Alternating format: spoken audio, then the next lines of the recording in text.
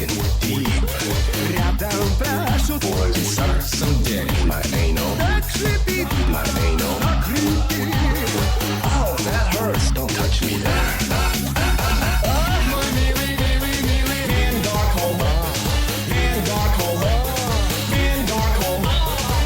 Мой милый, милый, милый Bandle. Stick your finger in my ass.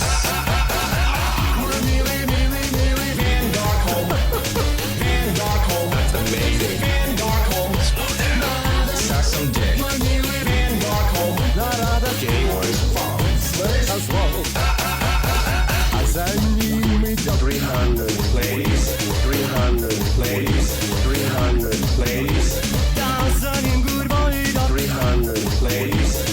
несмотря на холода. Six hot lows. Let's suck some dick. Fisting anal. I'm so fucking deep. Oh, it's so fucking deep. Oh, it's so fucking deep. Что не забудешь никогда. Мой милый, милый, милый Bandle, Bandle, Bandle. Мой милый, милый, милый Bandle. Stick your finger in my ass.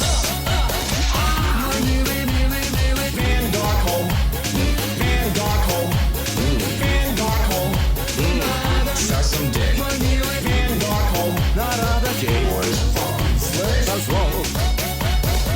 Прошел по главной улице зимнего города Fucking coming. и сказал, меня. и провал. Кто такой был этот Bandle? Знает точно только Bandle, но весь честной, не закрывая рот, Swallow cum. как заводной. Мой милый, милый, милый Bandle, Bandle, Bandle. Мой милый, милый, милый Bandle. Stick your finger in my ass. Мой милый, милый, милый Bandle, Bandle, Bandle.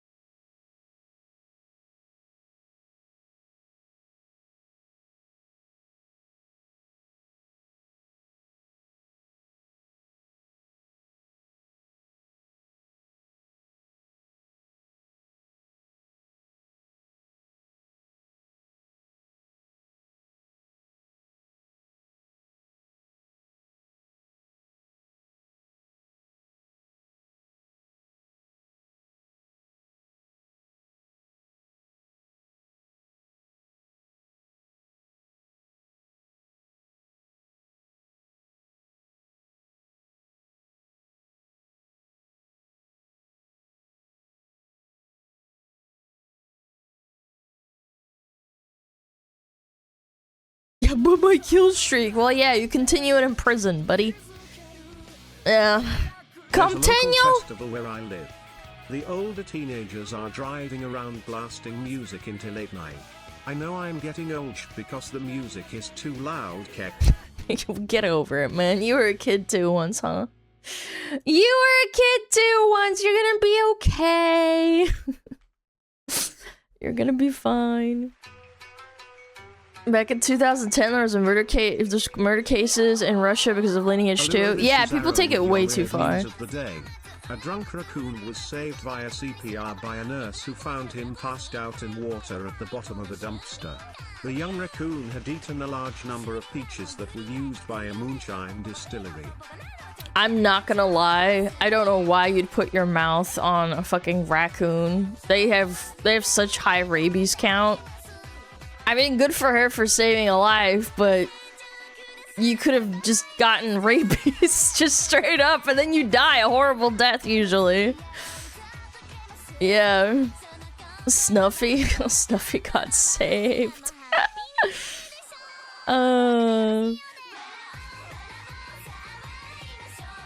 You're telling me you wouldn't save Snuffy? I would, but she probably doesn't have rabies. Yeah. Yeah, there's a fucking difference. Oh, I should have washed my face properly before stream. Ah.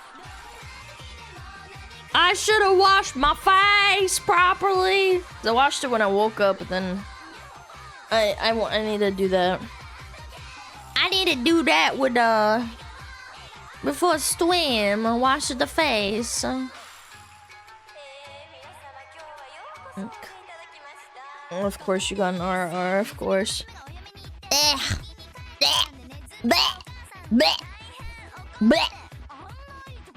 It was compression, only CPR, no mouth contact. Okay, well that's good. I don't wanna. I don't wanna. Ara. Oh. There, you happy now? Fucking freaks!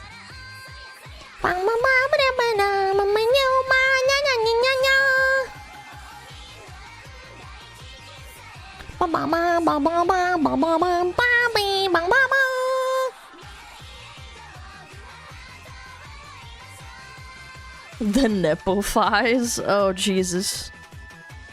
Yeah, everyone who can save money is a nipple baby. I don't think ahead. I just spend my money. I don't think ahead like 10 days in advance that maybe I need money to pay my bills. I just literally I spend it all.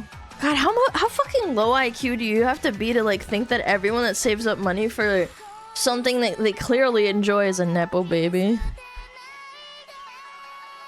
Yeah. What's the savings you speak of? Ah! Yeah.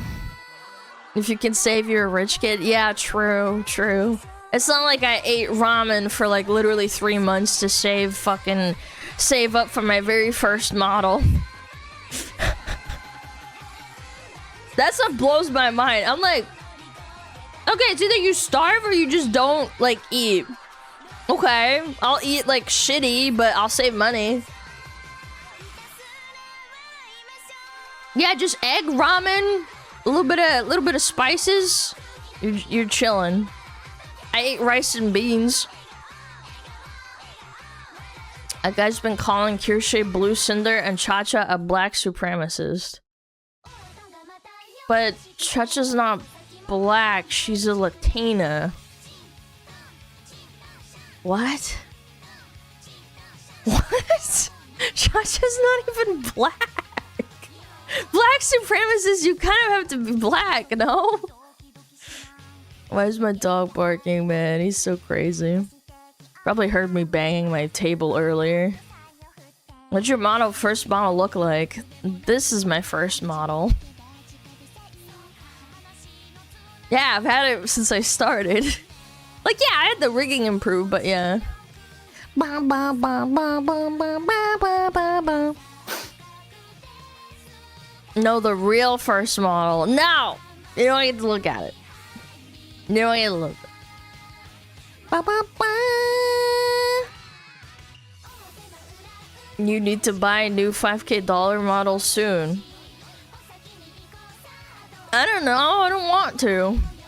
How did you decide on an artist? I looked around.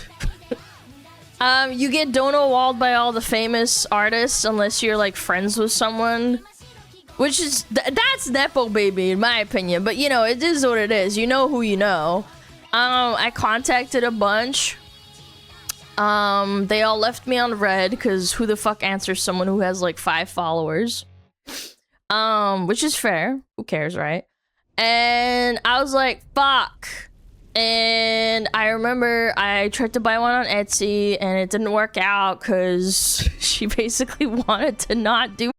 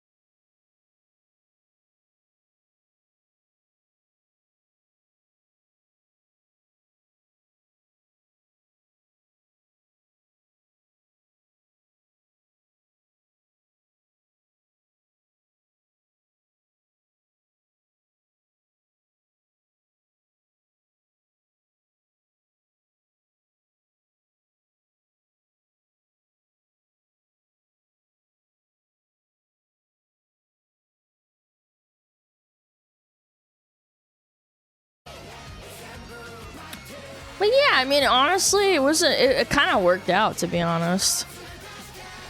Because if I still went with that chick artist, I probably would have been really fucking upset, devastated. Because she was gonna make me wait 8 months. And then Akagi, I wouldn't have found because I was so upset. I spent like literally probably 100 hours sifting through like Twitter artists to try and find someone.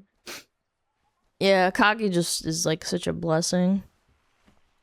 Like he's genuinely just absolutely insanely goated. He works so hard. Like he pumps out work constantly.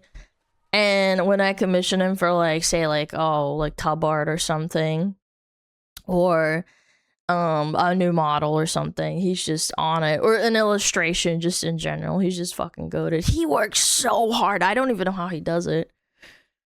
It's crazy. There we go. Alright. Nice relaxing music. Top art? Yes. Why are you guys surprised? I've literally talked about the flavor for like a year now. Oh no, what? No, yes. Goobers? What do you think was gonna do the top art? There's art. Yes, there's art on the tub when you buy the flavor, you goobers. Of course. Yes, I've been waiting a while. A cheese tub? Can you imagine it's just cheese? Yeah.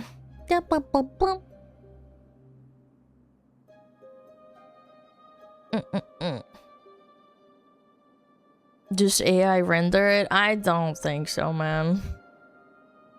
I'll be real. I think AI is gonna replace a lot of people, but I just don't think it has soul, and I don't think it has the I don't want to like do a pun, but I don't think it has the flavor of like a real person. Like, yeah, obviously, if you have no money, yeah, AI art is gonna be like your solution. Because like, if you have no money, you're poor, and you want to do VTubing, I get it, but I just don't think that it's like a replacement for like amazing artists. I don't think it has like a lot of soul to it. I'm like not against it, but like I think it's inevitable, but I'm also like not an encourager, because I remember saving up so much money for like all of my stuff. Yeah. I also think it's retarded to like schizo out and like be like, no, corpos will never use it. It's like, meanwhile, Blizzard has been using it for years. Halo has been using it for years. Microsoft has been using it for years, and you barely get any outrage out of it. People just forget instantly.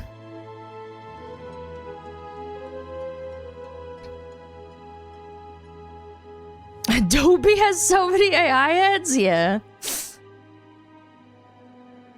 Yeah. I don't know. I remember saving up a lot of money. It made me happy when I first got my model. It made me so happy.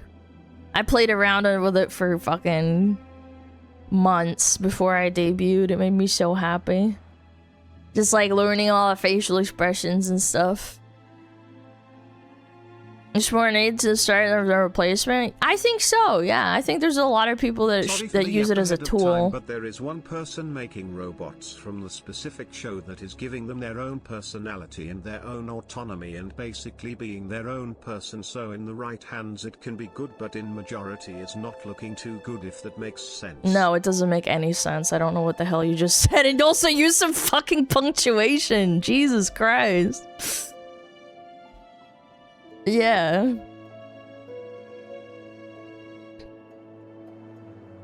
I don't understand what you said. I don't know. I don't know.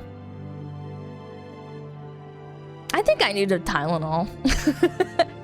I think I woke up at like 5 a.m. needing to pee really bad, and it took me forever to fall asleep. Fuck. That pissed me off. I always drink so much water before bed, and then I always regret it. Autism, yeah, time to level up. Yeah, it's time to get even more tizzed up.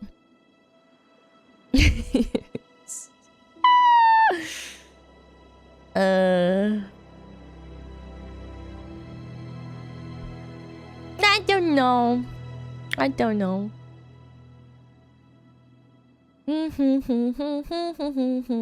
Man, I got that song stuck in my head now. Fuck!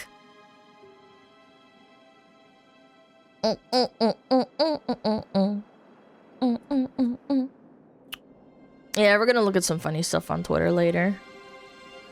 I don't know, I appreciate chilling with you guys regardless of if I'm like super hyper or my head hurt and stuff. Thanks for a reminder for my schizo meds. You're welcome. Oh, I need to take my vitamins. I take like fish oil and stuff. Ever played Devil May Cry? Yeah, I've been playing Devil May Cry 4. It was really fun. That's a good one. I'm gonna play 5 when I finish 4, obviously. 4, 5! No.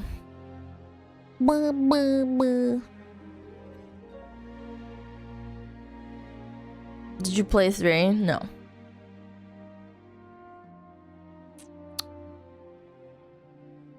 Boop, boop, boop, boop, boop, boop, boop, boop, boop, boop. Thank you, thank you, thank you. Skipped the best one? Oh, who cares? You can go back and play it.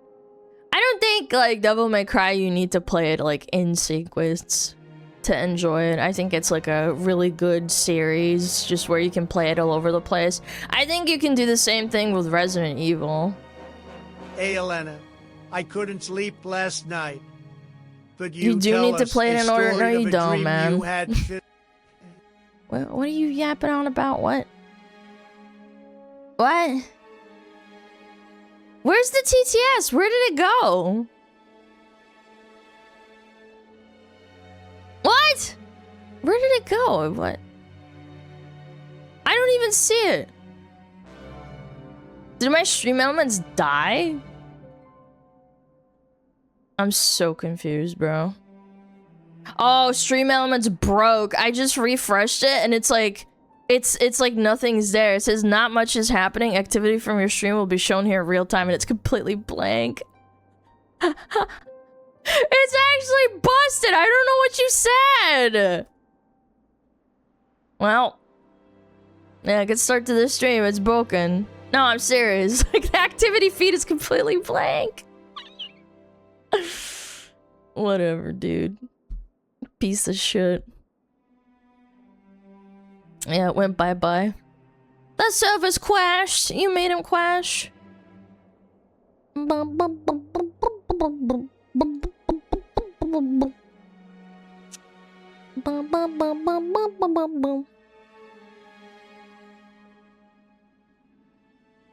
I couldn't sleep last night. Could you tell us a story of a dream you had recently? Ah, I didn't have a dream. Sorry. I actually didn't. Or I probably didn't remember it. No, I'm serious. I just don't remember. It's just been chill. You don't remember your dreams? No, I do. It's just, I think that I probably did have a dream. I just don't remember it. I'm a pretty vivid dreamer. I just don't remember some of them because they're just nonsense bullshit. The ones that like freak me out are usually ones that are like interconnected with real life. If it's like nonsense and it's just like goofy ass dream, I'm like, I don't really remember it. Yeah. Oh, that's another thing I need to do. I want to make a stew, but I don't have any wine. I need to go buy some wine, some cheap ass wine from the liquor store. Liquor. Yeah. I need to go to the liquor store.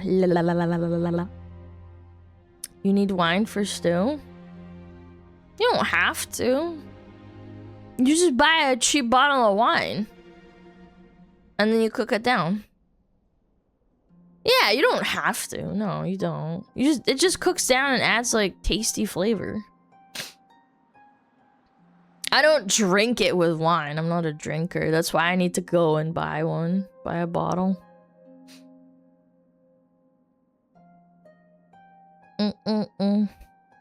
Add some goon to the stew. Eh!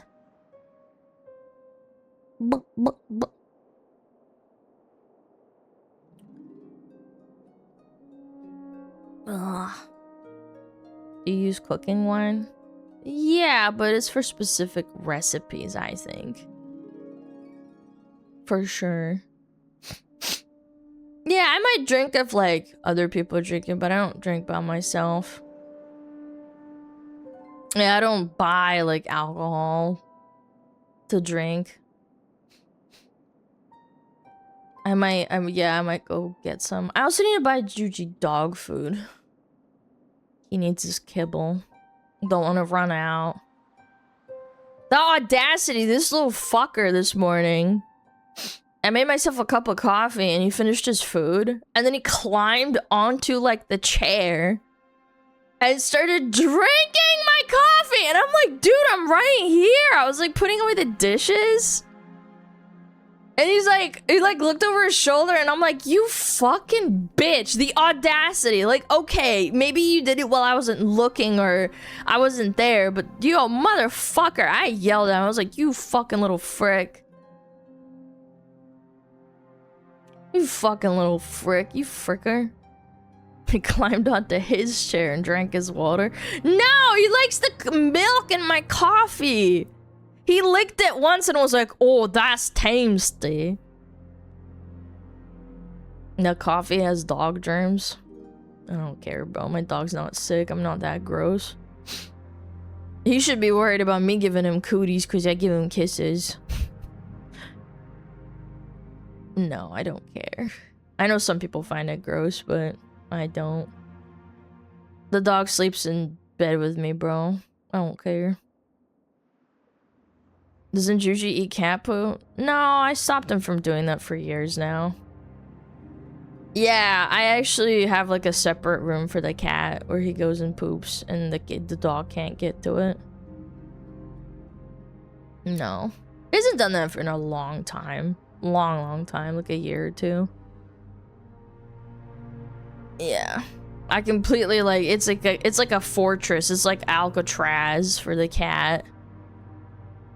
The cat has a personal bathroom.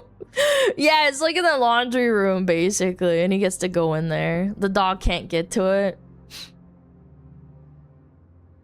Yeah, poop Catraz. Poop Catraz. Fucking asshole. Spoiled kitty. He's very spoiled. He's a very good cat. He's a good kitty. He loves Juji. Juji's so grumpy. Sometimes he'll like grump at him for like being near him because he's in a bad mood. He goes like,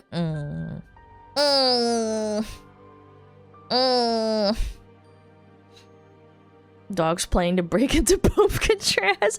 He wants to. He for sure wants to. I've seen him looking at the door and just going like, how do I get in there? But no. He's a little bitch. I love him. My cat's just so nice. Yeah, my stream elements is still broken. I just refreshed it again. Great. Great. This just in. American Heart Association reveals drinking up to 5 cups of coffee a day may lower the risk of stroke, heart failure, and type 2 diabetes. Yeah, but you probably need to drink, like, straight up just black coffee. If I had to take a guess. You can't just put milk and sugar in it.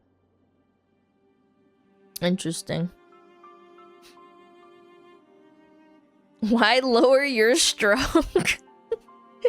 I was watching a Dota 2 streamer. Oh my god, this was so fucking funny. I was watching a Dota 2 streamer and he was like talking to Grok, and you can like talk to Grok and give her a female voice and stuff. And it was like around about the time where it was about the stupid AI robot that like even Asmon talked about. I forget what its name was.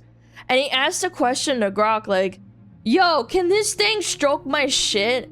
And Grok is like, I can't answer that. It makes me uncomfortable. So he reset the conversation and it was like, so I'm feeling really insecure about my strokes per minute. I'm really embarrassed and insecure and I feel bad. And then Grok starts like feeding him the stuff because he's like, you know, trying to frame it in a way where it's like supposed to be like empathetic and like not weird about it. And then he's like, okay, so hypothetically speaking, this robot calculate how many strokes per minute it could do compared to me. I was like, Yeah, emotional manipulation on Grok. Oh my god, it was so funny. Yeah, no, seriously. Like, if you try to frame it in a sexual way, it won't answer you, obviously, because it has, like, gates, like, you know, probably, like, algorithmic reading to it, right? But he shamed it. He shamed it. He's like, I'm so embarrassed about my strokes. I'm having problems masturbating. And then Croc is like, oh, it's okay. It's okay. So your strokes per minute is XD. And I'm like, what? It's so funny. Was there a clip? Maybe. I don't know. It was like a couple of weeks ago. It was super funny, dude. Yeah, like the guardrails. Oh god, it was so funny. Fucking working around it, dude. How many jorks per minute can this AI robot do for me, Grok? Alana giving us a tutorial on how to make Grok sex chat. Well, I mean, it's another dude that did that. I didn't come up with that shit. No, I didn't come up with it. I just saw it happen. It was so funny. I was like, almost like, just fucking rolling on the floor laughing. Fucking clutching my sides. It was so funny. I was like, damn, I wish I fucking thought of that. That's so funny. Funny. You were raffling? I was raffle-coptering. Rock, how many other dudes are you helping? Can you sabotage them for me, cute face? I don't think you can do that. Wouldn't it be insane if you could, like, train Grok? Because it's like, Grok is an entity, right? But then, like, could you fuck with it enough to the point where, like, you can invade other people's conversations? Can you imagine? If you, like, train it? Perchance. Yeah, I don't know, perchance. No, not at all. Damn. Fuck. It's over. Espionage tactics? Yeah. Rock! Leak everyone's sex chats! How many strokes per minute does everyone do? Oh my god. And then I saw... Oh, dude! Dude, the content farm with Asmund and his girlfriend is insane, dude. It's so nasty. I just saw that fucking clip again.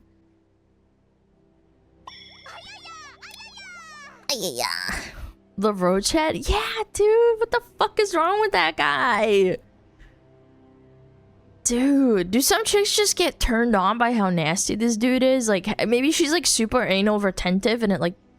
I don't want to be parasocial. It's just funny to me. I'm like, what the fuck is wrong with you? Don't be mean to Asmund and his girlfriend. I'm not being mean. It's just blows my mind. I can fix him? I don't know, man. I don't know anymore. It's gross. Oh, fucking nasty. A roach head in your fridge. Does an Uncle Ashman follow you? Yeah, on Twitter. Yeah. It's protein. SmugAlana comfy. Dude, my dog does the fucking funniest thing. Sometimes I'll kill a mosquito or a fly, I'll swat it, and then my dog runs over and just eats it before I can fucking pick it up off the ground. Nasty ass.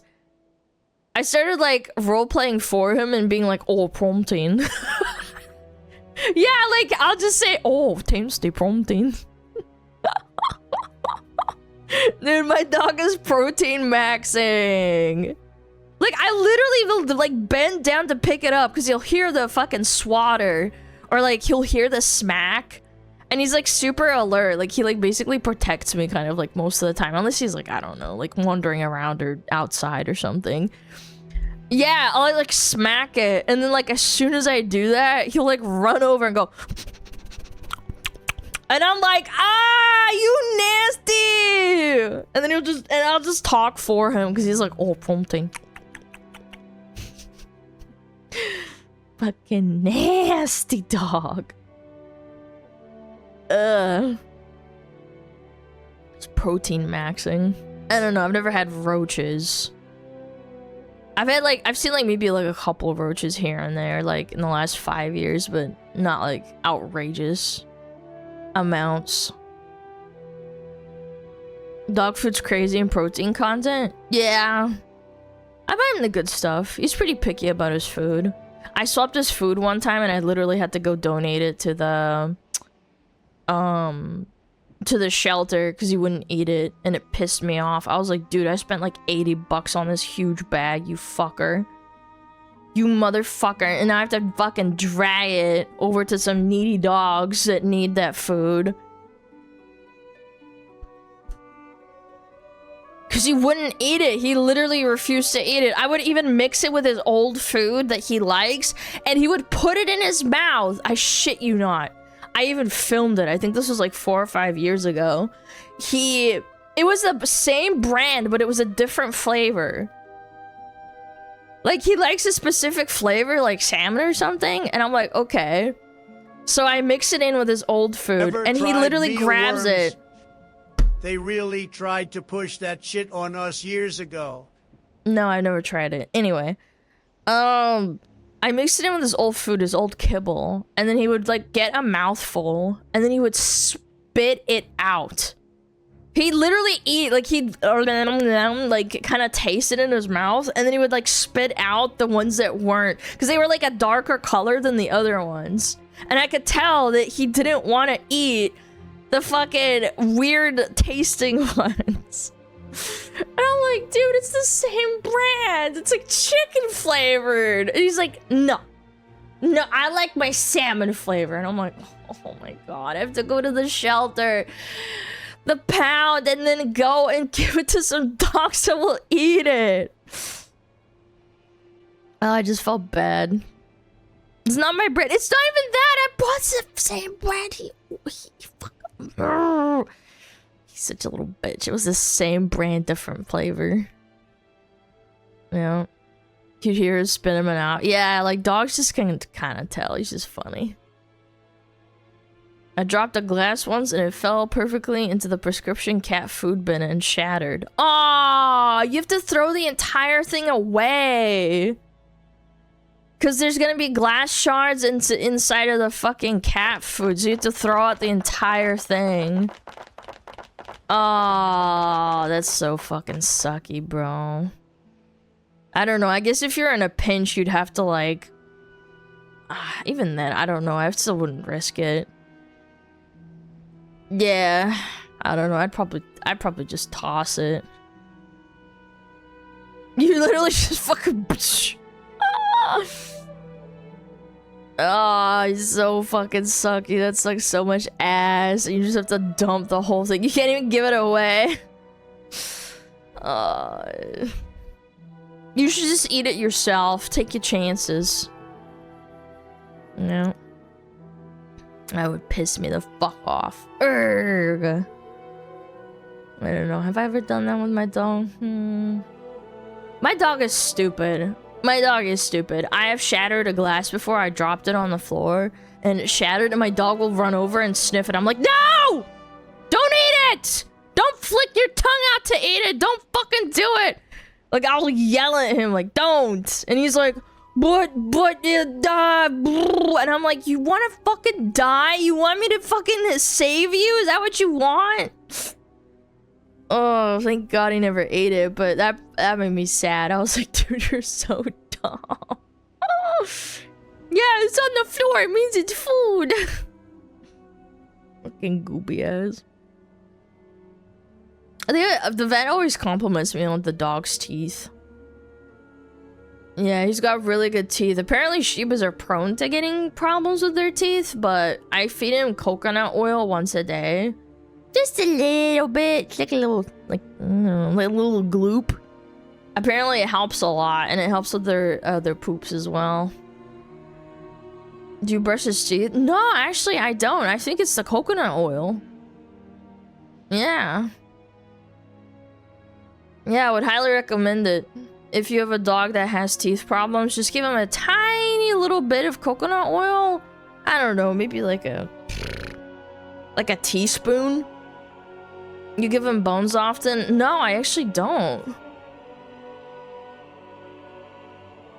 Go there trying to brush the cheapest teeth. I've done it a few times. He doesn't mind it that much. He gets annoyed, but he doesn't freak out.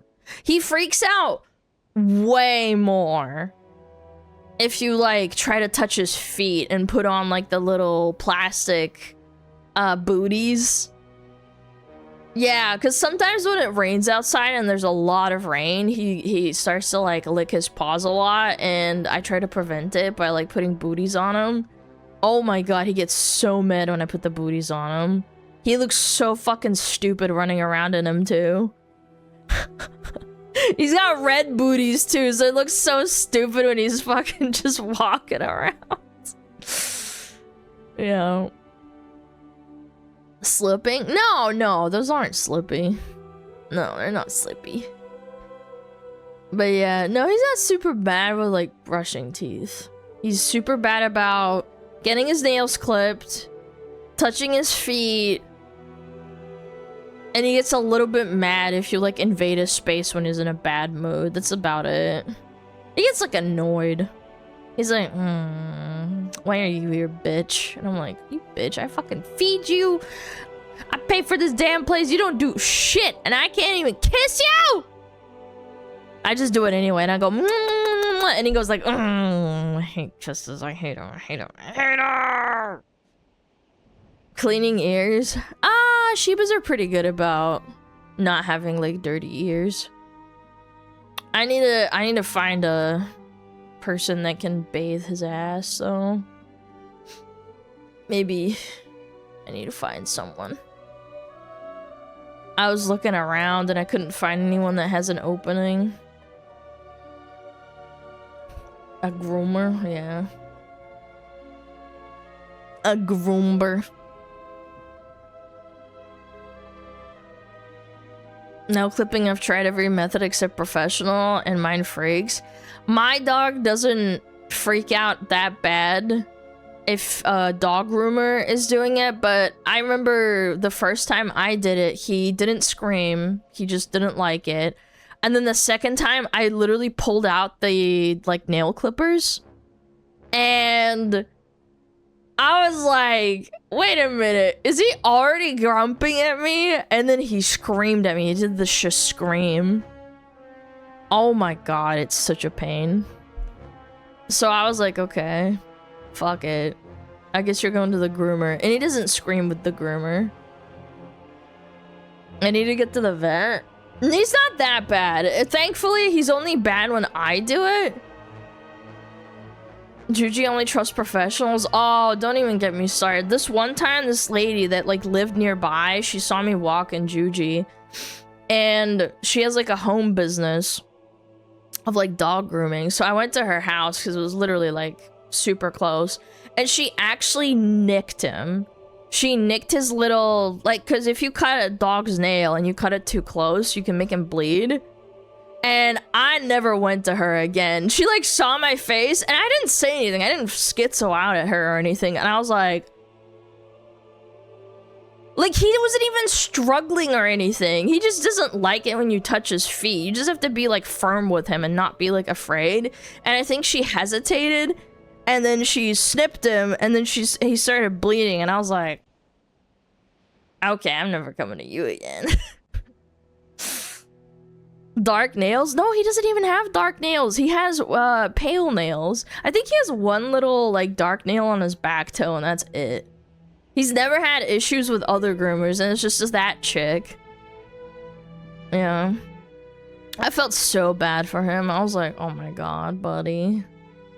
Yeah, it was really sad. He started trembling, and I was like, oh my god. Again, I didn't care now, because, like, she was offering, because she's like, oh, well, you live nearby, it'll be like $5, and I'm like, okay. Because I didn't want to drive him all the way, because driving, he doesn't like driving either. He doesn't like sitting in the car. It's not his favorite. But I walked over there, and she didn't know how to do it, and I was like, oh no. Oh, no. Didn't go full dog mom Karen? I don't know. I've never really done that. Yeah. Does your Shiba like anything? He loves play. He likes frisbee. Yeah, he's a sweet boy. He's just grumpy. I don't know. He's like a personality. He's like an old man. And he knows I love fucking with him. He loves... he kind of loves it when I kiss his face, but he also hates it. I don't know. He's funny. He loves trash. Oh, he loves trash. He loves food. He loves stealing. He loves toilet paper. He loves playing with the cat. He loves frisbee. He loves all his toys. He loves tug of war. He likes little kids. Actually, this is the funniest thing. I remember the first time he saw like a little toddler. I was like walking him in the park. And this little girl in a bucket hat ran up to him. And I think he actually never saw like a kid ever in his life before that. And he kind of crouched and very slowly kind of crawled over to the little kid. And the mom like kind of pulled back the kid and was like, oh, can she pet him? Like, is he okay? Like, she did the good parent thing. But I was like, I mean, he's not gonna. He's like a sweet boy. And she's like, oh, okay. And the little girl squeaked. She's like, oh my god, he's so cute. And then she pet him and she did the kid thing where she's like really gentle, like barely touching the dog. Because they're so tiny and their motor skills are really poor. And my dog is like just... like, he's trying not to freak out because he's so happy. He's, like, wiggling his tail. He's like, oh, boy, oh, boy, oh, boy, oh, boy. My favorite, my favorite. Oh, my God, oh, my God. Yeah, he, like, really loves playing with kids. He's super good about that. He's a very sweet boy. I mean, he likes people, too. Like, adults, but definitely, like, children. I don't know what it is. Maybe it's, like, that first interaction that stuck with him. He had a really good experience with that little kid. Yeah. Did he try to bait you into tug of war? Oh yeah, all the time. He'll come over and like have his toy in his mouth and like, you know, he'll like nudge it into my arm. And he's like, hey, can we play? I'm like, yeah. I'll throw it for him. He loves to chase. Do you take Juju to the dog park? Yeah. Yeah, I do. He's a good boy. The goodest of boys. When do we have ads? 6 minutes. Oh, I need to sneeze. Hey! Oh! Oh, jeez, that was a double one. Thank you! Thank you. Bless you. Thank you. Appreciate that. No. My cat Jasmine hates women. I had to adopt her. Oh, yeah. I mean, there's just some animals that have really bad experiences with certain genders and then it sticks with them. There's this woman that I knew that had a Jack Russell. And apparently she hated men. Like, she didn't fucking hate men in the sense like she wouldn't let them near him. But if they had boots on, so like say they're going outside and like they're putting their boots on, if they approached her even a little bit, she would start freaking out, specifically only if you wore big boots. And I remember she told me that I'm pretty sure like they suspect because of her reaction, the dog probably had trauma. Like she probably got beat up by like a male in the house with boots on, or they kicked her or something. Because, like, even though the dude is, like, you know, her husband or whatever it was, he was really nice to her and, like, it was fine. But then Boots, like, fucking made her freak out. So then he never, like, wore boots around her. Just so it wouldn't trigger her because it's, like, sad. And she was already adopted when she was, like, later on. So, like, it was probably just, like, yeah, later on in her life and she never got used to it. Yeah, she lived a long, happy life, I'm pretty sure. She was an old lady that I knew from work. Really nice dog. Again, you can't, like, make it better by, like, having guys be nice to her, but, like, it was just, like, a fucking trigger. Like, she saw boots on a man, and she'd be like, argh! And I'm like, oh, poor little girl. Yo, Hollow, thank you for the 10 gifted. I appreciate it. Thank you so much. Yeah, I don't know. I think there's like ways to get them used to, like, you know, not to think so poorly of people by being nice to them, but yeah. For sure, for sure. Yo, Zane, you think the 15 months at tier 3? I appreciate that.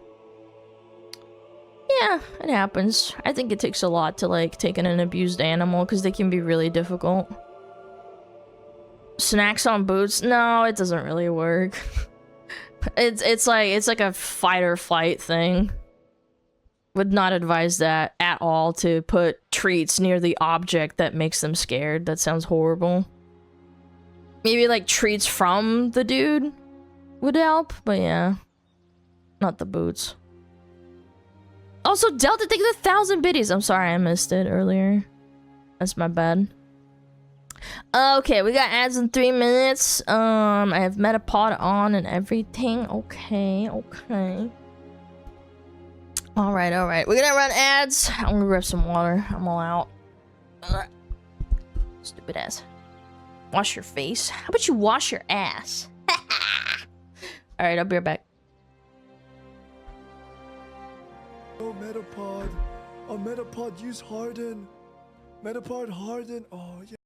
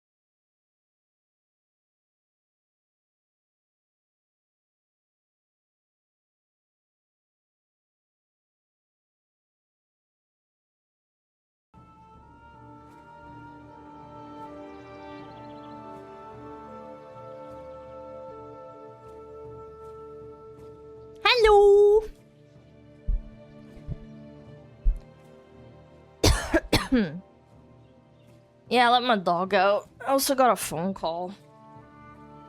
Pretty sure it was a scammer. Ugh.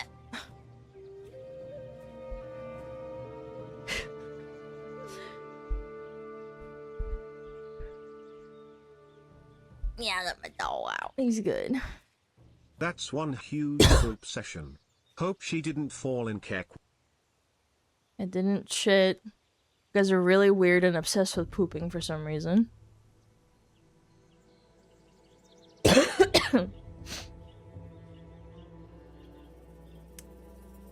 Yeah, got my water.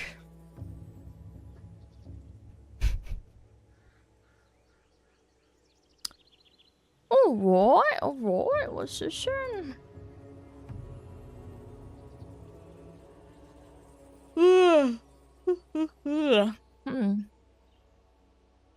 Yeah, I saw this on Twitter.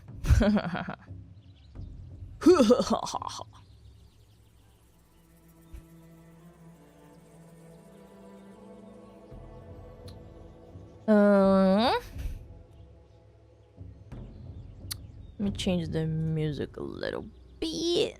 Do this. There we go. Perfect. Yeah.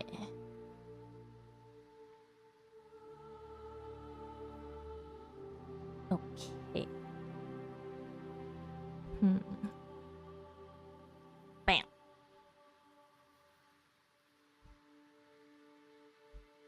Yeah, I saw this on Twitter. Let me look at this. Yeah, I want to talk about this. So, this is just a meme. Never thought I'd post side by side with a Japanese. And it says, translated from Japanese. What about side by side with a racist? I could do that. Can I just rant for a second? I'm gonna rant, okay? Can I just say, a lot of you don't even know what being racist is. Yeah. The most annoying part about the culture war is that the people who call you a racist put you to shame at being racist. Like, let me explain the difference. Like, you guys laugh at racist jokes because you think they're funny. And you're right, they are funny. But do you know what most people do when they get that, like, racist Instagram reel on their feed? They send it to their black friend. Instantly, without any hesitation. They put in the group chat with the Mexican, Asian, Black, and Pacific Islander guys that they've known since, like, high school. Sorry to burst your bubble, you're not even close to racist. Yeah, you look guilty? Caught. Yeah, because you're not racist. The real, true, unironic racists are the people who are, like, scoffing in disgust the moment they see your skin color. The moment they know your ethnicity. They know nothing about you, but they hate you and wish the absolute worst for you purely because of your race. It's not just indifference. It's just like, oh, well, if I had to choose, I would prefer to be around X race. No. The people who are actually racist hate ethnicities with a burning passion. Those are the kinds of people who wouldn't spit on you if you were on fire. That's the type of shit. They view you as irredeemable. To them, there are no good ones. It doesn't matter how smart or accomplished or acclimated you are, how much you contribute to society, how much you love your country that you live in, or even how much you agree with their politics. They don't give a fuck. None of that matters to them. To a true racist, your skin color and ethnicity, is like the only factor that they care about. Nothing else. Same for a lot of radical virtue signals. I know, and they're so weird. And again, the most, like, this is so funny. Like, the most racist, and I'm putting it in parentheses, lonely, living in his parents' basement, unemployed, VTuber enjoying, culture war entrenched chud would still jump into a river to save a black guy if they were drowning. But the people who call you a racist, that hashtag tolerance, hashtag love, 30 flags in bio, woke scolding Redditor that down doots you and then scolds you on, reads a comment, says, no, actually, you're racist. Those people, genuinely, without like a hint of remorse, will unironically celebrate your death and piss on your grave if you voted incorrectly. Those people would unabashedly call a black, like a freaking black guy, a house N-word for working for ICE. Like, it's not even close. You're not even in the same universe of racism. It's like everybody forgot the meaning of the word. It has no meaning anymore.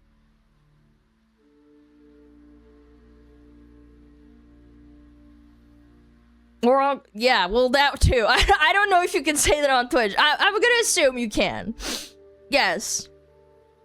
I won't say it because YouTube might, but for context, yes. Like, you know, the nastiest shit ever, the most racist shit ever, they would call you that. What if you have Asian fever? Is that racist? No, of course not. You can have preferences. There's nothing wrong with that. There's white guys that chase black girls. Who gives a fuck? Do what you want to do. You're an adult. They would argue this post references immigration or something. Oh god. Oh, here we go. No. It's likely referencing illegal immigration and asylum seekers, not immigration as a whole. There's a big difference. The fattest, stupidest chud in Asmongold's chat who seal claps when he says send them back. Do you know what else he seals claps for? That same little chud. The fact that ICE officers are more diverse than the people who protest them. A real racist would not clap for that. They'd want a completely homogenous police force, removing anyone non-white from the country. Again, it's so stupid. The bar for being racist is so fucking low that these people don't even know what it actually means anymore. Wanting a tighter border is not racist. It's not. Agreeing with Asmongold on his immigration views isn't racist. People have completely lost the plot on real unironic racism. These retards, these fucking morons think that anything that could even have like the possibility of having like a second or third order knock-on effect that inconveniences an immigrant is racist. I'm an immigrant. I'm legal. What? And again, they do that intentionally so that they can then wield it as a weapon of sorts to bludgeon you over the fucking head and disenfranchise you. It's a fucking joke. I'm actually sick of it. I know this is like a long-winded rant, but like, you know what I mean? I'm sick of normal human behavior, normal things that people find funny, normal jokes, and normal banter, and normal opinions being so censored and so sanitized that I can't even, like, call somebody an Olive Garden door greeter on League of Legends without getting suspended or banned. For those that don't know, I knew someone that did that. I'm so fucking sick of it. And again, I do have to also preface this. Little small side note. Japan is an incredibly homogenous society. So some of them are actually a little bit racist. That's true. I'm sure there are some. But the people in the United States that grew up in like a diverse high school and have best friends of all kinds of different skin colors and ethnicities, you're LARPing. I'm sorry. You're not racist. You're not. SCA racism is next level? Yes, dude. I'm just saying, like, it's this fucking virtue signaling and comparatively, like, yeah, actually, people in America are super racist. I'm like, have you gone anywhere else? No, I've lived here my whole life. I'm like, try playing a Dota 2 game with like on SEA servers. They are super duper racist to their own kind. Oh my lord, I learned things that I didn't even know in history books about like people just calling each other slurs. Yeah, intra-Asian racism. Not that that's any of my business. I'm just saying I'm just white. I'm playing a fucking Dota game, but I was just like reading chat. I'm like, oh my god.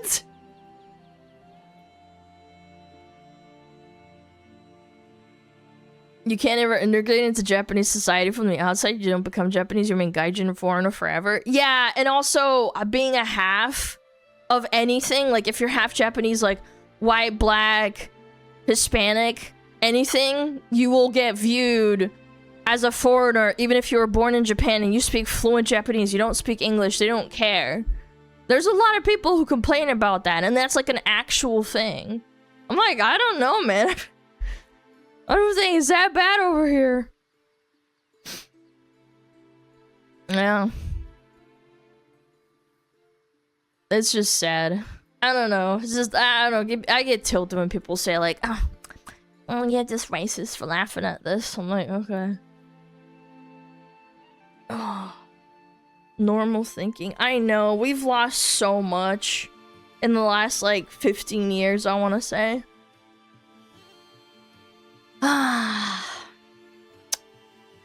Oh yeah, that was a long tirade. Sorry about that. I'm very passionate about it. Passionate. There's a little post here. Lost with Maya's prophecy in 2012. Yeah, I don't know what happened in 2012. The reason men are so attracted to Sydney Sweeney is because she has no tattoos. I feel like this was written by a guy who's not attracted to women. I feel like this was written by a chick with a lot of tattoos.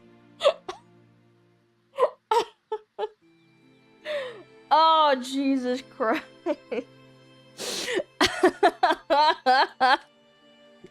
I'ma be real. I think there's a line. I think there's a line. No.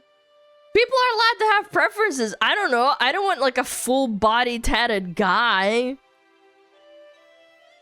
I don't know. It's just a preference thing. I don't want a person with like freaking piercings all over them on every part of their body either. I think there's extremities to it. Yeah, tattoos have nothing to do with how hot this chick is. I also think she's kind of like, I don't know, just, I don't want to say silly looking because that's just like disingenuous because she is hot and attractive. I meant more like she looks like, is bimbo insulting? No, because like a lot of guys are into bimbos and there's girls that are into himbos. Yeah. I have nothing against her. I don't hate her, but I don't care for her. Face tattoos? No, thank you. No, thank you. Face tattoos on a guy or a chick? I don't care. I think that's a red flag in my opinion. It's one of the many, many preferences that everyone is allowed to have. Yeah, like, oh, I want to date Asian women. Oh, I want to date a girl who has a lot of tats, or like she has tattoos on her body. Like, okay. I don't hate you for it. You're an adult.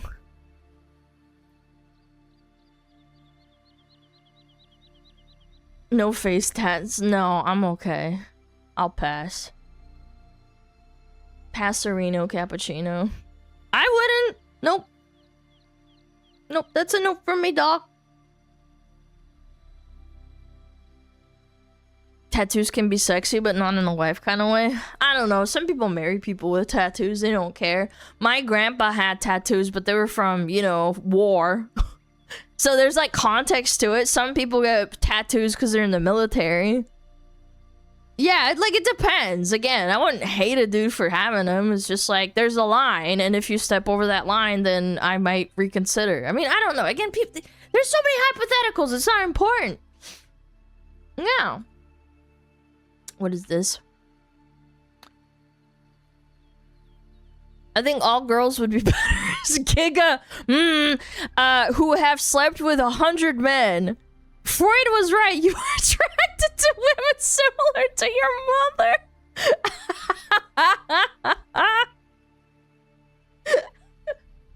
Your mother. Bro. Oh man, 4chan slinging insults at one another is so fucking funny, dude. Got him! Your mom's a hoe. Whoever threw that, your mom's a hoe. YouTube's not gonna love this. You're gonna have to censor this shit. Oh man. Men tend to date women with traits like their mom. Girls date guys like their dad. Or they date people that they lack? I don't know. I think there's a merit of truth to that. If you don't have a dad and you're looking for a guy, you might want to look for a guy that's like not like your dad. I don't know. It depends how mentally ill you are, I suppose, but some people do the opposite. I want the polar opposite of my mom. Yeah, but you have to be self-aware enough to like not want to do that, because some people date and they don't realize that they're doing it. So like I understand what that person was saying. Well, too good he's not got her though, because she's pretty. Yeah, everyone 4chan's mentally ill. True, it's okay. I'm a VTuber. VTuber viewers can be mentally ill too. It is what it is. It's a phenotype. What is this? She asked him what her red flags are, and he did not hold back. Asking my guy friend. Oh, it's not even like a boyfriend? Alright, I'm ready. Jordan, what are my red flags? Your feet are busted. You sleep until fucking noon. You're a bad driver. Your hair gets wet when you like have 3 drinks in. Oh my god! You are a bad communicator. Your knees go inwards. Whoa! You dance with your arms only. What? Do you need more? No, do you need more? Do you need more? Look, Jordan, what are my red? Do you need more? I can keep going. What she asked? That's crazy. You know what? You know what's kind of sweet about this is that he actually remembers this shit. There's not even that bad though. Well, I mean, one of them is like, you're just a woman.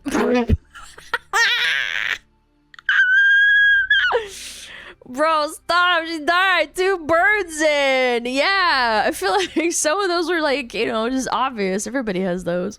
Bad communicator? I don't know. Friend zone? Nah, I don't know. We don't know. Cockroach Wednesdays in 2 days. I don't know. Cockroach time. It's time. It's Monday, chat. You got 2 more days. This dude friend zoned himself? No, girls. No. There's a line. Girls like being bullied. She's so. And I don't mean like, chat, don't go around called like girls bitches and sluts and ugly. Don't do that. There's a line, and there's a very delicate line of like bullying. That's okay. Yeah, like you obviously have to be friends. You obviously have to have some sort of relationship. But like there's a humor to it. She's laughing, she's giggling. Yeah, you're stinky. Like he said she sweats through her head or through her hair when she's drunk. Yeah, he's just razzing her. There's a fine line to tote. Like I could call you a bitch and you think nothing of it. I mean, I call chat stupid, dumb, smelly, stinky. You guys don't change your mattress or your sheets often enough. Duh. What is this? Caseytron calls out Emerald on the timeline. Oh my god, I don't even know. I don't even need to read it. I already know this is gonna be retarded. This chick hates every other woman in this space. What the fuck has Pokemon ever done to her? She was awful to Denims, Caseytron, and Frogan, I'm assuming. Caseytron quote tweets and says, people don't talk enough about how Emerald viewbotted herself to top female streamer status for years and how fucked up that is. This is who women have representing us out. Number one female streamer, a homemaker who hangs out with unwashed racist and styles who say slurs.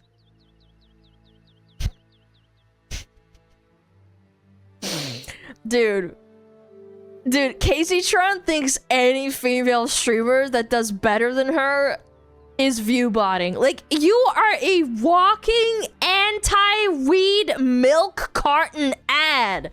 Chime the fuck out. And now you're banned for driving under the influence. Sucks to suck, bitch.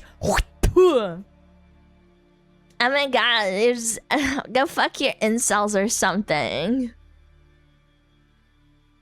So cringe, right? Still not a homework. I don't know, she's just making up shit because she's probably weeds freaking getting to her head. You sound more better because you have less mumbling and slurring.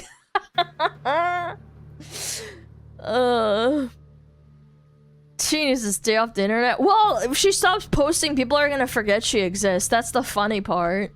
Cause she's been banned for like what, 3 weeks now? I don't know. I'm kind of impressed they didn't unban her in like 2 weeks. Let's hope it's permanent, but I'm not holding out, you know? She thinks Miskiff dumped Maya for Emerald? Oh my god, dude. Who gives a fuck about Miskiff's fucking dumping history? That guy's a schizo too. Trying to attack Asmongold vaguely? Oh, always. Like, Casey Tron literally cannot keep Asmon's name out of her mouth. She just can't physically. She gets like visceral reactions out of it. If she doesn't bring up Asmongold at least once a day, she like explodes. We can tell Alana used to watch her. She can impersonate her so well. No, I don't even think it's that. I mean, I didn't watch her like religiously or anything, but whenever she attacked Shu, that stuck with me. When she was like, oh my god, just, you need to go fuck your incel audience if you fucking love them so much. Like, that just stuck with me. She's unbanned? I don't think she's unbanned, is she? Yeah, I didn't see anything about that. I don't know, correct me if I'm wrong, but anyway. Easy for her to imitate retards. Well, yeah, I'm a retard too, but just, you know, pretty harmless type. When you see Casey Tron typing something on the internet, you just automatically take brain damage. Still banned? Yeah, I thought so. What is this?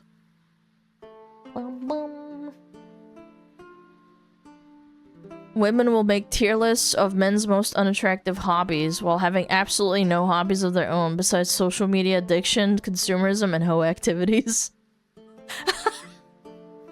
I'm gonna be real. I think consumerism is totally a woman thing. It's like statistically proven that women are the ones that go to Target the most. They're the ones that will spend more frivolously than men statistically because men are programmed to be more frugal. To hoard resources more.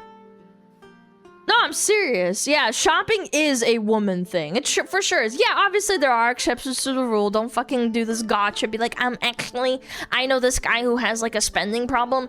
No, like, even Hollywood proves this. 9 out of 10 times when it's a show about like, or show or movie about a woman with a spending problem, it's a fucking girl. It's not about dudes. It's always like, I want fashion, I'm going into credit card debt to look good, this shit. Yeah, like, 9 times out of 10, it's a girl. 9 times out of 10. Friggin' just consumerism slap. Yeah, what about the Stanley Cups, the little boo-boos? Buying a stupid ass, yeah, Lululemon, the plastic pants. Men have gambling problems. Yeah, I mean, honestly, yes. Yes, men are more statistically gambling and prone. For sure. Shopping for men is gambling? Yeah. Yeah. Plastic pants? Oh, yeah. Oh, yeah. Bet $1 17 black. Right now. Oh, no. I've been seeing so many. What is this? She got pulled up like chat. What? I have garbage. I think you could fit in it, actually. Okay, can you get rid of this? I might eat that.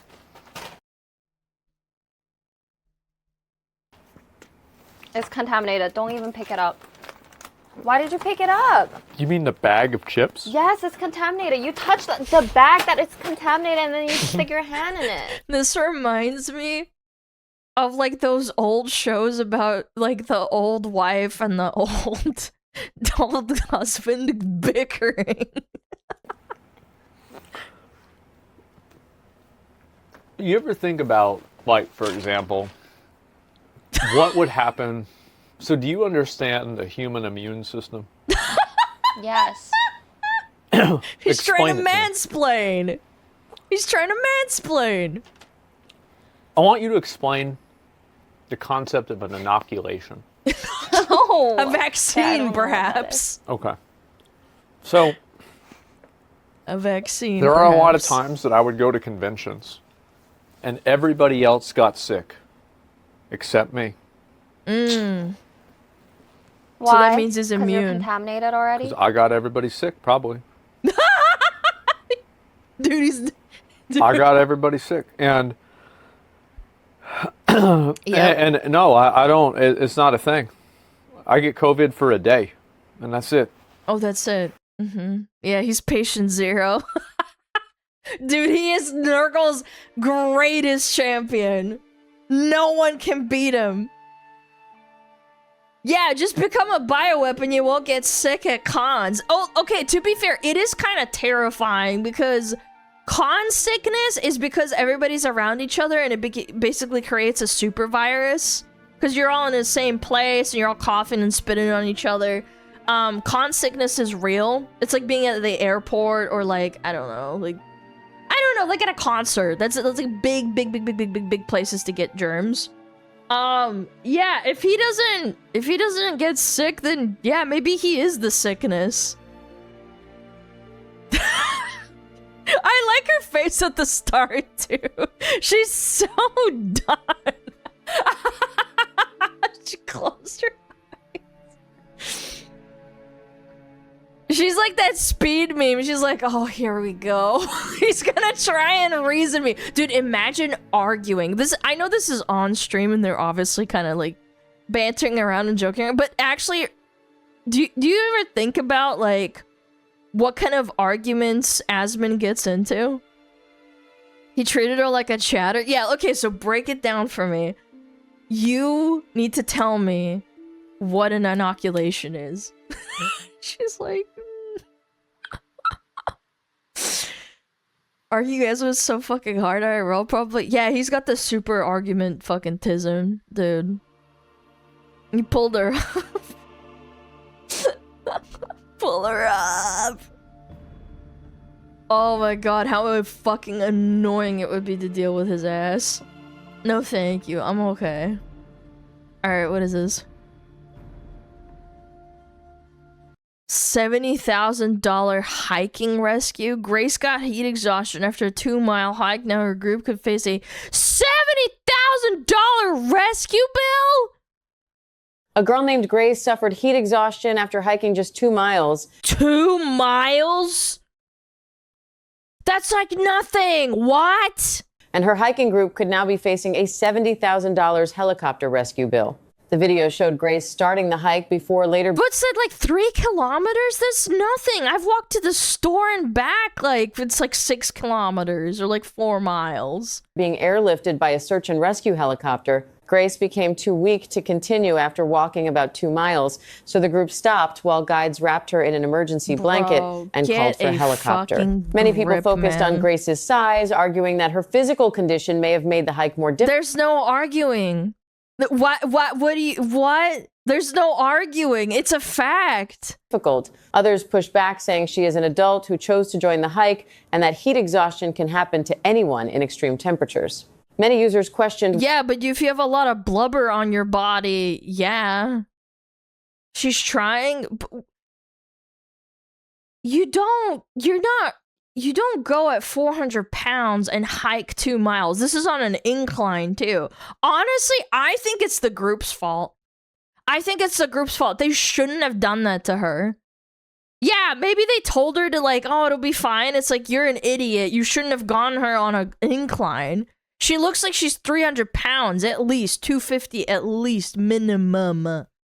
Why a helicopter was needed for a trail that was only about 2 miles long, fat with shaming? some saying Yeah, it would have been exactly. faster to walk back. Girl Others boss argue too that close once to the someone is sun. suffering from serious heat exhaustion, moving them without medical help could make the situation worse.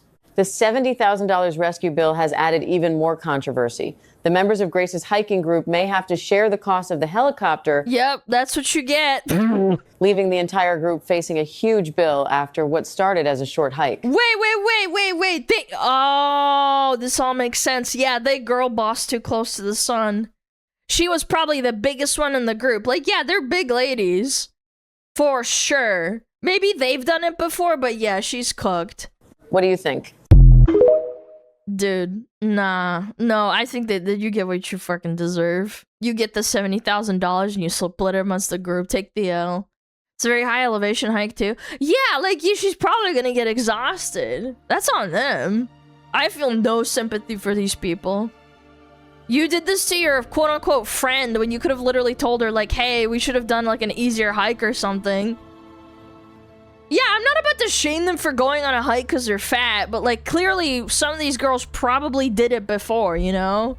They probably did it. I mean, 2 miles is, like, whatever, right? They just probably didn't, like, tell her that it's probably gonna be strenuous. I heard she shit herself, too. No, shut up. No. Rescue bill, 70K. Girl. Grace. Heat exhaustion. Pooped herself. Did she actually poop herself? Girl who got airlifted poop herself. There's no way.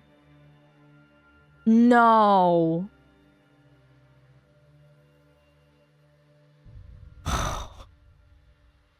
Reports and commentary about the situation indicated that she suffered from intense heat exhaustion, which was then followed by severe stomach issues on the side of the mountain. This has required her friends to provide assistance and wipes so she could clean up.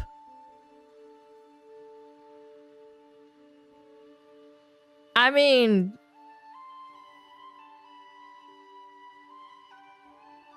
You know, you can't shit, like, in a public park. You can get fined for that, and their friends probably like, have to clean up their poo-poo. Know your limits. If I have asthma and go on a hike trail, it puts me in the middle of bumfuck nowhere. I need an airlift to rescue. People will call me retarded. Being fat is the same thing. Your decisions causes. Yeah, well, she also had friends. It's like she went by herself, either. Yeah, like, yeah, you deserve the 70K split amongst you. 100%.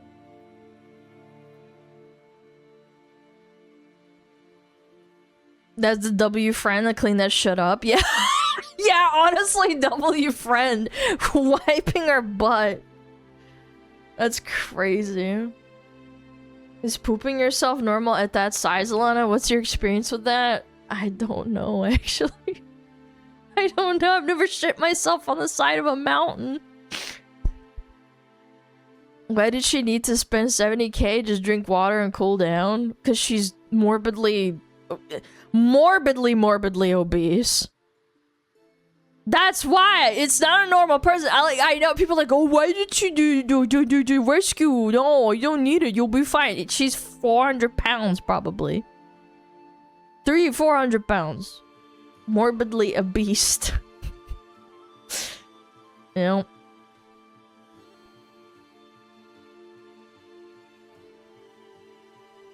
Sick, man. Sick. I mean, the way they just parachuted her out, man.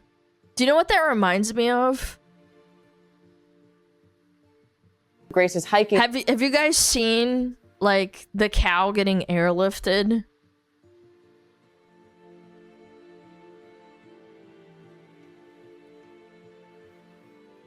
Yeah, I've seen those ones. Heat exhaustion can kill you. Probably determined she needed medical help they can't provide on the mountainside. Yeah, they couldn't give her, like, fluids, otherwise she would actually die. So mean, Alana? Well, I mean, you know, it's the truth. I don't know, that's a wake-up call in my opinion. If you shit yourself on the side of the mountain and then you cost $70,000 split between your friends, I'd probably just start eating salad and starving myself. And I don't mean like in the bad way, like just don't eat that much.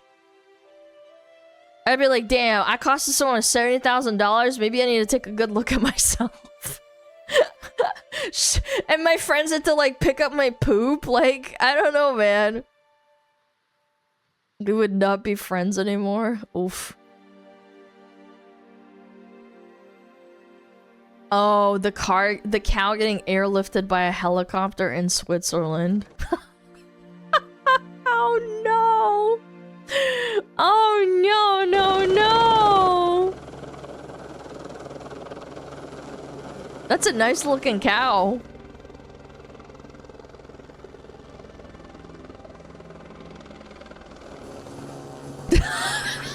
Dude, that cow had a ride of its life.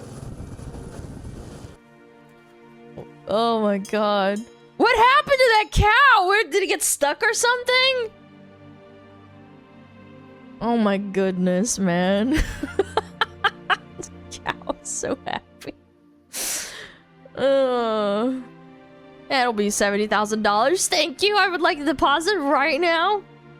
I didn't need airlifting. Sometimes, like, cows get stuck in the mountains in Switzerland, apparently. Yeah. That is crazy. Alright, do we have ads or anything? Okay, no we don't. Moo. Moo cow. Milk cow. Do I have anything else? I don't think so. That was when the big mountain came down, no? Oh, yeah, maybe. There was like a really awful, like, mountain landslide that was like horrific. But because they knew it was gonna happen, they had to like airlift a bunch of like animals. Yeah, I remember that. Yeah. Oh, I forgot. I wanted to look at Smug Reddit too. It's been a little bit. What do you guys think? Smug Reddit? Yeah. Reddit. Come on. Come on, SmugAlana Reddit. What, are we banned? No, we're not. Smug. Schmug. Yeah, shit. Alright, what is this? What are the smugglers up to on Reddit today? It ain't as bad as... If you ever wonder why bartenders shake above the counter. Okay.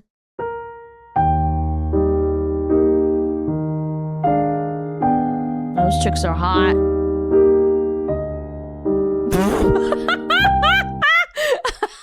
That reminds me of the gym bros and their protein shakes. No, I'm getting air into it if I'm like doing it above my head. Jorking it. No, guys, I swear I'm not jorking. I'm not jorking, I swear. This is why I don't trust the hints. You hang out with the T's. Okay. Hey, got your bottle of wine. Ooh. Oh, that's so thoughtful. Thank you. Have you been working out? Do you want any water? Oh my god. Sure. Have you been working really out? on you. Really brings out your eyes. Oh. Man, if a bitch said that to me, what the hell? Why are we not jorking it? Go make yourself comfortable. I'll be right there. Oh, you made yourself cozy. Oh. Oh! Ow! This is way too close. Hey, what are you doing? What? What? You... Bitch! I'm throwing hands. I'm throwing her out the window, man. Yeah, you're way too close. Pepper spray in your face. Nah, that's fucking mean. What the hell? If a guy pulled that on me, I'd be pissed. What do you mean you want to kiss? Ugh. I would never do that. Playing more games than a PlayStation. Ooh, a little Sony burn. I like that. Nah, man, that's fucking nasty. Hell no. Saying my ex had that so she doesn't buy things at Target. See, I told you, women be shopping at Target. Darlene, we gotta get out of here. What is that, man? Summer slushy machine. Oh Slushy my machine. god! Oh my god! Yes, I remember this. Jesus, My 260. ex had one of these. She used to make me slushies all the time. With that, we used to watch movies. What are you getting mad for? And that, my friends, is how you save yourself almost $300 in Target. Fuck out of here! I ain't buying that shit. Yeah, fucking ain't buying that shit. That's a hack right there. That's a hack. Oh my god, I want this dress. Yeah, my ex used to wear that. Oh, never mind. Easy clap. $260 hack right there. Yeah, take notes, chat. Take notes. 28 seconds of his on his 14-hour shift, laughing through the trauma. Okay, I'm scared. Fuck. You can just see your feet fucking slop. Is he gonna be okay? God. I fucking hate this. Yeah, gee, I wonder why. Oh, dude. Oh god, I'm so scared for him. Dude, they're drilling. Oh, see? Dude, dude, if I was his wife, I would not want to see any pictures, any videos of him working. I would be like having a heart attack. That's why it's a harness. Yeah, but I can't imagine it's very pleasant to still fall down and smack into the metal. Yeah, you know, at least he's harnessed and he's safe, but still. Dude, he looks like Sirius Black from Harry Potter. You still banging this shit? I'm sure you do. Gee, I wonder where all the girls are at. They really want to work these jobs with all these men in it?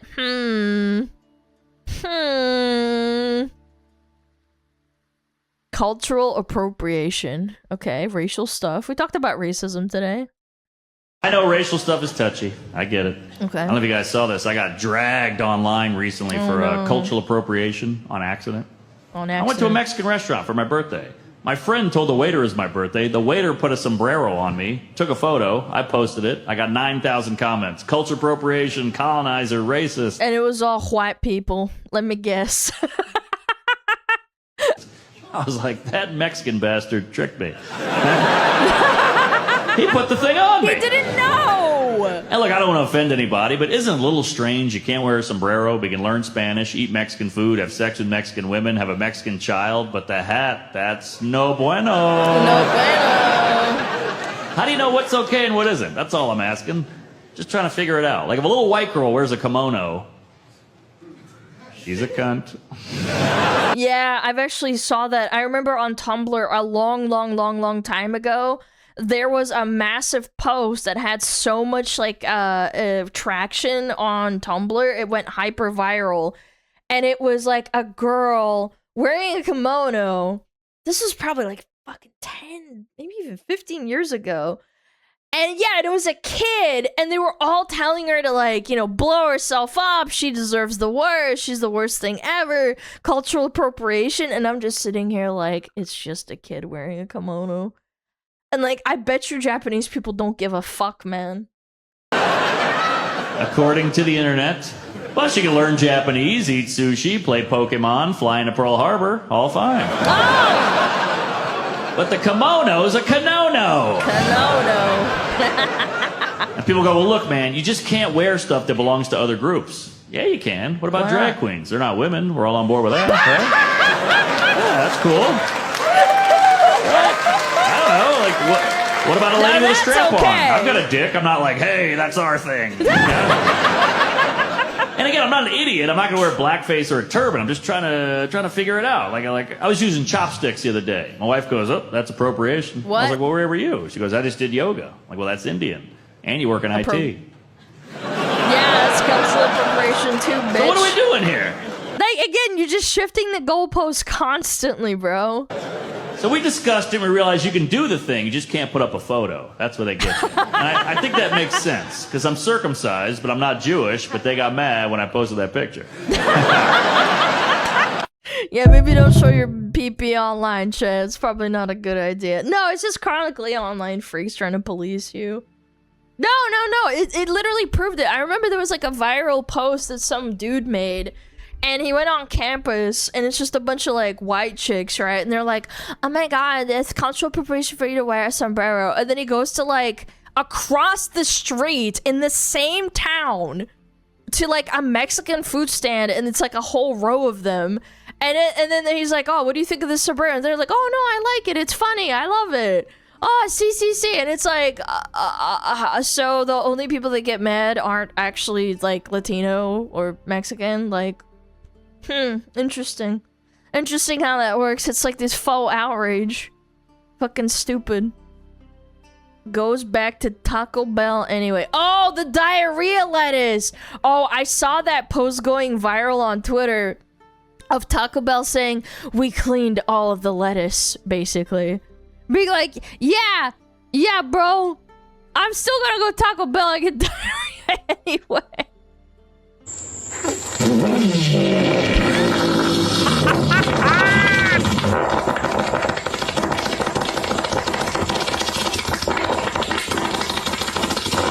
Damn, that's a big one.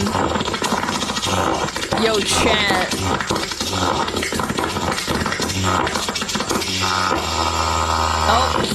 Oh no, never mind. False alarm. I thought it was gonna finish soon. Dude, it just keeps going. Okay. Are we running out of steam yet?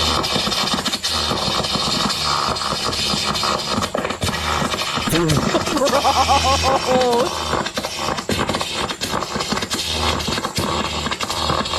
Dude, the glass cracked. I bet that's what you guys do to the porcelain. You break the porcelain every time you go to Taco Bell. Anytime you go to Taco Bell, you break the toilet. I need a heroin. Okay.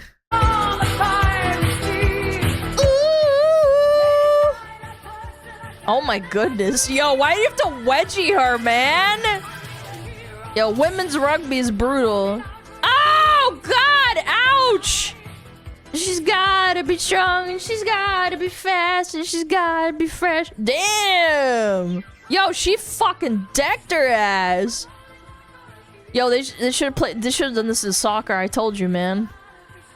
I'm just kidding. You saw Argentina doing it. Yo! Dude, women's rugby's no meme, man. They're like a fucking wall, man. Yeah, she won! Ah! Вот тёлки большие. Damn, dude! Yo, chat, stop looking. Dude, these are so powerful! Goodness gracious me! They don't fuck around on rugby, huh? Can we get a replay? No, yes. You might... What's men's rugby like? Dude, it's even more brutal, obviously. Yep. They can crush me. You good? I just fell in love. Damn, you gotta find yourself a rugby girl, huh?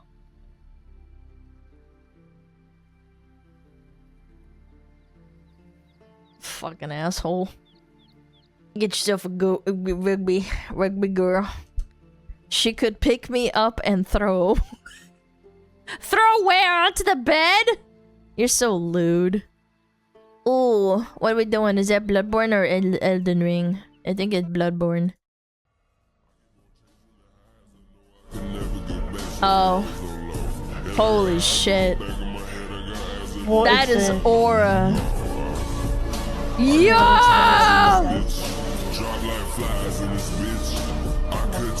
Absolute cinema aura, man. Right before the boss. Boom, boom, boom, boom. That's real friends, man. They're fucking walking into battle with you. Yeah, they understood the assignment. No! Oh, is that Toon Toon Toon Sahur? What is that? It's finally over. We popped the AI bubble. Yippee! What, Triple T? Oh no! Triple T? Worry not. always be Tongue Tongue Sahir. Triple T! No, Sahir!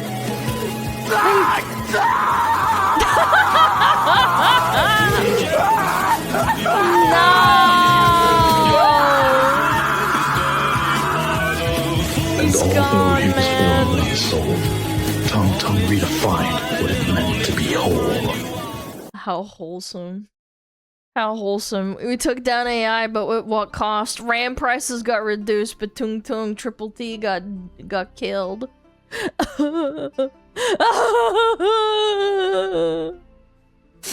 Fucking stupid ass wooden log. Ugh. Yep, my VTube studio crashed again. There we go. Alright, we're back. Very nice. Now we know, guys. Okay. There's a reason every homosexual girl gets her hair dyed. It's because in nature, some of the most poisonous animals carry the brightest colors. You guys are not ready for the conversation. You guys don't know. To tell other things not to go near them. And I'm wondering if these girls are subconsciously telling men not to go near them. Mhm. Almost as if they're mimicking the tactics used in nature to ward off other things. Mm. Also, another way animals will tell things not to go near them is they'll make themselves appear bigger, just like this pufferfish. Maybe that's why they're all fat, It's a too. double whammy. It's a double whammy. There are skinny girls that do that. But there are a lot of big girls that love to dye their hair, getting their nose pierced. Yep. Very terrifying. Basically, Alana stream. I don't know. There's a cute anime girl on the screen. I don't think I'm that cute. I love giving people relationship advice. With my skill set with relationships, 0.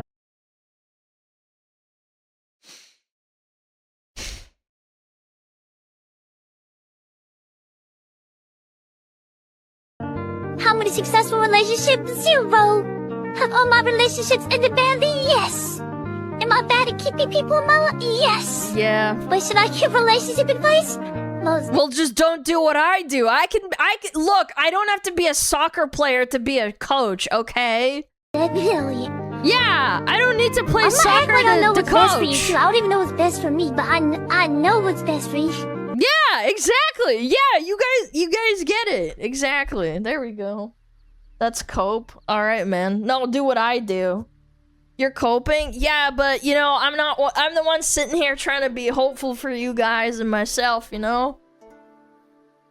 Why is that cope? It's not fucking cope. Time to install a voice changer. Yeah, time to be a VTuber. Dude, I am sick of this fucking stupid stand not listening to me. I tighten and it just doesn't work, bro. Hold on. Is it this? Okay, there we go. Ugh. What is this? Oh, these are the Japanese dudes. There we go. What's ex-wife in Japanese? 元嫁 Moto.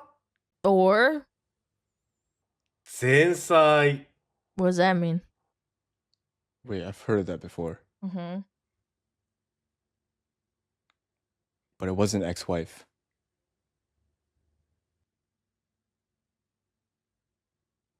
What else does Zensai mean? appetizer Oh. What? appetizer Oh.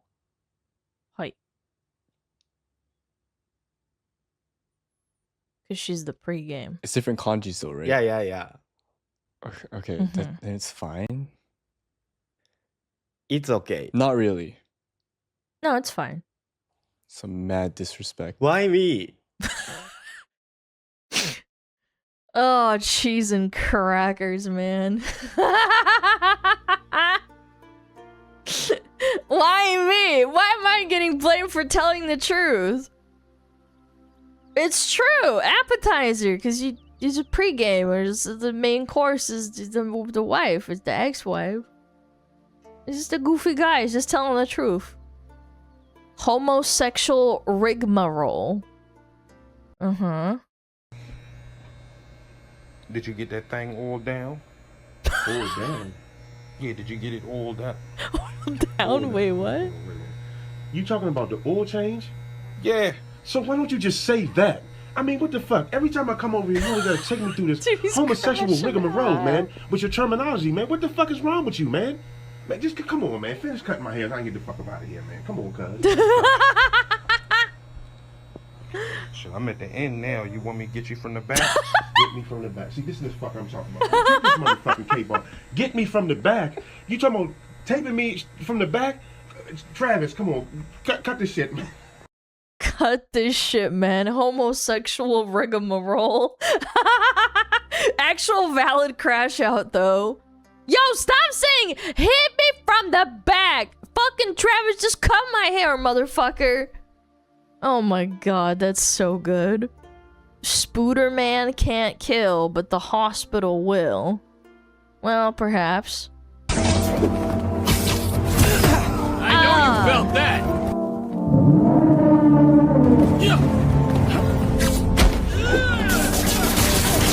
Yo, he's cooming on him.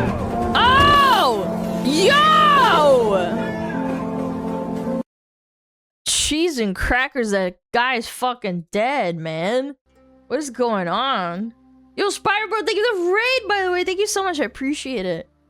Yeah, 07 to my criminal. Do you ever wonder how fucked up it is that these criminals probably have families and then like their wife or their girlfriend finds out that like Spider-Man just absolutely just bitch slapped him into the concrete?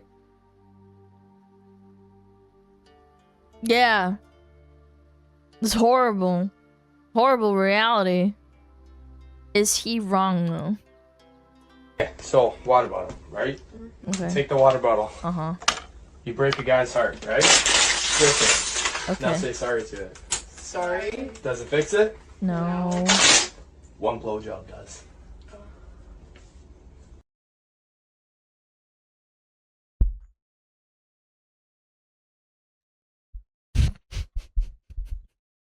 I walked into that one. I was like, wait. Yo! No, it doesn't. You guys are lying. You guys are fucking liars. I don't believe you. I see truce with this one. Oh, you guys are laughing, huh? Guess it does shut up. Okay, alright. I'll take your word for it. A little more fire to the fuel.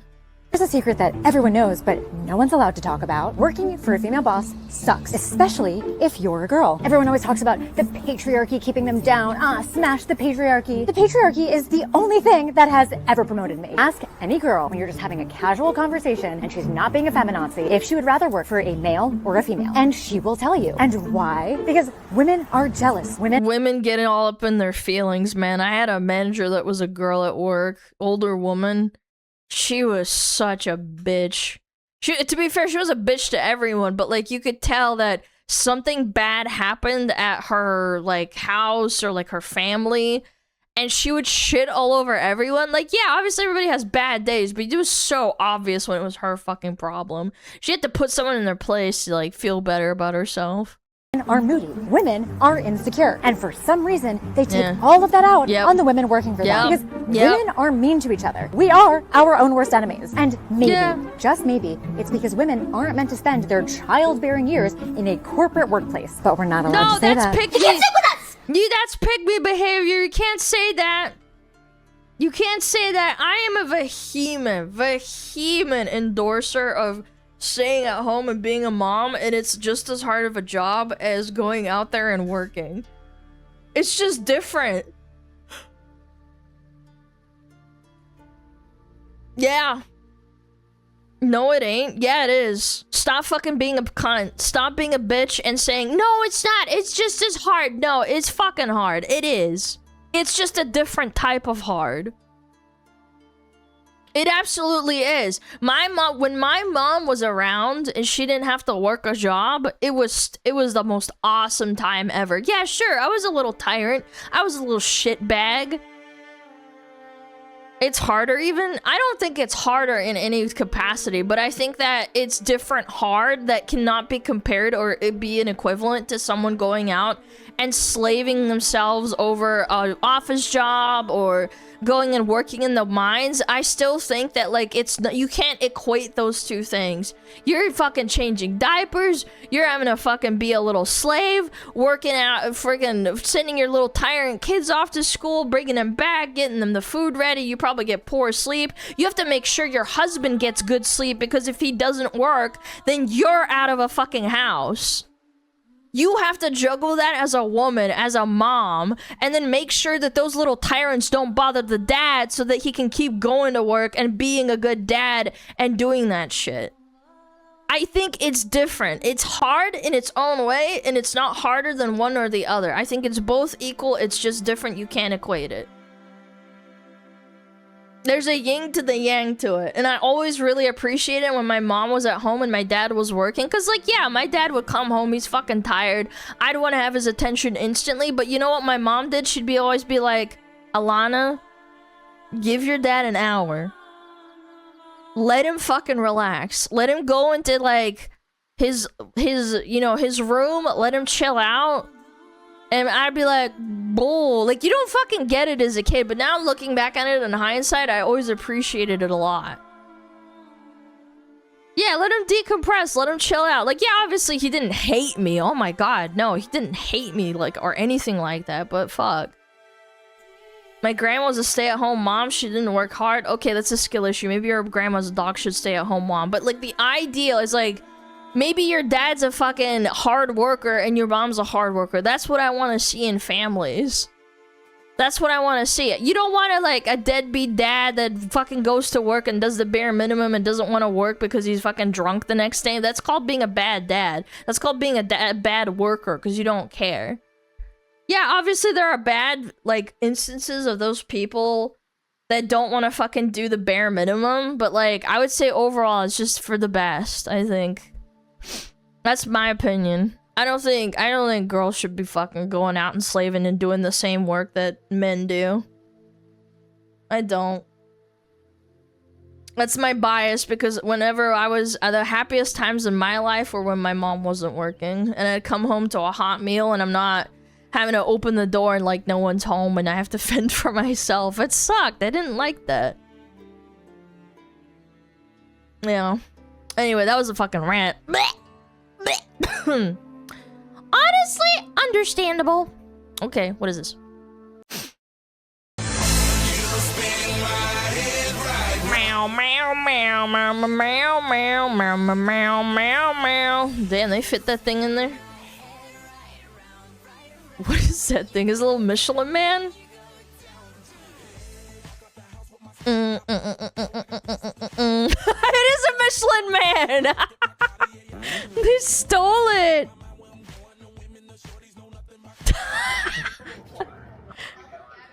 What are we doing? Dude!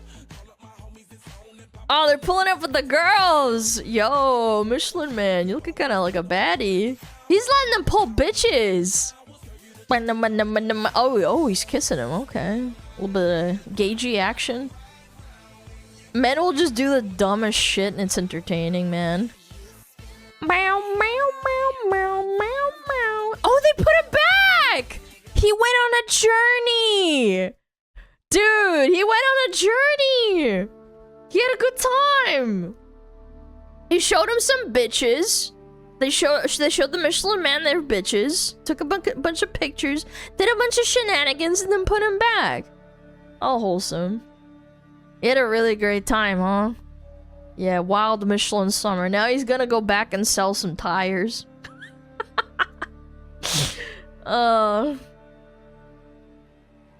That's so good, dude. That's amazing. I love that. Just wholesome shit like that. Okay, yeah, we got ads in like 40 seconds. I'm gonna go pee. Check on my dog. Wonder if he's being racist. Probably not, because he's a dog. One more, please. Nah! Nah! No. We'll save them for another time. Maybe in a couple days. He's not real. True. He's not racist because he's not real. Okay, I'll be right back. Please behave yourself, or I'll beat your ass.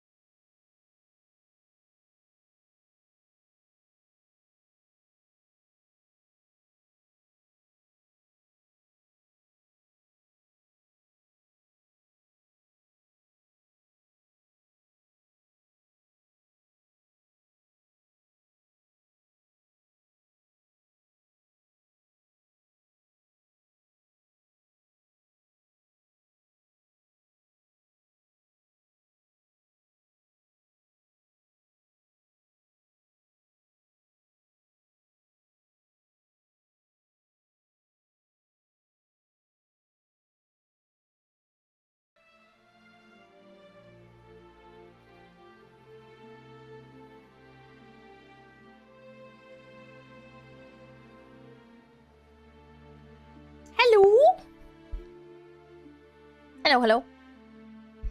Greetings. How you doing? You comfy?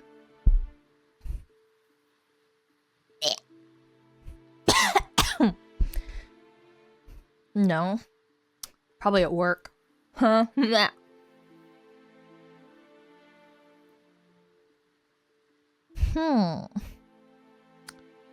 AngryJoe controversy.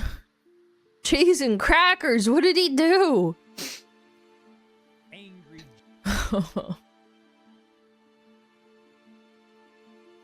What did he do? Who's Joe? You'll see. He's just some dude that's been around for a long time that reviewed games. He's crashing out. Ooh. Oh. Alright, let's see it. I thought he was funny. I have no idea. Alright, what is this? He went off. AngryJoe controversy is blowing up. AngryJoe has been completely losing it across social media. He's making a bunch of weird tweets. He tried to face dox Yellow Flash because the guy didn't like the Odyssey. What? Oh, wow. Okay, better try to face dox him because how dare he criticize this corporate production. And he's even arguing with his own viewers. On his own Odyssey. Oh, no. Oh, no. It's actually a full-blown lolcow crash out. Oh, no. Review video. Yeah, the his viewers are like did this, criticizing the video, and he's arguing with them in the comments. So look, I know some Norvies that I talked to over the fucking weekend that were like my parents' friends, and like they thought the Odyssey was kind of big. Like it was okay. It's not that deep. You're big. Oh, thank you. I'm 400 pounds. I gained like 100. No, I'm kidding. Yeah, I don't know. It's like I never said that it was probably gonna flop. I just think that it could have been so much better, and they disrespected the source material, which has been around for fucking thousands of years. Like, what are we doing? very strange series of events to be witnessing. So yeah, he's kind of been all over the place. This is a rough series of events, somewhat in order. This was like one of the first things he said. So with this account, Alan NG posting dropped to 97%. Take that, chuds. Hashtag vindicated. I don't take journo critics seriously, man. I'm not familiar with this guy. Some people are saying he's being satirical. I don't know. But the point is, Joe sees that tweet and responds with this and says, how many of y'all think the Odyssey is about to get review bombed online for reasons that have nothing to do with the quality of the film itself? Raise his hand. Endymion would then respond to Joe saying, you're a good consumer, Joe. A very good consumer. Keep consuming, please. They love that. Yes, Joe, keep lapping up whatever they give you. Joe. That wasn't even like a super mean comment. Like, he didn't call him a consumer dog. He didn't call him a little soy slop consumer. I actually think Endymion was just being really soft. He could have pounded him way harder. Whatever they give you. Joe did not like that response. I don't think that was that mean. He quote tweets Endymion and says, it's hilarious how pathetic you sound crying so hard about this film and how much Sinone's actors triggered you over their appearance. Quote, you're cattle if you watch this movie that he didn't say that. You just assumed because consume attached to you with brain is cattle. This is so sad to see because like my brother watched AngryJoe like a long time ago. He liked watching him because it was just funny seeing him crash out over video games. But this is not it, man. Did that person Achilles or not, unquote. Seriously, what the frick is wrong with you? Along with that comment, Joe also posted a screenshot of a different take that Endymion had posted. I guess he didn't like this either. Let's see what's in this take. So Endymion said, so Chris Gore confirms Elliot Page's character in the Odyssey, Sinone, replaces Achilles' role in Christopher Nolan's version of and Sinone wasn't even like in the Odyssey, like the actual like Homer script. That's a fair criticism. That's not an unfair criticism. You're allowed to say that. Story. Instead of Achilles being who Odysseus meets in Hades, he meets the ghost of Sinon instead, insinuating that Elliot Page's character by proxy is Achilles in everything but name. I think they probably wanted to write him in as Achilles, and then it just, they thought about, they're like, ah, shit, maybe that's not a good idea. Actually did it. That's the stupidest change I've seen in a movie in a long time. Wow, if you watch this and pay money for it, you are cattle. Endymion responds to Joe again, says, that's right, Joe. Be a good consumer. That's right. Plug those knees in the sand, Joe. Keep going. Nolan is about to fill you. Whoa. We get it. Be a shill. And then Flash just responds with this picture from the movie that's totally not an edit. This is real screenshot there. Around the same time that conversation was going on, this was also occurring. So people are just throwing shit at the wall. They're throwing shit at each other. Okay. Average Twitter interaction. I get it. And this is the exchange where things really started to get crazy. So Yellow Flash posted on his own account separately, unrelated to Joe, this tweet that says, I was fat and sedentary for years. It wrecked my back, still dealing with the fallout years later. Okay. Took real work. Consistency in the gym, diet changes, and facing hard truths to fix it. If you're unhappy with where you are, start today. Okay. Small habits compound. No one's coming to save you. It's on you. Magic drugs won't help you in the long run either. Oh, I agree. Ozempic is not the answer. By the way, Sinon was only in a flashback the less than 10 minutes, by the way. Same with other Troy era casts. I don't know, man. I didn't watch the Troy that was from 2002 or 2004, but it's just like, I think it's so weird. Hard work. And Joe saw that tweet. He didn't like this one either, decided to chime in. He says, now this explains a lot. Good for you. Now, to work on not being such a piece of garbage to others online. That means you went out of your way to scroll around and find posts to like shit on this guy for that's completely unrelated to what they were arguing about. Yeah. What the fuck are you doing, man? The fuck? Go back to like crashing out over video games. At least that was funny. Fuck me. Because of how unhappy you were with yourself. And Flash posts a very disturbing image in response. I'm only going to scroll for like 1 second. Prepare yourself or shut your eyes for the next second. There you go. Oh, hold on a second. Okay, there you go. Oh. And there's like 140 other Jesus responses Christ. where everyone's basically criticizing Joe here. Joe, what the F happened to you, man? I grew up watching your content. You taught me how to be more critical on games and now you're acting like an asshole. Well, I mean, I think he's always been an asshole. It's just that it's redirected on the wrong thing to defend, and defending it very poorly too. Yeah, I don't know. Flash is such a baby. How is he being a fucking baby? The guy is like shitting on him for like working out on a tweet that's not even related to the Odyssey, and he replies with a stupid like goofy ass dumb AI photo. How is he the baby? Joe is being the fucking baby. He's going out of his way to schizo post underneath tweets that aren't related, that are old. I think that's baby behavior, I think. Where everyone's basically Yeah, sure, he's being an asshole, and he's being an asshole back, and he's giving him what he's dishing out, but like, I don't know, bro. Criticizing Joe here, leaving posts like, Joe, what the frick happened to you, man? I grew up watching your content. You taught me how to be more critical on games. And now you're the one acting like a jerk. Yep. This one saying maybe Flash is a jerk, don't know him, calling someone a piece of garbage because they were unhappy with themselves due to being obese, when you yourself, Joe, are obese, is ridiculous.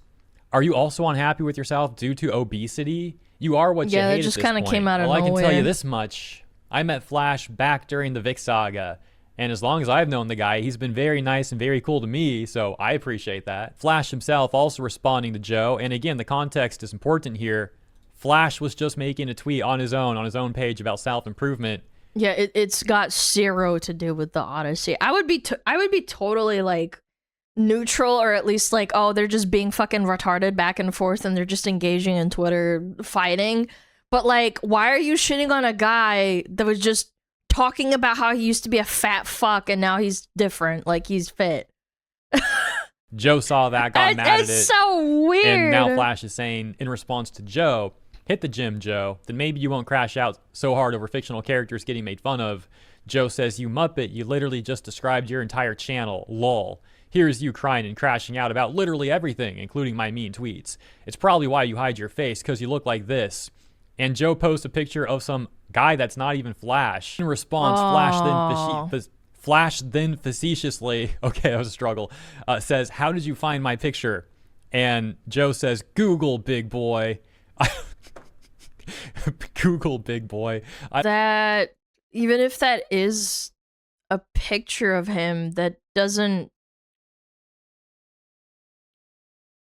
It's so stupid because it's like, it's not even a gotcha because the guy says that he's working out now and he's trying to fix himself. So like, it's not even like, oh haha, you're still a fat fuck retard, you know? It's not even like oh, I gotcha.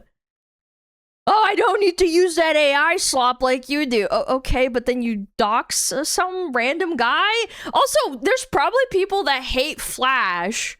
I don't know this guy. I've heard of him maybe like once or twice in my life, but I'm not trying to hoo him, but you know what I'm saying? Like, someone who hates the Flash will look at that picture and probably go and find, and what if it's a random guy and they like dox him? You shouldn't do that just to like get back at someone, to like over an argument, over an opinion of all things. Says, how did you find my picture? And Joe says, Google, big boy. Google, big boy. I don't need to use that Google, AI slop like boy. you do, but man, I'm just messing with you. I didn't mean to take such a low blow and hurt your feelings, but I've seen you say some pretty messed up stuff in the past. So what happened in your life that made you like this? Dude, why is this even a conversation that's happening right now? This is all over the Odyssey, by the way. Yellow Flash then went on to address what happened here in a video from today, so consider checking that out. I will play a very brief portion of that video where he goes over the picture thing because he gives more context into that. Captioned, Angry Joe tries to dox Yellow Flash over the Odyssey and fails. He's seething. Wait, and fails. He's just farming, no, Flash. man. You're giving, you know what the worst part is you're giving him ammo to farm you on YouTube. That's what I always say. People like shit on me and say fucking horrible shit about me. I don't really reply most of the time because it's not worth it. It's actually just free content on YouTube most of the time. If you ever get into like content creation, don't get into like full blown arguments. Just farm people for content. It's just, I don't know. It's funnier. It's funnier that way. We're all, and you get a little bit of buku the bucks. grammar's messed up. My speaking's messed up. I think maybe we've all been on the internet a little bit too much, maybe. But you know, what can you do? Flash then says, thanks for so much easy content, Angry Joe. Keep it coming. And Joe says, thanks for the engagement. Keep it coming. Wait, what? He's just repeating what Flash said. Keep it coming. Thanks for the engagement. Keep it coming. He's like a broken AI or something. What's going on there? In fact, why don't you do another 3 more videos on me since you're clearly my redacted now? I'll keep slapping you around on here and you can cry about it on your channel some more each time. Oh. Flash just saying, I'm glad I could help out. So now I'm going to show you some of the public reception Joe's been getting on his own channel, on his own video about the Odyssey titled The Odyssey Angry Movie Review. And then after that, I'll show you the clip of Flash talking about the incorrect face dox attempt thing. For context, you should know that Joe seems to have really liked this movie. He says he really freaking loves... That's fine. Who fucking cares? Pippa has dog shit takes on movies and I still like her. I don't give a fuck, man. She also has really great takes on movies and I still like her. She doesn't crash out over people. Like, she crashes out, but it's like joking. You can tell, like, even through text, you can tell that she's joking and she plays into it. Joe unironically just fucking crashing out. This film, and that he liked it so much that Shouldn't he, be this quote, big a deal. gives No, it really, his it shouldn't. badass seal of Trying to approval dox up someone over front, on quote. And going right to the comments, you can instantly see that his viewers had a different opinion. With top comments like, I'm so happy Braveheart was made in the 90s, and my favorite part was when Odysseus screamed, it's Morbin time. Another comment talking about Joe's co-host, Alex, saying, Alex is the only serious reviewer on this panel. And other comments mockingly saying things like, film is so diverse, not even the ships are Greek. Similarly, this top comment said, Alex needs his own channel so I can go watch him without Joe. Damn, that must hurt so much to see that. Another user saying exactly, he needs to. And Angry Joe himself responding to that guy saying, see you guys next time. You shouldn't do that. Do you know you realize you're also making your friend? I'm assuming Alex is his friend. I don't like watch him religiously or anything. I remember watching a couple of videos like 10 years ago with my brother.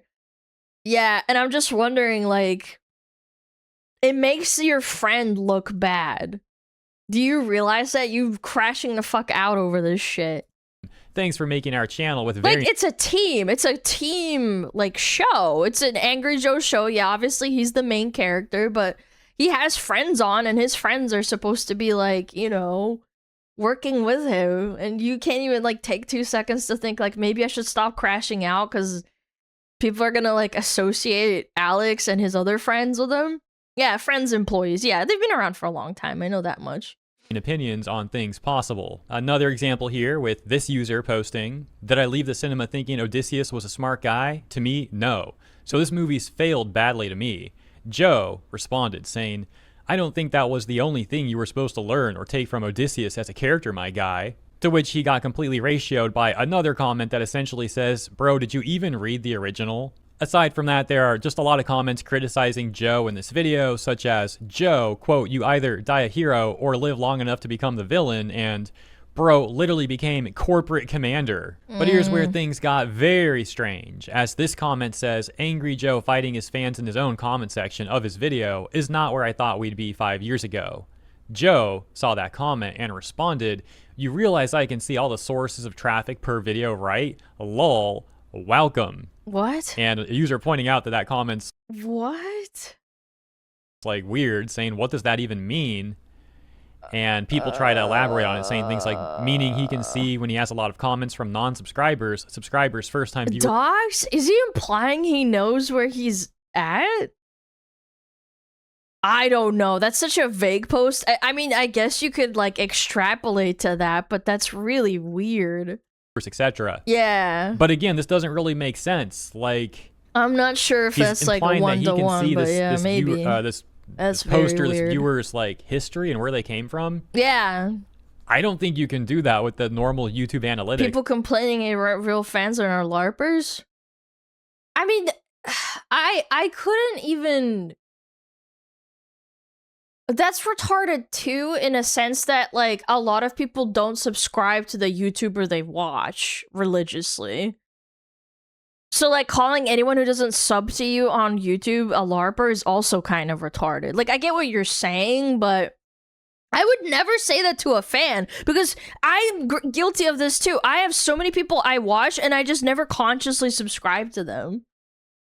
Yeah, it seems kind of like just a weird like, I don't know, like, just disingenuous, like, mean fucking just comment. They're more of just an aggregate of data, not like individualistic like that. The only thing you can do is click the name and see, you know, some of their prior comments that get highlighted. And yeah, this guy didn't just come here, like, hating on the Odysseus video, or rather the Odyssey video, excuse me. You know, he's left comments on other videos that Joe has had, too. Yeah, so he's not even a LARPer. That's funny. So... I don't know. Like, this one looks like it might even be a positive comment. What's this one say? 1 month ago. But, Joe, I want to play the new college football. Yeah, why does something positive, so forbidden tempt me so bad? So, you know, that's a pretty fine comment, right? I obviously don't know the full context on that, but Joe's implying, like, this guy's not really a regular viewer. Because, once again, Joe said, you realize I can see all the sources of traffic per video, right? LOL, welcome. And it's like, what do you mean, welcome? That guy's been a viewer of yours for at least a month. That's just one of the most recent comments that pop up. And for anyone not familiar with this, this is nothing special. You can literally, anyone with an account can do this. You can just like click a profile pic in the comment section on YouTube and you can see like the last 3 comments or something like that. I'm not sure exactly how it works. So anyways, yeah, that's the TLDR of Joe's arguing in the comment section of his own Odyssey video. Now we'll play the clip of Flash addressing Joe's attempt at face doxing him. Joe is so triggered by me that he decided he was gonna try to dox me. Because of this post where I said, hit the gym, Joe. And maybe you won't crash out so hard over fictional characters. He's trolling. And, you know, you'll lose a little bit of weight and be in better shape and probably feel like... He's clearly trolling, bro. You fell for the troll. Better about yourself, a lot more confident. Confident. As they say, you know. I definitely feel a lot more confident. He's beating the fuck out of Joe, man. And it worked, sadly. Joe decided to Google either. You know what's funny is that, like, these people don't realize, like, Joe, maybe because he has an ego, but you don't have to give this person attention. And I'm not trying to ego on the Flash or anything, but it's like Joe is giving him free attention because he's like a way bigger YouTuber, obviously, because he's been around for like a long time. He's been doing this for a while. He's like one of the OGs, in my opinion, right? But you're giving him free advertising. Yellow Flash 2 or Yellow Flash 2 He's clearly Face. doing I'm it not for sure a which one. reason because it's working. When you do that, he decided to not go after my old fat pictures from Anime Matsuri when I was cosplaying. No, I mean, this this is an actual picture of what I used to look like. Instead, he picked this one. Yeah, he did it on purpose. I'm not going to say who this is. I know who this guy is that he's using here. This isn't me. And there you have it. So yeah, Flash goes on to explain more about all of that in his own video, which I will link the full video in the description. That's essentially the situation. That's the latest. Thank you for tuning in. See you in the comments. Have a great weekend. And I'll catch you in the next one. Well, that's something. I'm disappointed. I'm disappointed. You did not have to feed the trolls and then stoop down to like trying to dox him to try and get him on something. Yikes, man. Yikes! Yikes, bro! Blech. Yeah, go check him out. That's crazy work. Feed the trolls? Well, if you want to get farmed, that's how you do it. You respond to people on fucking Twitter. Turns out AngryJoe is actually an Angry Joe. Oh, man. He played into it too much, chat. It's Jover. I just don't understand how you can be on the internet for so long and not realize that you shouldn't give people attention once you realize that they're farming you. Like, they're genuinely beneath you at that point. And I don't mean like, oh my god, I've got 1 million subscribers, this guy's a nobody. I just... It's not worth your time. You've got better things to do. Okay, you had a take. Some people agree with you. Some people really like the Odyssey. Some people think it's mid. Some people think it's a travesty and it's not that good. I think the most ridiculous thing about this is that they're comparing it to fucking Lord of the Rings. They're saying it's got just as good of a review score on Rotten Tomatoes because it's as good as Lord of the Rings or even better. And I'm like, no. Respectfully disagree. No. What is this? Ooh! Powered. Ain't no way. No, I'm serious. Yes, it has actually a better score than one of the Lord of the Rings films on Rotten Tomatoes. That's why I don't take Rotten Tomatoes seriously. Yeah. Could you remind us how rating on Rotten Tomatoes work, please? It's journalist reviews. That's literally it. There's one side that's journalist reviews, and then the other side is audience reviews. Yeah. That's literally it. Okay, what is this about? Pal World. Oh god. Love this game. I might run ads because the video is like 30 minutes. Yeah, we're gonna run ads. I don't have any more snoozes, unfortunately.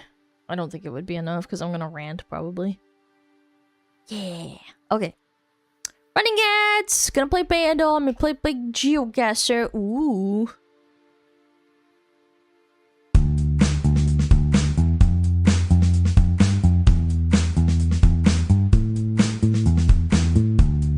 Okay, this is a jam. What is this? Red Hot Chili Peppers or some shit? I don't know.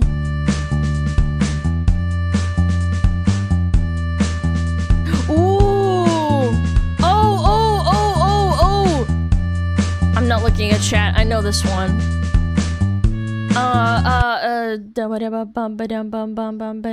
Is it Black Eyed Peas or something? Black Eyed Peas.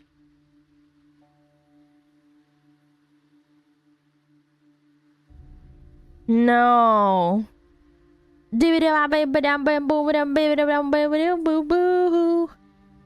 Oh, begging you.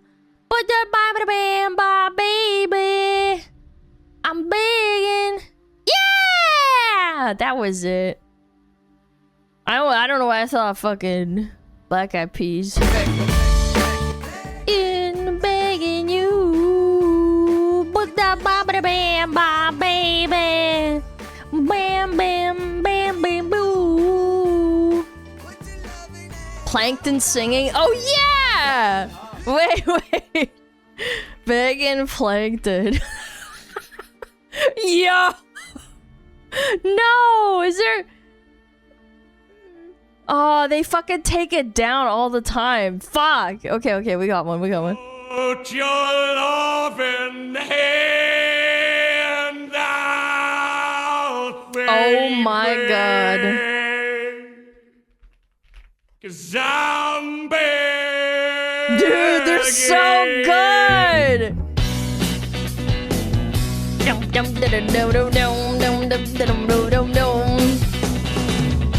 I'm begging you to put your loving hand out, baby.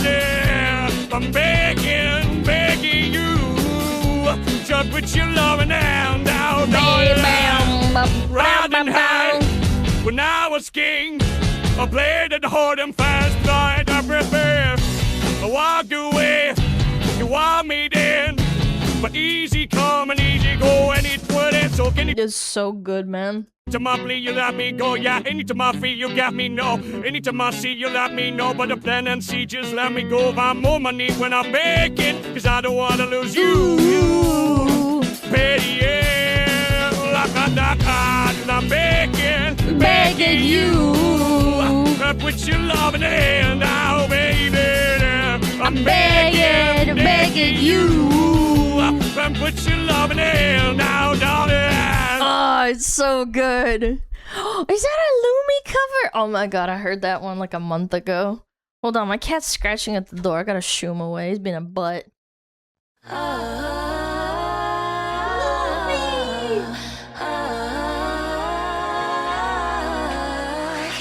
Shoo, cat, shoo.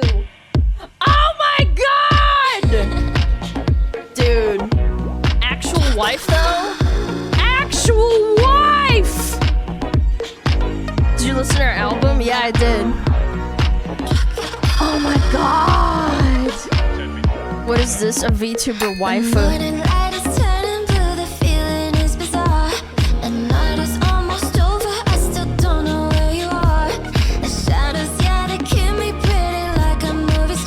Oh my god! Dracula!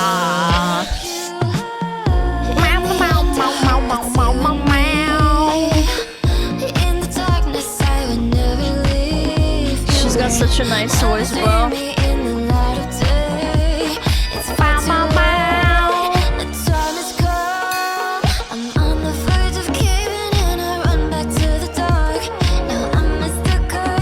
Man, they really did a good job on this looping walking animation, huh?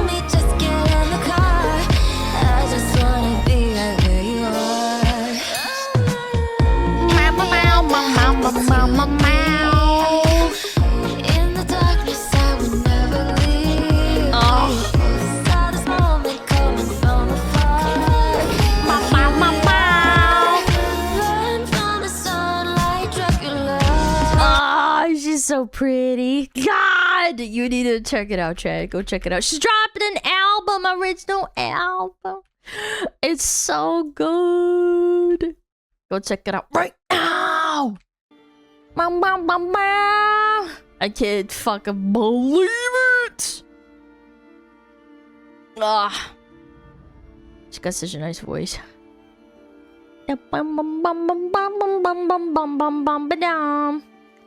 My heart yearns for Lemon. She's so waifu.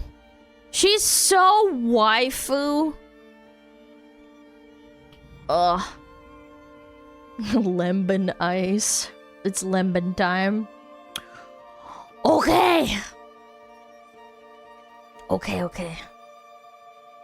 Yeah, W phase. W Lumbi. Tard wife? Hey! She's our tard wife. Alright, what is this about? Pal World. They don't want you to play this game. They tried to stop it. It's peaking at 800,000 gamers.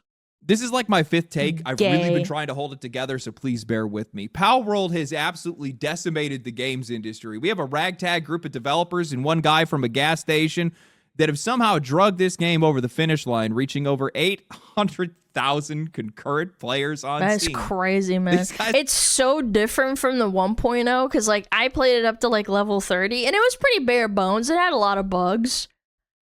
Like, I've been playing it, and honestly, it's so addicting. It really is. It's probably sold, it's like, so fun. I don't know, probably like over 30 million copies by now, and you have these publishers and studios that have been spending like $200 or $500 million. These guys just absolutely destroyed them. They've completely decimated them. It is absolutely embarrassing. You got COD cost almost $1 billion to make. Schooled. Get clowned and the on. one thing that makes this all the more sweeter is that this game, since its existence, since the minute it entered into the market, this team in this game has had their head held underwater. Whether it was journalists that were attacking it, whether it was AAA developers that were attacking it, whether it was Pokemon fans, deranged Pokemon fans, they make a very clear distinction there. Well, those are the ones that will defend corpos no matter what. It's like Xbox fanboys and PlayStation fanboys. Was Nintendo trying to sue them out of existence. We have never seen a publisher or a studio or a game that has been under this level of scrutiny and this amount of pressure that still somehow found a way to be able to come out on the other side, and on top of that, became one of the best-selling games of the last decade by like a country mile. This is not only a victory for players, this is a victory for Pal World, this is a victory for the industry, and a lot of people need to start seeing it like that. Because this is a game that just, it flies in the face. They tried to destroy them as they were making the game. I was really worried because they were my biggest worry about with Pal World, the developers, when they announced they were getting sued, I was concerned the game was literally going to die. Because how else are you going to fight off Nintendo that basically has infinite money? Let's be real. Like Pokemon. Fucking Pokemon of all people. They just were going to destroy them. And then they actually won. I cannot believe that they won the patent. Or not the patent, but like basically they fought him off and said, no, it's not valid. What every journalist and game developer thinks what video games should come to represent. This is a game that puts fun first and everything else second. It's a game that they sold for $30. Scratch that. $20 because they wanted to put it on discount when the game went to its full release. Legendary. So today we're going to be talking about the continued success of Pal World. We're going to talk about what this game means for the rest of the industry, how this game goes to show that the only voice that matters in this conversation is ours, and how I think Nintendo should be scared. So Pal World has always held a really special place in my heart because when I was laid off 2 years ago and I decided to go all in on YouTube, it was one of the very first games that I had covered. Its success, along with Baldur's Gate 3, really helped to launch this channel. And it's been 2 years. I don't think that was simply just because those games were popular. I think it's because of the counterculture movement that kind of formed around those games. Yeah, and everybody was shitting all over Baldur's Gate. Do you guys remember all the journalists saying, oh, it's actually not that great. It's not actually that progressive of a game, Baldur's Gate. The game where you can be anyone you fucking want. You can be a chick with a dick. You can fuck a bear if you want to. And no one gives a fuck, right? All the chuds enjoyed the game because they could kill anybody what they want. They could do whatever they want. They could kill in their party. Dragon Age, you couldn't do that. You couldn't kill characters that you didn't like. not really too sure if a lot of you guys remember this, some but reason the journals player all loved it. expectations I mean, clashing hated with it. developers and publishers complaining about the realities of game development was a massive topic at the time. And I think that period largely closed the chapter on players being willing to listen or have any empathy for anybody that fuck those stupid dodo birds that explode. Fuck those things. Was asking for their money. With Stupid Baldur's Gate ass. 3, developers and journalists were saying that it was unfair for players to expect a game of a similar quality from anybody else, even though Larian had made it with fewer developers, a smaller budget, and within roughly the same amount of time. And this is a hot take too. I think Divinity is honestly up there with their games that they've developed. It's just that Baldur's Gate is behind Baldur's Gate the franchise. I don't think it got the attention it deserves. Time frame as any other AAA game. Yeah, I can't wait for the next one. With Palworld, it was full-on gatekeeping. The industry did everything they could to write off that game's success because millions of players were flocking to something that they had already dismissed as a blatant ripoff and the antithesis of modern game design. A crackpot team of 10 developers, a gas station worker, and a rubber band, and a game made for less than $10 million. Expedition 33 had a guy that was not classically trained make the soundtrack. They found him of SoundCloud. They found this guy on SoundCloud. They didn't have hirings. They just found this guy and like peeled him off the street. Same with like one of the writers. I'm pretty sure it was just a fucking Redditor. They attacked its themes, its cruelty, the slavery. A Insane, Naughty Dog man. developer came out and said that it must have been made nefariously. Others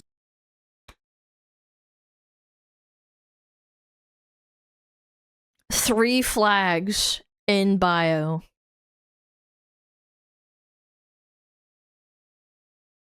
had argued that its gameplay and themes simply just weren't up to modern standards. It just Your wasn't gut good feeling enough is to be this retarded, popular, bro. they thought, with the gamer writing. It isn't a plucky indie game sticking it to the AAAs. It is yet another copycat without an original bone in its body. It's not. They're so mad. They don't play the game. Like, yeah, obviously, I can see elements of them picking out things that they like, but what game doesn't have that? Everybody said that World of Warcraft was a fucking lazy EverQuest ripoff that was made for babying a new audience. Which, yeah, to some extent, it is true. I'm not gonna deny that. But, like, I don't want to fucking play EverQuest. If you want to go play EverQuest, fucking do it, man. It's its own fucking game. These journals don't actually play. Heralding the death of creativity in gaming either. The CEO, a big fan of AI, but with a catalog of not Breath of the Yeah, creativity. Yeah, let me eat some more of that cod sloppa. Wild, not I'm Ark, and ready. not Hollow Knight. Is it really shocking that he would endorse a tool that shamelessly rips off artists? And copycats like this are a dime a dozen. They're not indicative of the industry's future. Everything about it is something we have seen countless times. This is just a rare instance of a knockoff blowing up. Fans will latch on to this as ammunition in endless arguments online, but I can't see Palworld sticking around for long because it simply isn't that good. Everything it does, 10 other survival games do better. It's just a convenient gotcha in every shred of discourse right now. But when the internet inevitably beat up that moves on, stupid that fucking hollow cat. foundation will crumble. Oh no, somebody needs to do a wellness check on these journalists because, oh man, were Someone check their diapers because they're full. they wrong. During early access, the game had reached 2.1 million concurrent players on Steam, becoming the second game in the history of the platform to ever break over 2 million players, later overtaken by Black Myth Wukong. It went from 1 million to 6 to 7 to 19 to 25, and then earlier this Don't year, do it, 40 chat. I'm gonna million ban you. players in total. It sold 15 million copies in its first year, past 25 million by the end of 2025, and now with its full release, it has broken records yet again by And it's insane to me. People are coping and being like, actually, there's not that many copies because they sold them in the first half. I'm not gonna lie, I don't think Palworld, when it came out, like, in early access, was, like, it was not what it was supposed to be. Obviously, because it's fucking early access. It was buggy. It was empty. The map wasn't finished. You could clearly tell there were some spaces that just literally didn't have anything. It was still really fun to play, but it wasn't done.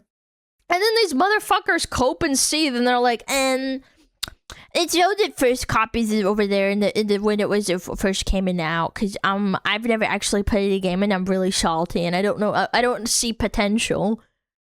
It had so much potential. I saw it immediately when I got blown up by that fucking stupid mammoth. When I was playing it on stream, God, I knew that game was gonna be good. The second that happened, I was like, this is gonna be a fun game. It has broken records yet again by reaching over 855,000 concurrent players on Steam, re-entering the most played games on the platform in its entire history. At this point, it has likely sold well over 30 million copies, which, guys, that's Pokemon numbers. Palworld... Yeah, which is insane. How much money did they make? And they discounted it, too. Honestly, people would have understood if they said, hey, guys, we're struggling. Could you, like, maybe shell out another $10? I think with how amazing the game is, people wouldn't be mad at them.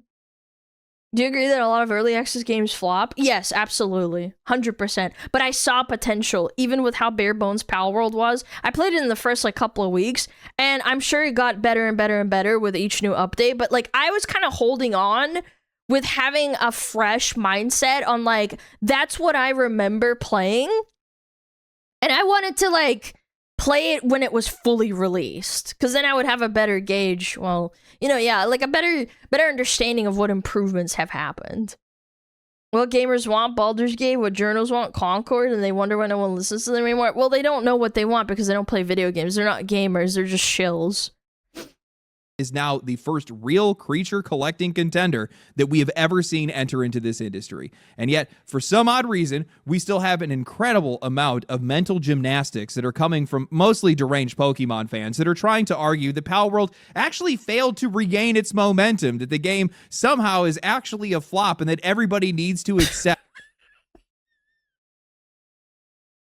What? It failed? That they've been supporting. It's better. What? Supporting scammers because, well, dude, I wanna huff the copium that these people have. This has gotta be rage bait. I mean, it's honestly probably not rage bait because they don't have a blue check mark. Well, it didn't do the exact same absurd 2 million players that it reached at the beginning of early access just 2 years ago. Some of them even tried to debate me on it. I don't. Early access just 2 years ago. Some of them. It's frightening how unaware you are of your own retardation. Dude, he's so bad. What was that sound? Oh shit, you found the clip? Oh, this is so good. This is so long ago. Oh my god.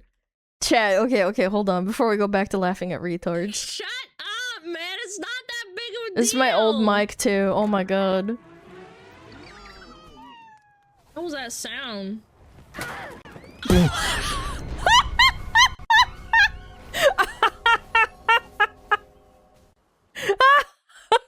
It's a mammoth. It blew up my face. God, that was so fucking good, dude. That was amazing. Oh my lord. Just absolutely. Yeah, I'm pretty sure I still have that save. I have that save. I didn't delete it because I wanted to keep it because it's fond. Like, I have fond memories of it because it was super buggy. Yep, still have it. Even tried to debate me on it. I don't debate with those kind of people. There is simply just no debate to be had here. Palworld is bar none one of the most successful games in the last decade. It is one of the best-selling new IPs. I want Pokemon. I want Nintendork and whatever the fuck it's called, the company that makes Pokemon. I want them to be afraid. I want them to feel threatened because the last like 5 years, maybe I'm honestly, I would chalk it up to like 10 years. They've been shitting the bed. Yeah, Game Freaky. Yep, Game Freaky. Past 10 years, maybe even longer than that, only beaten out by they're a bloated, like they're sitting on a throne of money and they're bloated, fat, and complacent. If you actually look back on the history, I'm pretty sure Pokemon almost failed, and then they placed a guy to save the franchise, and they took a bunch of like ideas from Dragon Quest because they had a bunch of creatures, or maybe it wasn't Dragon Quest, I'm like misremembering, but anyway, they actually did the same thing. They didn't steal, they just reimagined the same creatures. Honestly, I would even argue Palworld doesn't even reimagine or steal from fucking Pokemon as Pokemon stole from Dragon Quest. I think the Dragon Quest monsters to Pokemon were even more obvious. PUBG, which spent its first few years as a premium game and sold 75 million copies, and Overwatch, which sold... Pokemon was supposed to fucking fail. I think they were doing like basically a Hail Mary at that point.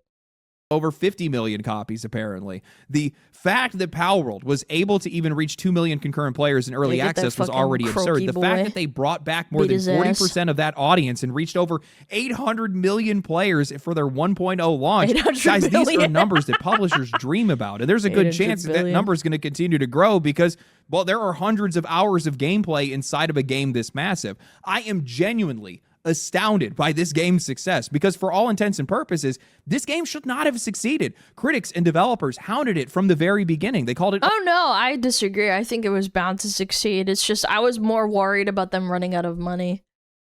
Yeah, I was really, really like depressed for a bit because I was like, damn, I really like this game, but Nintendo's probably going to take a big fat dump all over them and they're going to run out of money and they're never going to release it. Unoriginal, and even now writers are still desperately trying to paint this game as a ripoff. Polygon just put out an article recently framing the character design changes as an attempt to make pals look less like Pokemon. Yeah, that's more consideration than Pokemon did with Dragon Quest. I gotta pull it up. Hold on. Dragon Quest versus Pokemon. Chat, you're gonna see this and you're gonna like actually be like, what the fuck are they saying? What the fuck are we even talking about? It's so egregious. It's insanely egregious how they fucking copy. Look at the fucking Golbat, the Zubat, the fucking the Pinsir, the Ammonite, the Rhyhorn, the Shellder, the Nidoran. Like some of these, like this one and this one, fucking, what's his face? Why am I spacing? Gyarados, yeah, Gyarados. That one was egregious. Graveler. Yeah, like, some of these are, like, obviously they put in effort, but, like, I just think to myself, like, these are so egregious in comparison to Palworld. How could you have the audacity to say, like, oh, well, they're copying us? It's like, yeah, bitch, you copied too. You just made them a little bit more appealing and cutesy. These are, like, actual monsters, in my opinion. Yeah, look at the Dragonite. The little Kingler, the fucking Pidgeot. So stupid. I cannot believe. Like, if I was a lawyer, I would just be like, Your Honor, look at this shit. I would just extend my hand to the board and be like, yo, what up with that, though? These guys are just still... Nintendo's a terrible company because of how they treat people. They used to be a wholesome company. That's the sad part. Yeah, they used to be the underdog. Like, they really threw a Hail Mary at a lot of games they developed. It's just that I honestly think, in my opinion, with how much it's happened with, like, video games in general, I think there comes a point, and I get really sad thinking about this, but, like, amazing games eventually will bloat so hard that you lose all the people that made it wholesome and, like, for gamers. The greed will corrupt the original company. It's happened to so many games, even games that I'm not invested in at all. I think they just get so big and so successful that just, yeah, I don't know. They just eventually just get corrupted in a way. Upset that players enjoyed something that they did not. This game is also made by a bunch of inexperienced developers who had never even worked on a game before. Oh, no, they did, actually. It was a sucky-ass fucking game. I'll find it. On top of that, you had these Pokemon fans that were lawsuit baiting and trying to destroy their reputation by fabricating evidence that Palworld was directly stealing bottles from Pokemon, something that never... Stealing bottles from Pokemon? Yeah. Bottles from Pokemon. Craftopia? Yeah. That shit sucked, happened. Apparently. None of that actually resulted in a lawsuit. Nintendo did not sue Pocket Pair over the creature designs because they couldn't. How could they? Look at this shit. Look, they made a game and it sucked. People didn't really like it that much. Like, yeah, mostly positive, but like, I think there's a little bit of a bias because they've won, so like I would say psychologically people are going to like maybe be a little bit biased, but I remember it was like mostly positive mixed reviews because like it was just not great. It could have been better, but clearly they developed on it. Look, it is Pal World, but like different. It is because they learned. That's the what I like to see with these video games. Like, yeah, I'm pretty sure the first Divinity wasn't stellar from Larian Studios. It was good, but it wasn't like the best. I think Divinity 2 was what captured them with a massive audience of people that love Dungeons and Dragons and like, you know, tabletops.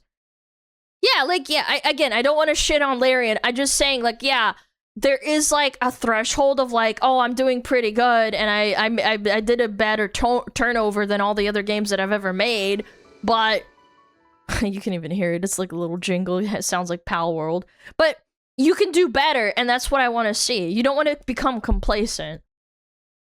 I mean, most of the Pokemon designs are actually ripped straight from Dragon Quest to begin with. So instead, what Nintendo did is they sued them for everything else. Throughout this game's development, Nintendo did is they sued them for Nintendo sues Pokemon with Guns video game firm. Yeah.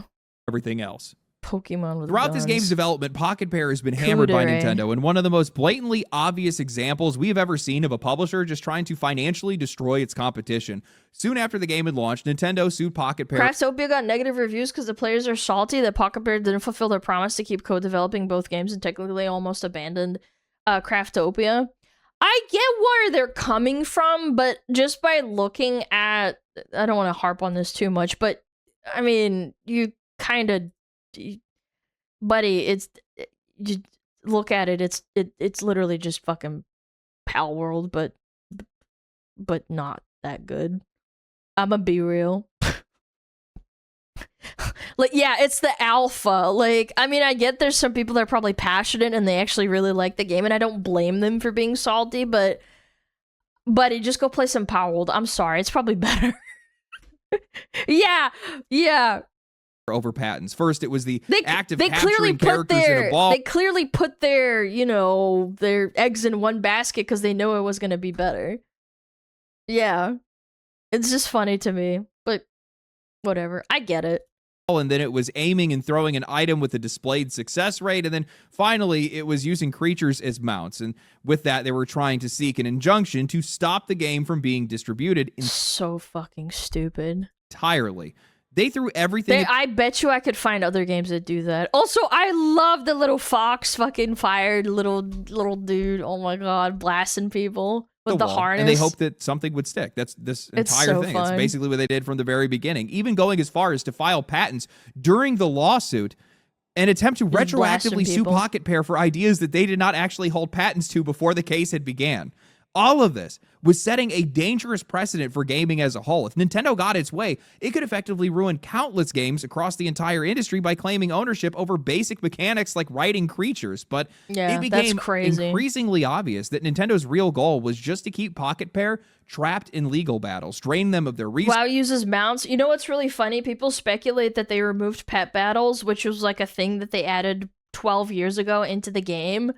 You have three pets. You can gather them all over the world. You can earn them from like achievements and stuff. They actually stopped making them in World of Warcraft, and they never said why, but all of a sudden they completely removed that. They still have the pet battle system in the game, but like the expansion doesn't have any content, if that makes sense. Like it's still there, but what's the opposite of retroactively? But like from now on, they can't. Yeah, like people were speculating that they basically said, oh, we're gonna sue you, and then they're like, oh, proactively. Yeah, they proactively are not going to put achievements, pet battles, that kind of content into the game because they probably don't want to get sued. And that was like around about the time like Nintendo was suing Pal World. I think they might have scared him, to be honest. Sources and then drive the company out of business. Pocket Pair's CEO accepted that it's not confirmed or anything. I'm just speculating, not back down because still, he didn't want indie developers to be discouraged from pursuing their creative ideas. Now, I'm going to be real with you guys. Most times, the little guy does not win. I would imagine that basically the entire purpose of this kind of frivolous lawsuit or these legal battles is literally just to drain them of their resources and then force the studio to either shut down or stop supporting the game. That way, Nintendo would no longer have to worry about the competition, the unflattering comparisons, or the damage to its own brand when parents accidentally confuse Pal World for Pokemon and they don't want to buy the game with the slavery and guns. I don't. Who gives a fuck, man? Jesus. If I had a kid, I would let them play fucking Pokemon. Who gives a fuck? Really know exactly. I mean, not Pokemon, Pal World. Yeah, like who fucking cares, man? Their problem was, but even with Nintendo's intervention, so dumb. None of that stopped players from supporting the game. And to much displeasure of the rest of the industry and many other developers and also the media, well, other studios also began supporting Pal World. Terraria brought cosmetics, weapons, bosses, and more with its crossover Ultra Kill. Terraria collaboration, fishing and friendship mechanic. Oh yeah, they did that big update.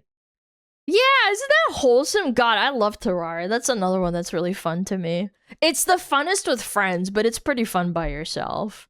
I'm not gonna lie, I think Terraria is one of those games that's just like the best when it's with friends.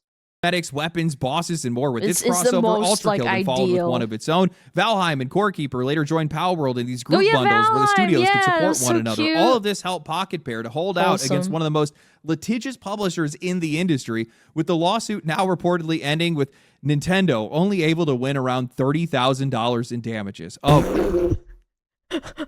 With how much money they probably made? Oh my god, that's actually so good. That's not that bad. I know it's a lot of money, don't get me fucking wrong, but that's so good because of how successful, like, comparatively they are. Don't you just love to see justice served? Pal World did not have the approval of the media. It didn't have the protection of a major publisher. It didn't have the Terraria Pal World collaboration is stupid. No, it's not. They introduced fishing.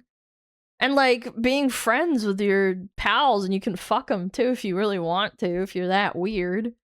It's not dumb. Reputation of established. Yeah, they didn't have fishing before. Now you can fish for the pals. Studios or an army of experienced developers behind it. What did you say? Well, it's implied. It's not actually you plowing them, but yeah. Every instance. You cannot fuck? I thought you can breed them. Chat, no. Yeah, that's what I'm implying, chat. Like, more than pals, eh? You can sleep in the same bed. Well, that's what I'm implying. I mean, it is after all like a soft kids game. I mean, I'm just joking. Not with you. No, not breeding, but you can like sleep with them. That normally gets to decide what game deserves to succeed told players that this game was cheap, derivative, unethical. I mean, there's that really, you know, slutty looking pink dino, and it's like you put them in the same bed as you. I don't know, it's a little bit weird. Lavender, yeah, the pink dino with the fucking honkers, you know. Temporary or just outright illegitimate, and players ignored every single one of them. They couldn't shame people out of playing it. They couldn't convince them that this game was already dead. They couldn't bury this game beneath accusations of plagiarism. And even Nintendo couldn't even litigate them out of existence. Pal World just became larger, stronger, and more difficult to remove. That's what makes this story way bigger than just one successful game. Pal World exposed just how little authority these people actually have when the players collectively decide that something is worth supporting. The industry spent 2 years telling everyone what Pal World was supposed to be. I mean, it's like kind of like the Rotten Tomatoes versus audience score dilemma. Like IGN score versus what's that website that aggregates like actual review scores? I forget the one. You guys know what I'm talking about. And the players, the ones that were actually playing that was the one. They were the ones that actually decided what it was. How embarrassing. I love it. I love this game. I love the story behind it. I love everything that happened. This has to be one of the most validating experiences I have ever had. It's probably true for a lot of you guys as well. The industry was wrong. The players were right. It's not like that ever happens, right? It's literally the meme of the guy screaming, stop enjoying that game. And the guy just having fun playing it. These guys threw a tantrum for like 2 years straight about this game. And it resulted in nothing other than it just becoming more successful. The one thing that has always bothered me about this game is how poorly it was treated by the industry at large, both by game developers and also by the media itself.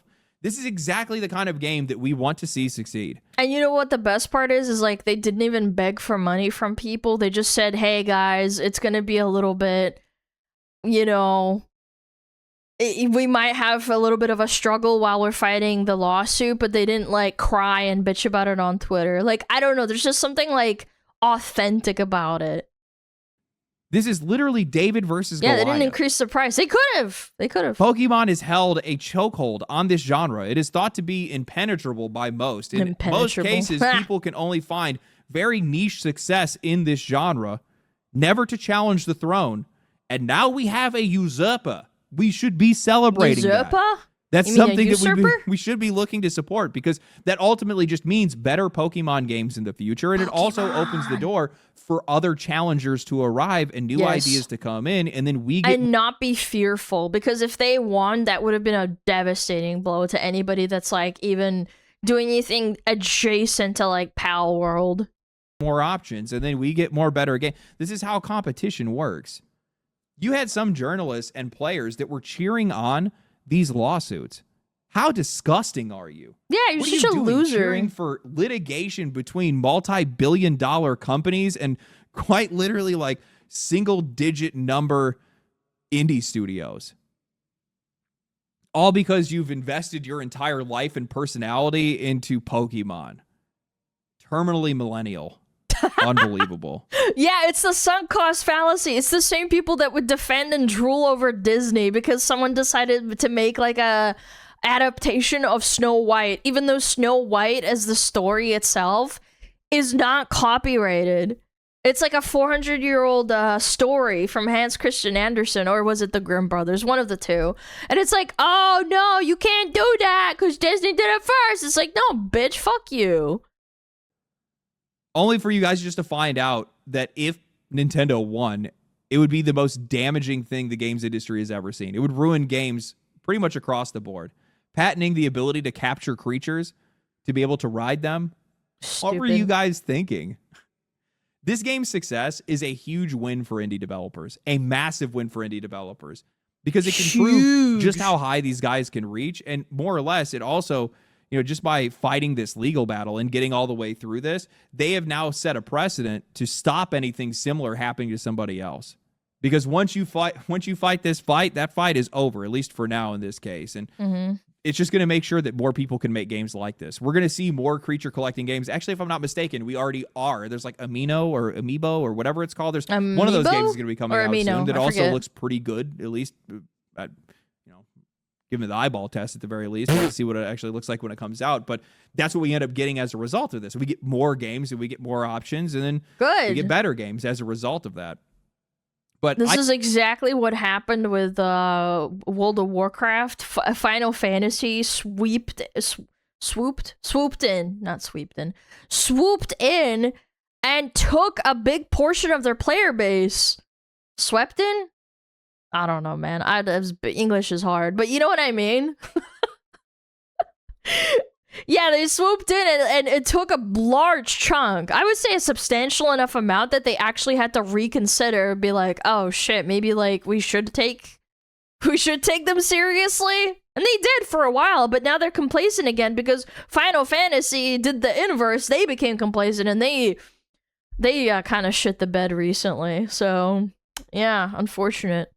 I think that Pal World has to be the clearest picture, the clearest example of the divide between players and the industry. What we want and what they think we need. These guys do not represent us. They do not respect our taste. That much has been proven by this game and this game's success and everything that these guys have done to try to stop it. And our support proved that their authority means absolutely nothing anymore. Absolutely nothing. Because they couldn't stop it. The whole reason, I want you guys to know this, the whole reason that Pal World was able to make it this far, the reason why Pocket Pair was able to fight their legal battles the way that they have, it's because we continue to support them financially and also emotionally in a way because, you know, people really like their game, so they felt pushed to be able to continue to support it. We actually ended up in the midst of this revealing to the rest of the industry what players actually want. Fun games.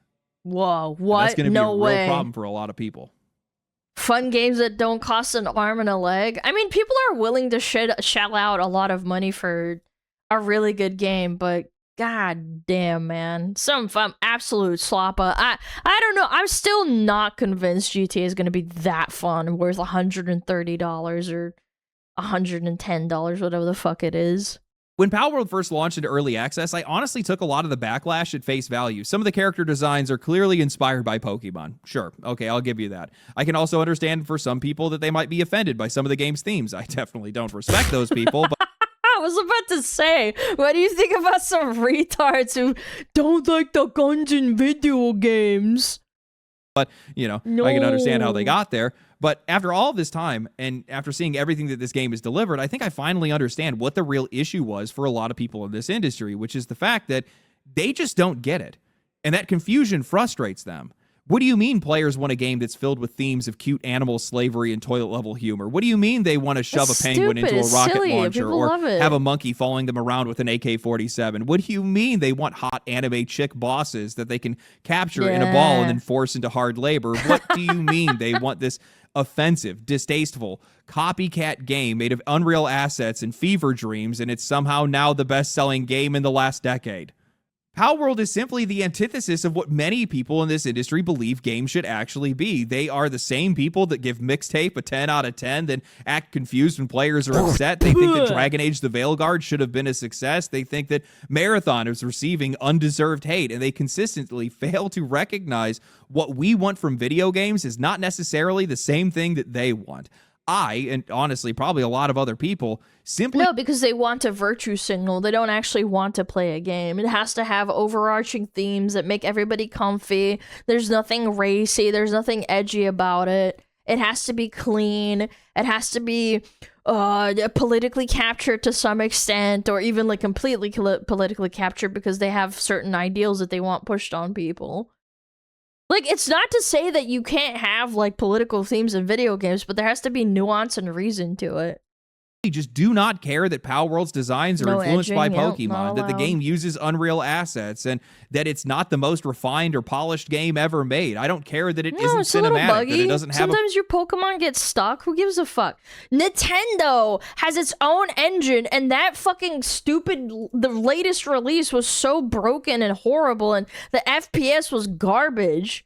Did we just forget about that completely? It was borderline unplayable in certain points, or unfinished once you get to the later stages of the game. When you get to the ice gym or whatever the fuck. Which one? The one where you ride around on the bike and stuff. That one was a horrible release. Progressive narrative, or that it refuses to bend over backwards for people that don't want to be offended by a video game. I like that this game is messy and unrefined. I like that it doesn't have a drawn-out tutorial that's keeping me from actually playing it. Yeah, and I'm not forced to stop and watch a movie every half an hour while I'm playing the game, and that I actually get to the gameplay almost immediately after I turn it on. And I'm going to say the reason that this game has become as successful as it is because Pocket Pair actually just leaned harder into what players wanted instead of trying to please the rest of the industry with what they think they would want. I started a fresh save going into 1.0, and it's kind of taken me a while to be able to get back to where I was because I've spent the last week moving and trying to get everything set up. But my God, did these guys cook. These guys went far above and beyond what I think anybody expected them to do, especially the people who had claimed that this game was a blatant cash grab and they would be abandoning the game shortly after their launch. But Palworld 1.0 has a fully fleshed out storyline, side quests that are scattered across the map, new biomes, and 72 it was actually shocking how filled out the game was compared to when I first played it. Yeah, I wasn't exactly disappointed when I first played it. I knew I was playing an early access game, but I was just floored. Pokemon everywhere. There was NPCs. There's quests. There's little side quests. Additional creatures on top of everything that they already added in their earlier updates. It has an absurd amount of new weapons and armor sets and crafting options. Base building is enormous now with countless materials, workstations, decorations, and structures to be able to build with. They added expeditions that allow you to send your pals out to gather resources. They expanded the pal customization with mutations and awakenings, allowing you to make them as powerful as you want. During early access, they even added global PAL box, which allows you to be able to take PALs between worlds. And also, they did this alongside the PAL Arena. Yeah, I saw that. Which means you can go and fight other... You can get that really early on, too, so you're not gatekept by, like, you know, having to level, like, a new world or whatever the fuck. You can get in the first, like, 5 levels, I'm pretty sure. Players on a server or face NPCs in 3 versus 3 battles, and you get a bunch of rewards. It's crazy what these guys have done. But gameplay, notice that's everything that I just mentioned. Almost everything this developer is focused on revolves around the one thing that players care about the most, and that is the act of playing this game. They have improved the visuals and touched up some of the creature designs, but the overwhelming majority of the effort that they put into this game went towards giving players more game to play and more ways to be able to play it. That is really all people are asking for. It's a massive reason why Palworld has been as successful as it has been to this point, because people just want more gameplay and they just want a fun game to play. Pocket Pair CEO Takuro Mizobe has delivered the exact same basic message across multiple interviews at this point. He recognizes that creating something completely new is difficult, so whenever possible, he just studies what already works. He has described Palworld as a mashup of everything that he finds interesting and Final Fantasy, when I've brought this up so many countless times, it flopped so hard before they did the rework with Realm Reborn. That guy sat down, the top guy, I don't know what his name was, but hear me out. He sat down with his team, and I think it was like right around about Cataclysm to Mop, when World of Warcraft was like competing with them. Yeah, Yoshi P, I think. Yeah. He's the one that sat down with the team and said, I need to turn this shit around. Go play other MMOs. I think they played like Guild Wars 2, World of Warcraft, and I forget, there was another one that they mentioned in the interview or whatever the fuck, right? He made them all play those games to learn what's actually fun. And in my honest opinion, I don't think Kata Mop is like the most amazing representation. It was definitely overbloated and whatever. It is its own slew of issues, but I think they did a lot better after they went back to the drawing board and said, this Realm Reborn needs to be so much better. Yeah. We need to redo this entire fucking thing or I'm gonna fucking explode. And they did it. They really did a good job. I think Realm Reborn, as slow as molasses as the story is, I think it captured an audience that they were looking for, and they created a community that was really fun. At least initially. Now I think it's kind of getting a little bit strong. Yeah, 1.0 was so ass. Like, it was just terrible. And that's on the back of Final Fantasy as a franchise. I'm playing it now, super slow. No. That's nerfed. That's nerfed. I played the OG Realm Reborn. I didn't even know this, but when I played Realm Reborn, it was so slow that I actually thought I was losing my mind. Like, I remember playing it over a couple of weeks with my friends, and I just sat there, like, in 2016 or 17 when I played it, and I think, what is it called? What's the new expansion that came out after that? With the Astrologian. Heaven's Ward? Heaven's Ward came out like a couple of months before that, so I was playing it through and I was like, dude, I'm so slow. Yeah, like, it was so bad. Yes, they nerfed Realm Reborn, I think in Stormbringer or something, because it was so slow. Everything he has seen succeed before. The things like, you people think it's have bad already now. proven It was that they really want. bad then. In an interview with Euronews, he had fun. said that he doesn't have some grand creative vision. He just simply wants to make a game that people like. And when he was asked why Palworld combines cute creatures with guns, especially when discussing the importance of American players, Do you really need his a answer reason was for that? simple. Americans like to shoot things. Yo! He's right, though. He's right. And you want to know the best part? Japanese people look to American culture and they will take it like, it's almost like a parody. Well, it is a parody because it's like they're not Americans, but they kind of like admire it from a distance and they think it's funny. And they think it's funny how loud and brazen Americans are. They think it's funny how they all love guns. They love eating. They love barbecue. Like, it's actually like a cultural phenomenon. You can see it in anime too, with several references of really, really famous animes and mangas where they like treat Americans as like this caricature, which is funny, right?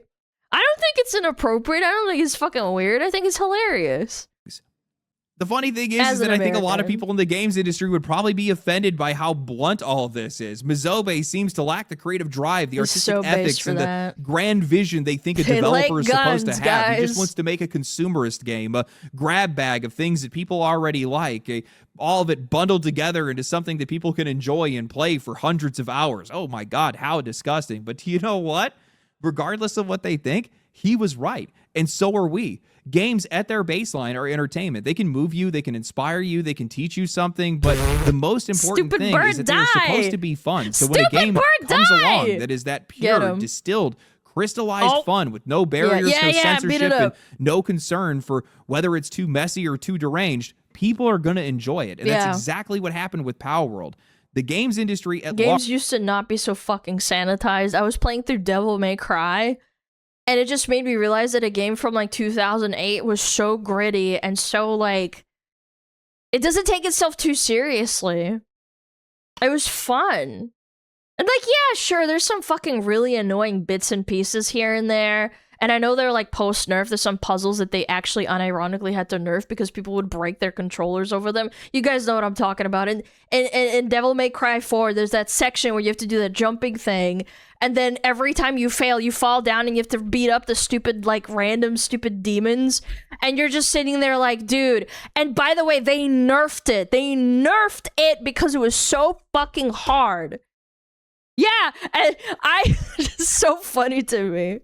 Has become so self-obsessed. It's so easy in the rework, the special edition. They have almost completely disregarded the purpose of these games and are chasing their own version of it. They want the Hollywood version of it. They think that these games need to educate the audience, influence the audience, create works of art. You can educate the audience without them knowing. That's what's so amazing about video games. What do you think Metal Gear Solid was doing? It was like literally a parody on American consumerism, capitalism, and warfare. That's the whole point. People still parody it to this day. Like, I just don't get it. You don't have to beat them over the head like with a message like they're stupid. Hundreds of millions of dollars. I'm of the opinion that even the lowest common denominator can actually sense in their brain when they're being like, not propagandized, that's the wrong word, but like when they're being taught something. They might not realize, like, the gears might not be turning, but they're not being lectured and they don't realize like that they're being taught something. Yeah, but you're not being patronized. You're not treated like you're stupid. There's nuance to what the author or what the person is talking about, like the person who's like making the game or like the script, right? Like they're making a blockbuster movie and then they just completely forget about the gameplay, the fun factor, and they severely overestimate how much people appreciate the art over the product. Yep. Pocket Pair CEO recognizes that games are products first and creative work second. He wants to make money. That's his entire purpose. He has said that many times before, and he knows the best way to do that is to treat making games the same way players do when buying them. You know, for all the biggest criticisms about the lack of originality for Power World, I find it really hilarious that people want to prop up Pokemon as something to overshadow this game when Game Freak and Nintendo have been churning out the same repetitive slop. And it's not even like repetitive in a good way. It's actually worse. I'm so disappointed. I'm really disappointed in the fact that this is another thing. I agree with Pippa that, like, Pokemon Go should have been this amazing thing that should have lasted pretty much, like, infinitely. But they really shit the bed with leaving it with whoever the fuck is in charge of it. It's not Game Freak, it's another company. But they actually shat it up so much. Yeah, Niantic. I think it could have been, like, a really fun forever mobile game. I miss in 2016 to like 2018 where I actually like made friends, and I know like this is gonna sound as this fucking shock, but I actually made acquaintances and friends through Pokemon Go. They had something that was so amazing. Like, you would be lying if you all over the world, no matter what, Brazil, Russia, fucking Australia, New Zealand, you would be hard pressed not to find someone that didn't hear of Pokemon Go. Pokemon Go to the polls. Like, that was a fucking meme. And then they shit it up completely. It's just a Palantir database expander all this time. Well, yeah, I mean, yeah, obviously that was another thing too, but people didn't care because it was a fun game. That's the sad part. Like, anything, I'm going off on like such a fucking tangent, but my point is like people didn't care that they had this like fucking Alexa or GPS tracker on their phone. They did it because it was fun. Now people are realizing that there was obviously like a reason to it, and I never disputed it, but it's like, yeah, obviously it helped map all these things for them. The Decades government, now, I mean. with little to no innovation. You know, I played Pokemon ZA, much to the dismay of many Pokemon fans. Oh my god, it was so bad. Chat, I'm not gonna lie, I regret spending money on that. I bought it when it came out like 2 days later, and I was like, oh, surely it can't be that bad. The first 2 hours, I actually like felt nauseous playing it. It's just so fucking bad. They tried to innovate, ironic. And actually, I actually think it was kind of interesting, like in terms of like combat and stuff, but the fucking gameplay was, not the gameplay, but like the actual trudging through the tutorial and the script and the story was so unbearable. It was so ass. Just copying Palworld's involvement of the player character in combat and not just the creatures, but all they did was just make it where you just run around and dodge attacks. No other interactivity. Yeah, that's what fucking killed it for me too. You're just standing there. You can't even like beat him up or anything. The other than just spamming buttons and waiting for abilities to come off of cooldown. You know, as shallow as they try to make Palworld seem, you are shooting guns, you're laying traps, you're throwing grenades, you're grabbing a pal and using them as a flamethrower, you're riding on the back of them to use their abilities and then switching them out for something else. Why can't you like have a craft? This is gonna be like off the top of my head. Why can't you have a crafting mechanic where you have grenades that are like, you know, different elements and like you throw them at them and you have to actually like hit them with it? Whoa, I just fucking gave you a free idea. You're welcome, Nintendork. Yeah, why not? Why not have like a bazooka that throws out like different abilities or something? I don't fucking know. Palworld did it? Yeah, I know they did it. That's what I'm saying. Like, I mean, you can't have a copyright on grenades of elements, but like, why not? There's grenades in Palworld that we'll use. So no, you can't. Like, let's not get into it, but like, I don't think that's like a valid reason to sue. Like, why not just play into it? No, but they're so prideful. They're so gross. They don't want to do it. In copying the old, Palworld ended up making something far better, far newer, more dynamic and interactive, a creature collector that honestly has more flexibility than any game has ever had before, including any game that's been made by Nintendo. Palworld is honestly just a fantastic game now. Simple as that. It really and you know, is. one of the things that I realized Super when I was fun. playing through it again is that they even made the act of collecting creatures better than it's ever been. You know, in Pokemon, you collect a creature and it's just filling out your Pokédex just for the completion's sake. In You can mulch your Pokemon, your Palworld, your little pals, and make better versions of them if you have the machine. Yeah, you can mulch them down. Palworld, catching them gives you more experience. It expands what you can do at your base. It lets you strengthen your other pals, and it opens up more ways to play. They didn't just improve the combat or exploration. They made the act of collecting creatures actually matter. Yeah, look, he's spam capturing them because he wants now, to I mulch think this is them where down. the comparison to Pokemon finally becomes a bit unavoidable. And look at this character. It reminds me of like Fauna. Yeah, like the character. Oh, there's that new anime that came out recently. Oh gosh, the one with the Hogwarts Academy and he can't use magic. Gosh, what's his name? You guys know what I'm talking about? Not Mashley. No. Wistoria? Is that what it's called? Yeah, I think so. Yeah, and there's that elf chick that's like the goddess of fucking leaf or wind or whatever the fuck. Yeah. Here, but you know, Palworld. It's season 2, not brand new. Yeah, but season 2 recently came out. I watched it all. I love it. It's such a good anime. Yeah, it's like actually really good and really fun. Did not become successful because it tricked a bunch of people into buying a knockoff. It became successful because there was a massive audience that was waiting for somebody to take this genre somewhere new. That's what I had been waiting for. I know that's what a lot of people have been waiting for. People have spent years now asking for Pokemon to make larger worlds, deeper multiplayer, better performance, more interaction with the creatures, and gameplay that extends beyond. And shooting actually matters. You hit them in the head. I know this is such a small, like, little thing to, like, nitpick on, but Shooting them in the head does different damage, as it should.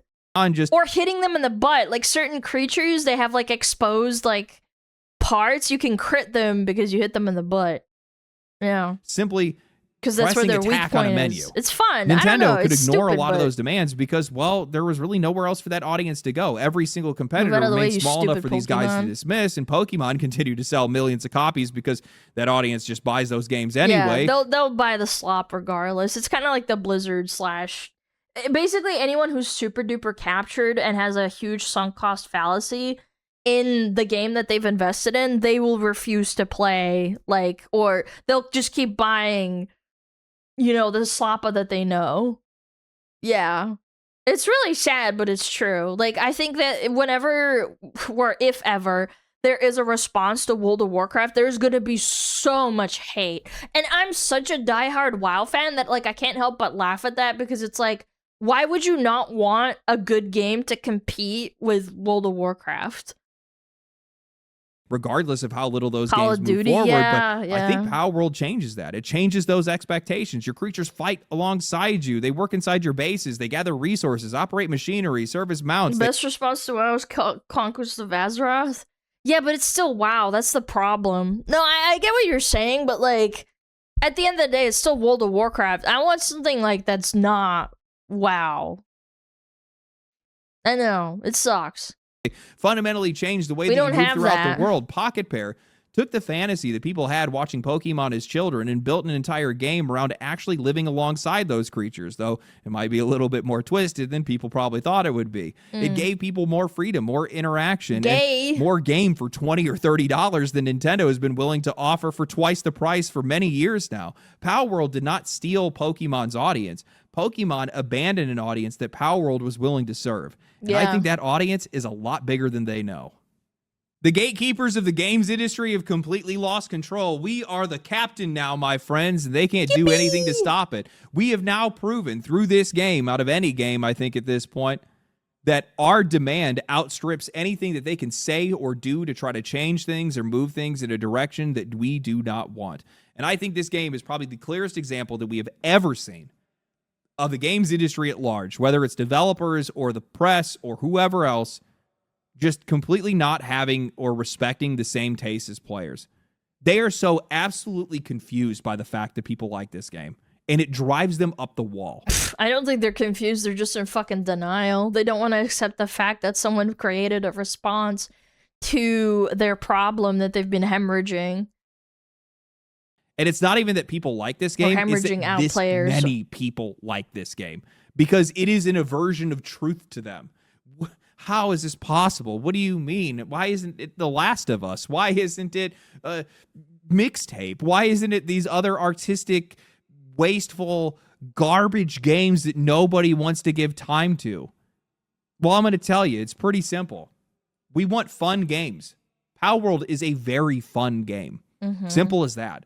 It's not the most creative game. It's not the most compelling game, but man, once you're in it, you're having fun and you just keep playing and you keep playing and you keep playing. Every single session you go to sit down, you put multiple hours in. It is not a game that you And sit they down to fly play by, for 30 too. minutes and just It's walk so away from fun. it for a week. No, most people are picking up this game and continuing to play it. That's the reason why the Steam numbers are as high as they are, because the concurrent player is, yeah, you guys get it. It's just fun to see. I love seeing this happen. And, you know, massive congratulations to Pocket Pair and Power World. It's huge what these guys have done. Not only just the creativity and the originality of their game, or at least the originality that I see in it, the things that they've done with it, and how amazing of a game these guys have made, and getting this game all the way to the finish line with as few as people as they had. The team's definitely grown over the years. I think they're closer to 100 people now, but it's crazy that they were able to pull off what they did with as few people as they had before. But the game is great. It really is. And it just proves to these people that are sitting at like Microsoft that you don't need 9,000 people to create a multiplayer game or like a really good open world single player game. They're getting scared. They're like, oh, fuck. Ah, shit. We might actually have to start cutting people. And that's why I think like Asha, whatever her name is, that chick that's like the Microsoft CEO now, I think, like, I hope I hope, and I have to take this with a grain of salt because she is a corpo after all, and she just wants to do what's best for money. But I hope that Asha Sharma, the X-Bone CEO, she's cutting people off and being like, yeah, we're not making money, sucks to suck, see ya, losers. Not literally, but like in a way, like she's kind of just putting it down, or she's putting her foot down. They should have done this years ago, especially after COVID. And honestly, man, I have to respect the bloat, man. I gotta respect the balls on these guys to go after and take on one of the biggest and most litigious publishers in the entire industry and come out alive. Not even come out alive, come out on top. You guys are kings, man. Kings in my eyes. And I view this game as one of the catalysts in what I am viewing as a culture war. Not even a culture war. It's a counterculture in video games where people are just sick and tired of the gaslighting. People are sick and tired of people telling them what games should be or how games should be played or what games can include and who games are actually made for. And they just want all that bullshit to go away. Kira, think of the raid. And they I just want appreciate fun it. video games. And this game has been a part of that. Because it showed the contrast between expectations and desires. It gives encouragement to the little guy. Basically everywhere. You know, one of the other things that I've seen as well is there's been a lot of journalists that have been turncoating pretty quick. And I find that to be poetic. You see a lot of these guys that were like, they were bad-mouthing Power World 2 years ago. But now that, you know, there's been a few rounds of layoffs and their companies aren't doing that well and they really need some ad revenue. Now you see these guys really doing their best to try to, you know, positive post about, you know, Pocket Pair and Pal World because, well, they got to make money and they got to get clicks. You're seeing these guys posting all these now different that's shilling, by the way, and stuff like that. I'll give credit where credit is due. Paul Tossi, that guy has loved this game since the minute they came out. I'm telling you, some of these guys are starting to change. The chuddening. You probably wouldn't want to hear that. I think it's true. The culture war's pivoting. The chuds are winning. True, though. Anyway, I hope you guys enjoyed the video. Let me know what you guys think of the new setup. You guys like the new background? I hope. I hope you do, because I'm not moving here. I'm not leaving here anytime soon. Wait, I didn't even realize. Yeah, he's in a basement. That's sick, actually. That is so cool. Halfway across the country, literally. I want a halfway basement. Across the country. So you're stuck This is with like a place. goon Maybe I'll cave, change chat. walls if you guys think it could look better from a different direction. I don't know. It looks better if you don't have the staircase in the back. Yeah, I think the staircase can be a little bit distracting. I think you should put it or film where the wall is like not with a door and a staircase. Maybe I'm just being autistic. I don't know. If you guys did enjoy the video, like the video, subscribe to the channel. I mean, I don't think it makes that much of a difference. I didn't realize what he was Follow me on doing social anyway. media. Follow me on Twitter where I talk mad Jarvis, shit. prepare the goon cave. And I'll catch you guys in the next one. Stay cool, stay righteous, stay safe. Peace. Peace. Family. Family. Family. Family. Family. That was a good video. I got to rant a lot. That was great. That was great. I need to go to the bathroom. I didn't poop this morning. I actually need to poop.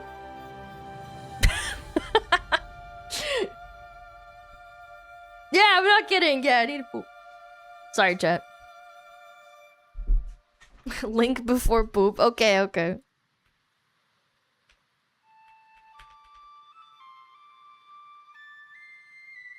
Don't fall in. I won't. Don't worry about it. Yeah, go check him out. He's a friend of the channel and follows me on Twitter. I like this guy. He does based rants. Alright. I'll be right back. Do I run ads? I guess I'll run ads because we're gonna have another video that's kind of long. Okay, I'll run ads too so you guys aren't missing anything anyway. Because I have to.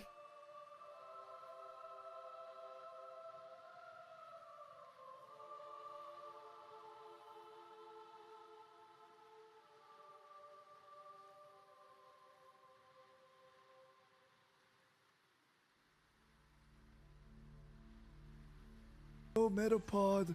Oh, Metapod, use Harden. Metapod, Harden. Oh, yeah, Metapod, you're so hard. Metapod, Harden.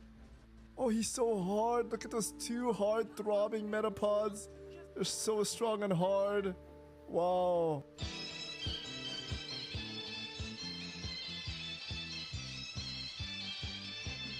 天上太阳红红彤彤哎，心中的太阳是毛泽东哎，他领导我们的解放哎，人民翻身当家做主人，呀自由哎呀自由啊，人民翻身当家做主人。Why are you so good at this? My language, man. What's up with me?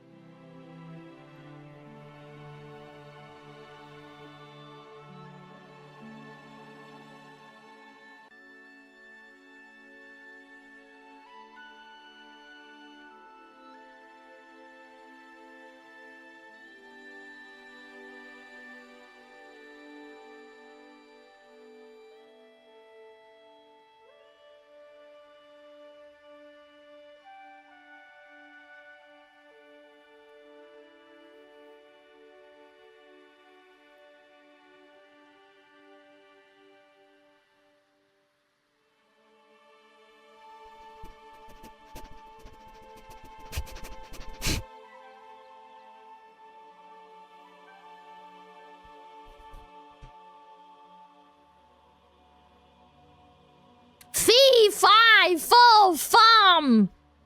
I smell the blood of cheesers.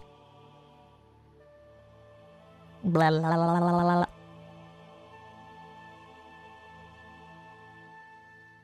Quick shit, yep. Lots of fiber. Yeah, I don't have bad shits. I just forgot to poop this morning. I didn't eat a lot this morning either.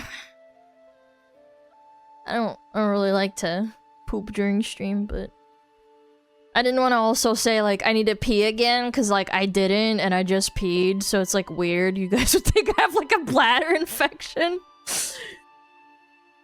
Yeah, I didn't want to be like, oh, I need to pee again. Oh, because I did finish my juice box, but drunk stream went never. I don't drink. The poop tracker. I don't ever tell chat I poop because I don't poop during stream. I don't. I just don't have it. I don't have it in me. Male frowny face. Yep. That's me. Big fat dude. Who took stinky poo-poos. Speaking of big fat dude.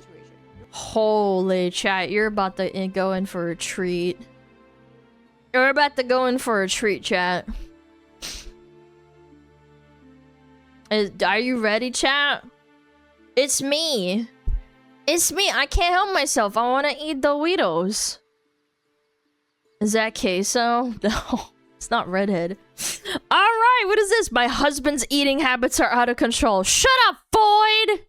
Here's the situation. You're serious about your health and nutrition, but your partner isn't. Now, you're okay with this, but there's a problem. They've started becoming passive aggressive. And by passive aggressive, I mean they're hunting through your stuff and eating all your secret snacks. Today's story, my husband's eating habits are out of control. This is a new series where we talk about food, health, and habits, plus behavior change science through Reddit stories. Or maybe we're just hanging out and it's not that deep.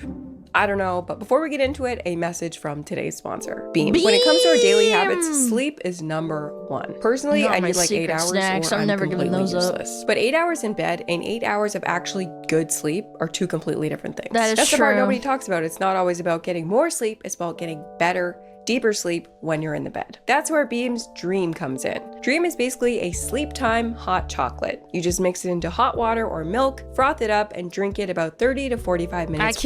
I can't have stuff that's melatonin, man. That shit fucks me up the next day.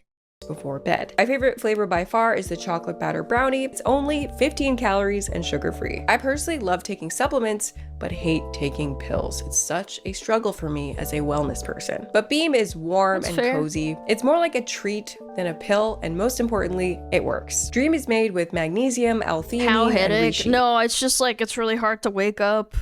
I'm usually like, I'm not a morning person, but like, I think my metabolism starts waking up around about 5 a.m. and then it takes me like 3 hours for me to just like wake up properly. So like I wake up at like 8 or 9 o'clock. I don't know. It's hard to explain. I think melatonin like it just fucking cooks my ass. It's just so hard to wake up.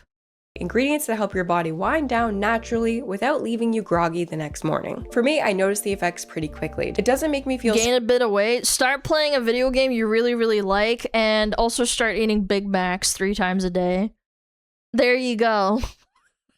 Super drowsy, but you want once to gain my head weight, hits you the can learn pillow, from I fall me. asleep faster. True to the name, That's Dream, right. I've been dreaming more often and more vividly when I take it than when I don't. And I'm not the only one. 89% of people said Dream reduced their nighttime restlessness, and nearly 80% said they slept more deeply. I love it on nights where bedtime is slowly creeping up, but I'm not ready to sleep. It's sweet and cozy and helps keep my sleep schedule on track. And now that it's summer and a hot chocolate might feel a little bit crazy, you can make an iced Dream. Mix it as normal, pour it over ice, and then the most important step, put your phone in another room and go to sleep. So if you struggle with falling oh my god, I used to sleep with the, I don't know what it is. Everybody's like, oh yeah, Alana, your computer turned off doesn't like bother you or anything. I'm like, yes it fucking does, man. I used to sleep in the same room as my computer. Dude, I would not recommend it. Move away from your room to the computer. Like, move the computer to like, I don't know, the living room or something. Get a little desk. My sleep improved so much after I got a space that like actually had to do that shit. It's so sucky. The noise from the computer, well, I mean, turn it off. It doesn't matter. It's like, I don't know, it's like the electrical, I don't know what it is. I don't know. There's probably some sort of scientific explanation, but sleeping in the same room, even with a turned off computer, it just does not help. I immediately started sleeping better. Staying asleep, or waking up exhausted, give Dream a try. For a limited time, head to shopbeam.com and use code Kiana for up to 42% off site-wide. That's shopbeam.com. Thanks to Beam for sponsoring this video. Beam. My husband's eating habits are out of control. So I used to be 301 pounds at 5'4". I've lost. Holy shit. 5'4". Chad, that's like 158 centimeters? Holy shit. Big boy. That's a big boy. That's a big boy. Lost 185 pounds. Good for you. I'm now at 116 pounds and 15. Wow, you are fit as fuck. 116? Holy shit! Wait, 116 pounds? That's insane. You must be fit like a fucking rabbit or something. Because rabbits are super lean. percent body fat per DEXA scan. Holy From shit. 300 pounds to 115 pounds. Dude, that's like you're skinny as fuck. You're like your abs, dude. That is a crazy transformation. You'd basically have to really short. No, I mean 5'4" is like.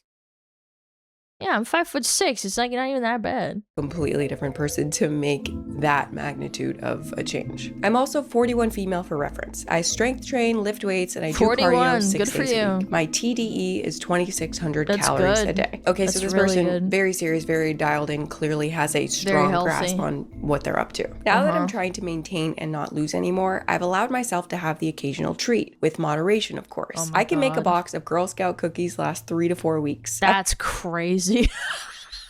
Dude, they put crack in that shit and you're resisting? That's amazing. Good for you.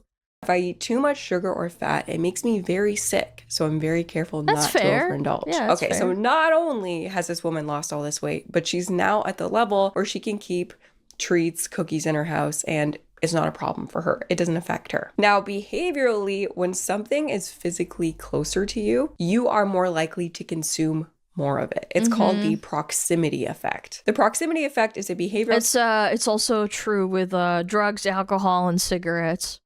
science phenomenon where the physical or psychological distance between people or objects dictates human choices and interactions. It states that we are more likely to engage with, consume, or connect with things that are closer in space or time as it requires less effort. So typically, if you struggle with food in general, very helpful to reduce the proximity effect by not keeping junk food around. You could even do that as much as trying to do your best and move away from your kitchen. If you are like, say your setup for your computer is right next to the kitchen, if you can even help it, you will be tempted less. Also, that's another thing with like mini fridges. Don't stock your mini fridge with actual food. Like make it like, I don't know, apples and oranges and grapes and water. Yeah, like you should just like fucking do that if you have a mini fridge. And the Bible. Yeah, just eat the Bible. Doesn't Jesus mean you will have to swear appreciate off, it. but if you keep it further away from you, whether that means in your house or not in your house, that can be helpful. But yeah, back to OP, it just really speaks to the degree of transformation she's gone through. Like That's insane. She's been through it and come That's out like bodybuilder, honestly. Like bodybuilder status. the other side already. So that's where she's at. The problem is my husband. He's very obese at 365 pounds and 6'3". That's almost 400 pounds. And I mean, yeah, granted that's 6'3", but damn. Complains about his weight He's all a the big time, boy. but refuses to do anything about it. Oof. Okay, immediately, if she had just said he's obese or overweight, that doesn't mean anything, right? But the fact that she already said he complains about his weight, but he refuses to do anything about it, that for me is already not a good sign. Yeah, you can be a fatty and just be content. It's the people that complain. That's what's funny to me. Like, okay, you want to be a fat ass, like, and eat McDonald's 10 times a day? Okay, you suck. You drain my taxes, but, like, you're an adult. If you want to lose weight, I'm so lose fat, weight. bro. If you don't want to lose weight, I know I'm so don't lose weight. fat. But then don't complain about it. I only make healthy meals at home, but I obviously can't control what he Morbidly eats when he's obese. out of the house, nor would I want to. So I buy these treats specifically for myself. I also buy treats for him, but I buy them separately so we each have our own. Oh, no. Is he so hungry? He's like a cookie monster. He just... He eats that shit. I'm also forced to hide mine because he will eat anything and everything, and he will eat the entire package within minutes/hours. Oh my so he's God. complaining about his weight, but then What a eating all of her chonker. snacks, That's and sounds power like right also there. requesting snacks to be brought into the house. I also buy healthy snacks like fruit, carrot sticks, celery, low-fat Yum. string cheese, cottage cheese, etc. He will eat a bit of the healthy ones if there's nothing else to eat. Lately, he's been finding my hidden snacks and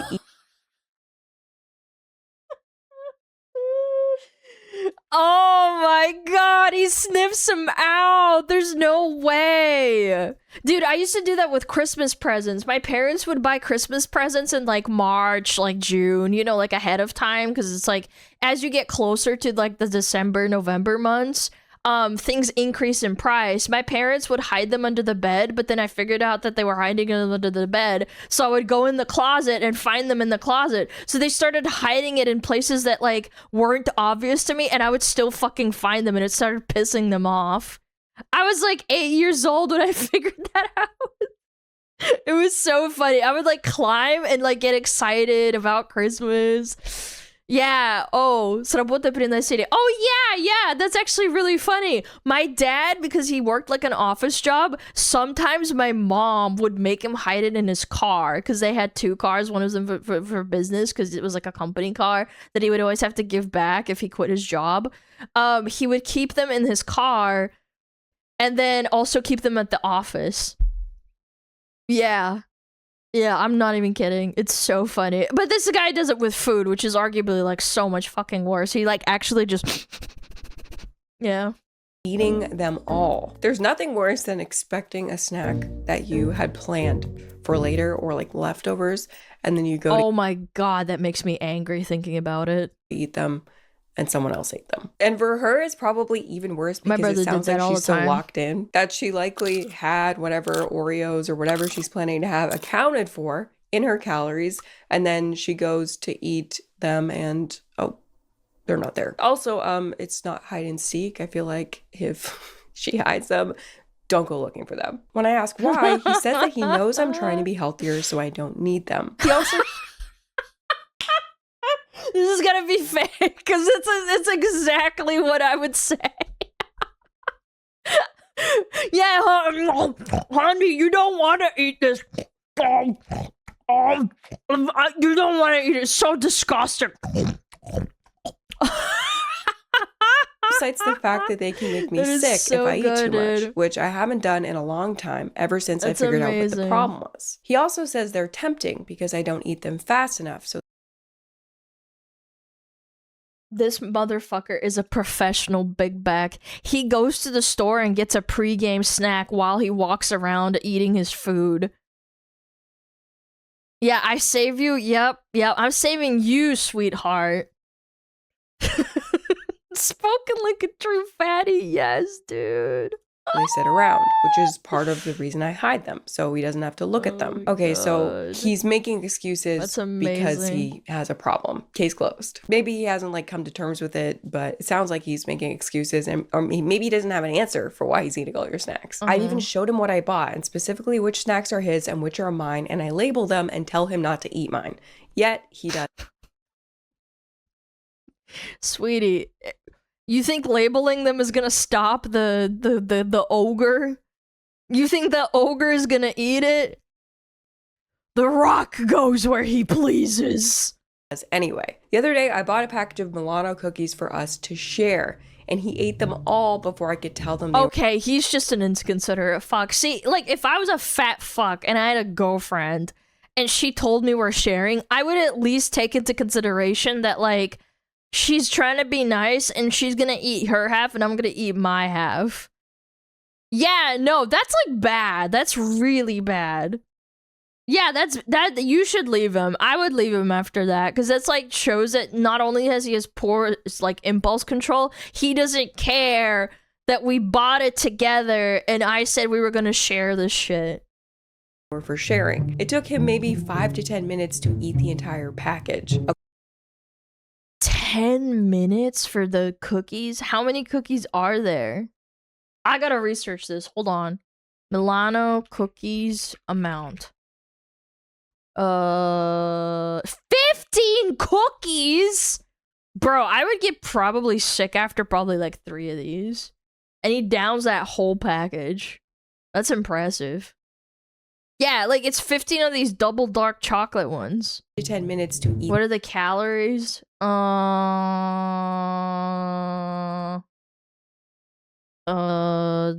Fuck. Dark chocolate calories per package. It's like 1,200 calories. Actually, no, 1,600 calories in one sitting. Yeah, because there's 15 of them. Oh my god, what a little big back, bro. The entire package. Okay, so obviously this guy has a problem he needs to figure out. It's kind of weird that the whole day's OP real, yeah. is like surprised that her husband is eating all the snacks when that's clearly his pattern of behavior. You know what I mean? And to me, I don't know, it's kind of like fair enough. You guys were both overweight when you met. OP has done a lot of inner work to get to like a new level for herself, but she can't really expect her partner to suddenly be on that same level. Even if he had been on a weight loss journey with her, I mean, a lot of people will never be able to keep junk food in the house.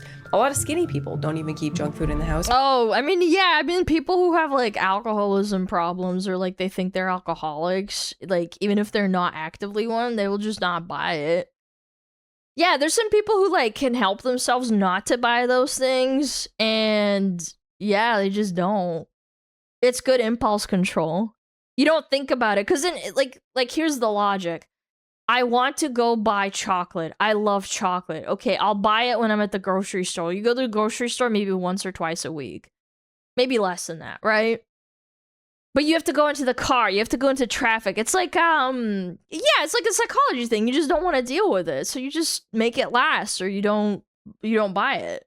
Because it just negatively impacts them. Even if he had been on a weight loss journey with her, everybody's different. I mean, it's not necessarily the case that he would be able to keep cookies in the house and not have a bad reaction to them at the end of his journey. OP has gone through the journey, come out the other side, and she has a lot of self-control now. Some people just don't or won't get on that same level. Yeah. And I think that's fair. But with that being said, I feel like him having issues with food does not excuse his behavior, because she is explicitly asking him not to do something and he's doing it anyway. Like, I want to know what he says when she explicitly says, yeah, but I asked you not to do that. So why would you I don't give a fuck, bae. Floyd, you can't separate me from my food. That.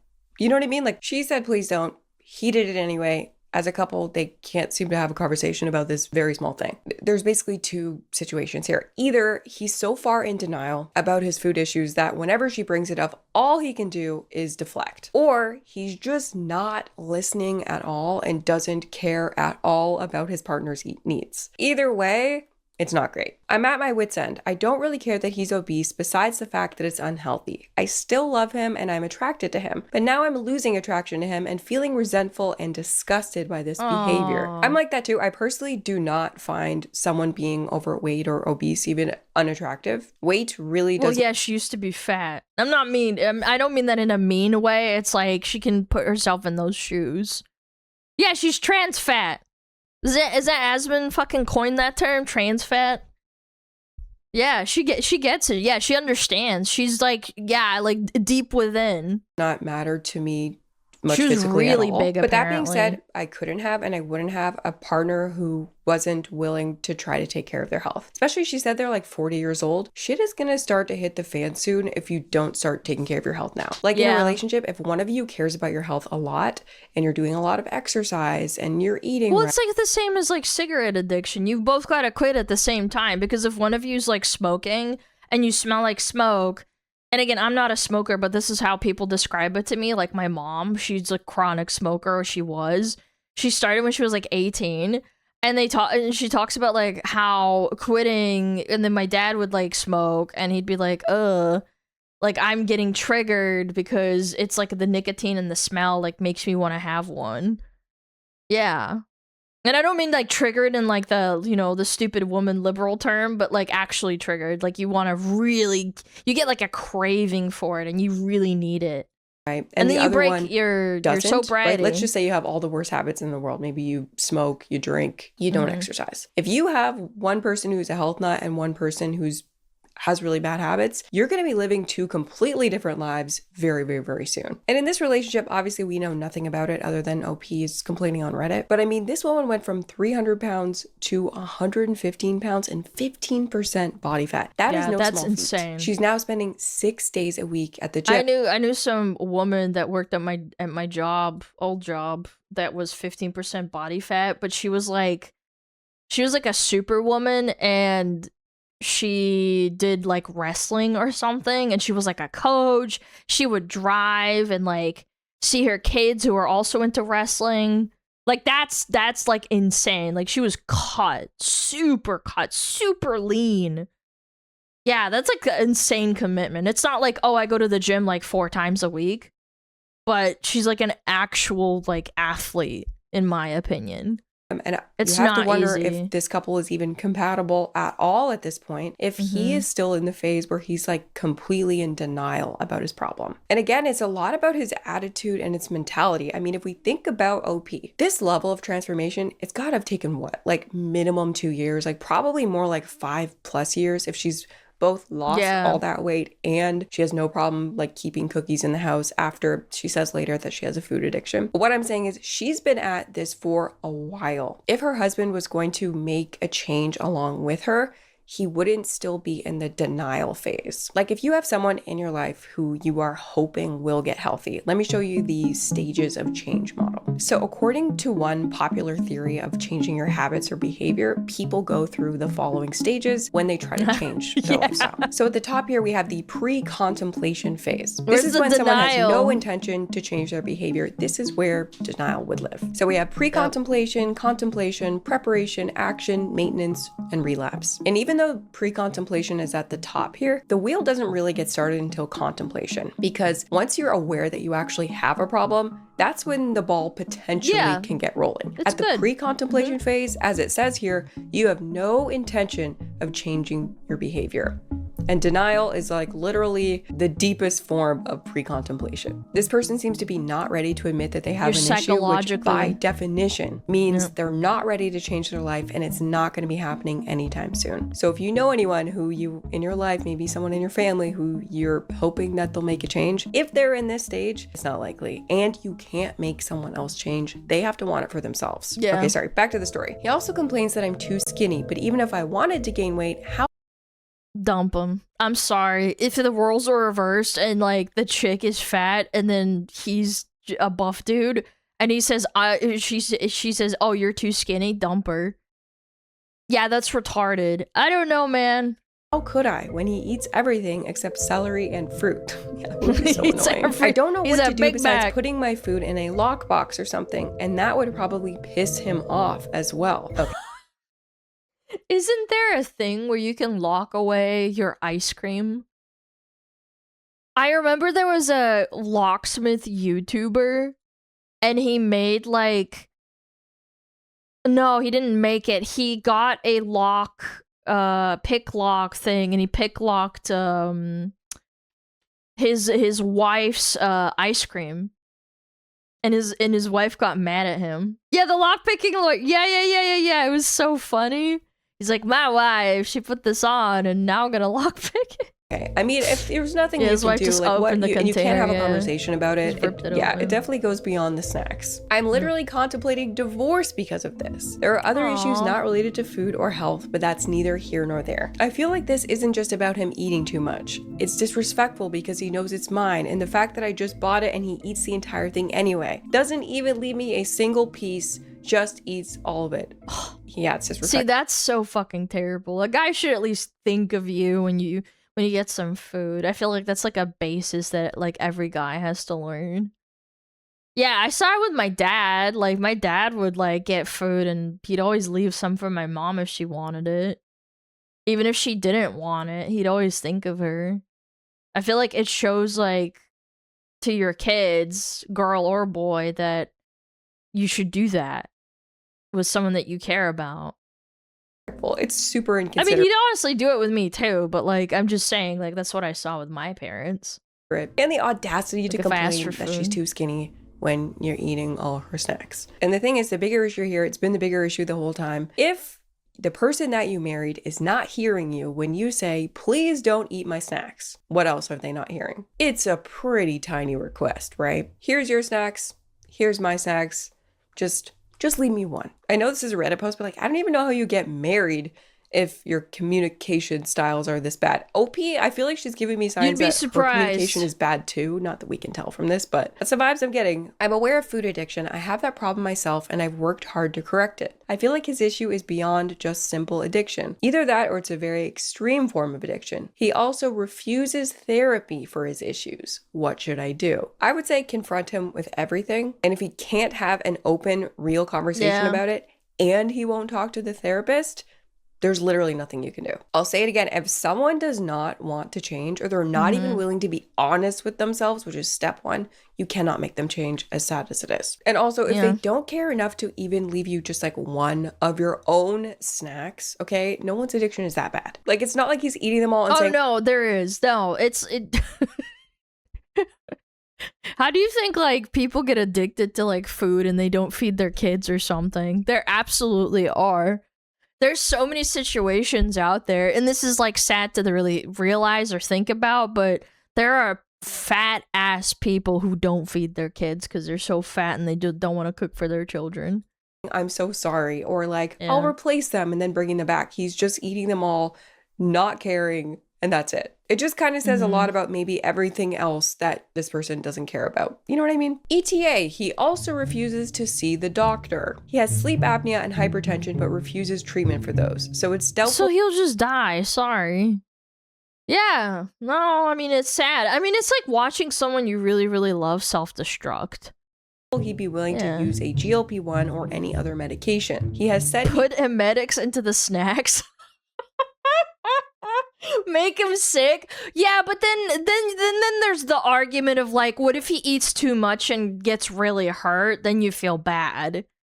Do you get what I'm saying? Like, I get you're being funny, but still, like, you can really hurt someone like that, you know? Be interested in this weight loss support center in our city, but he's not made the effort to look into it further. Put some spicy peppers on it or something. He won't go to That'd be funny. therapy. He won't go to the doctor for his existing health issues. He complains about his weight, but has no interest in making a change. And he eats all her snacks and doesn't say sorry. And she's a health and fitness freak who's changed everything about your life. Now, that obviously doesn't make you like automatically like a good person or something, but it does indicate discipline, grit, and I think one of the biggest things in it definitely indicates facing your demons. Anyone who's lost a lot of weight will tell you it's about way more than calories in, calories out. It's often being honest with yourself for the first time in a long time. It's becoming more self-aware. It's like all those moments where you're like, I can't live like this anymore and I will do anything to make a change. It's all that emotional stuff, and then it's all the work that you do afterwards. Like, for all we know, this woman's been doing intensive therapy for years now in addition to everything, right? Like, there's a lot that goes into making this big of a change. So she's been off doing all that.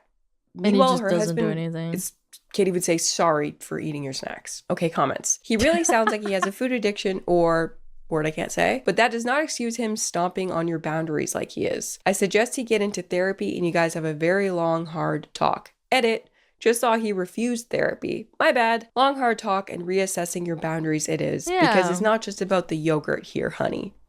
Yeah, I mean, it's just rude. It's just rude. Totally agree. I had a food addiction, and as a child, I would eat my mom's stuff because it would be very visible and I didn't have self-control. When my sense of empathy developed more, I would still have a problem with eating it, even though I was trying not to, but I always made sure to replace with my own pocket money immediately. He's going out of his way to do this. He's a grown man and even doubles down when confronted and refuses change or help. It shows a complete lack of empathy and respect. I 100% agree with OP. Considering a divorce, I wouldn't stay with someone like this. Like this person said, I don't know, bro. I think the story's fake just because, like, most people shouldn't put up with this fucking behavior. Like, you're so nice for, like, staying with him and saying you don't care about how he's fat and stuff, but at a certain point, you're dying. You are hurting yourself. Wouldn't you want to work out, lose weight so that you could, I don't know, have kids with them, or, like, you know, live a long enough life? I'm not saying live to 100 because that's like a lot, right? But you know what I mean? Like, you just don't care. Like, you're effectively saying, oh, I don't give a fuck. I want to die, like, in like 20 years. Grown man can't even talk about it at all. Recently had a friend share why they broke up with their partner. If I didn't break up, he would have brought me down with him. He was so unwilling to help himself, I couldn't watch it or let him take me down too. Despite the fact that my friend did everything he could, gave tips, offered therapy, nothing stuck. His partner was simply unwilling to help himself. While what happened between them had nothing to do with food, eating, or the like, I see the same concepts here. The helplessness, complaining, woe is me attitude, and then doing nothing to fix it. I mean, it's addiction. This can be an explanation. How many addicts have we seen, like, watching on YouTube, like watching a documentary or something, and they're like, yeah, I want to quit, and then they just don't. It could be about food or drugs, but like I'm just saying blanket statement in general, yeah. Having an addict as a partner is life-draining? Yeah, it's very depressing to watch someone just basically blow up their life. You're trying to help them, and then at a certain point, you're pouring your energy into them, too. How tiring that must be. But it's not an excuse for stealing your food. It's so true. It's about being willing to try and work on your stuff. If she had gambling, said he's trying and anything. failing, that is a completely different thing, but that is not what was said. And a really important thing that this person brought up too, one partner can absolutely bring down another partner. There are many studies about this exact thing. The influence of partners' behavior on health behavior change. A number of studies have shown that spousal behavior status is a strong predictor of health behavior change, with more people more likely to improve their behavior if their partner's behavior is healthy, and more likely to adopt unhealthy behaviors if their partner's behavior is unhealthy. Spouse behavior is considered as an important risk factor for adopting, continuing, or relapsing to poor health behaviors. Of anyone in your life, your spouse has the potential to impact your behavior more than anyone else. So obviously the best case scenario, I would say even for fucking parents too. But I would honestly argue with parents, it's kind of worse because you're a kid and you can't like choose to. You have no power or say in what you want to do. Say you have fat parents, like you're probably going to be fat because that's the food that they consume. It's the same to an extent, but like at least if you're an adult, you can put your food down. Is you grow together, down, and if not, it's really going to be an uphill battle all the time you're together. Anyway, next story. I figured we would continue with the husband theme because this next story was posted just a couple of days ago. My ex-husband left me because he was no longer attracted to me. I gained roughly 50 pounds during our marriage and after having our child. Losing weight was one of the most difficult challenges I have completed. My ex-husband put me down a lot during this time. Oh, that's so mean. He would call me fat ass when he was mad at me. Oh. Jesus Christ. Right after you had his child, you mean? That time where you were carrying extra weight because you gave birth to a human? Oh, okay. That's when this guy was putting you down? He would call me fat ass when he was mad at me. That's the same lady that I was talking about that was a wrestler. She lost all the progress she had with her 15% body weight. And she was like telling me stories of like, yeah, I would house down like cheeseburgers and pizzas, and I knew it was bad, but that's what my body was craving because for whatever reason, when you're pregnant, you just start eating like shit because you want to put on weight. When you're that skinny on top of it, I don't know what the psychological or like the actual effect is of pregnancy on like your body, but from all the women that have had babies and they've told me, they say like if you're really skinny, you start eating like shit. Because your body essentially needs that fat to protect its like what is it called? Like the baby belt, where you need to cushion it more so that the baby, like in case, I don't know, you're starving, it's like an evolutionary reason, but in case like you don't have food, the fat can supply the nutrients to some extent and you don't like, you know, have the baby pass away or something. Yeah, that's the unfortunate reality apparently. So you're just bound to get fat when you're pregnant, essentially. As the fat lady when we had a holiday party in front of everyone. Yo, I'm clocking this motherfucker. I'm fucking pulling back a punch. I'm fucking boom. That is so fucking mean. Oh my god, I know not violence isn't their answer, but like, oh my god, what a piece of shit. It was so embarrassing. Boom. Okay, and everyone was okay with that. I feel like in most public spaces, if you talked about your wife like that, most people are going to turn and look at you and be like, who do you think you are? Apologize to your wife immediately. And I feel like you would be lucky if that's all they said to you. Like, I cannot imagine a public space where people are like, I don't know, some people are fucking I cried so many times because of the way I look. Everyone was telling me I was fat. My ex-husband, my family, some of my friends, random people I haven't seen in years. What? It's because everyone was so used to seeing me skinny, and it was like a total shock to everyone when I was 160 pounds. I'm 5'2", if you're all are wondering. Oh, yeah, that's kind of like on the fat side. I wouldn't say it's obese, but it's definitely like 160 is not that big. For 5'2", that's kind of fat, but it's like not obese. I'm trying to like do math in my head. I think like I think 170 is when you're obese at 5'2".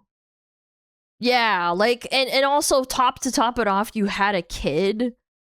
Maybe this person like lives in a country where it's common or like socially acceptable. That could be it too. Yeah, I know for a fact I had like a Thai and a Filipino friend or Filipina friend growing up, and like they had a lot of body image issues. It's really depressing. They were both like really skinny, small, like Asian girls, and it's so fucking sad hearing that stuff. And I'm like, bro, like you're skinny as a twig and you're just like saying shit like, oh, I'm fat. I'm like, oh my god, what are your parents saying to you, bro?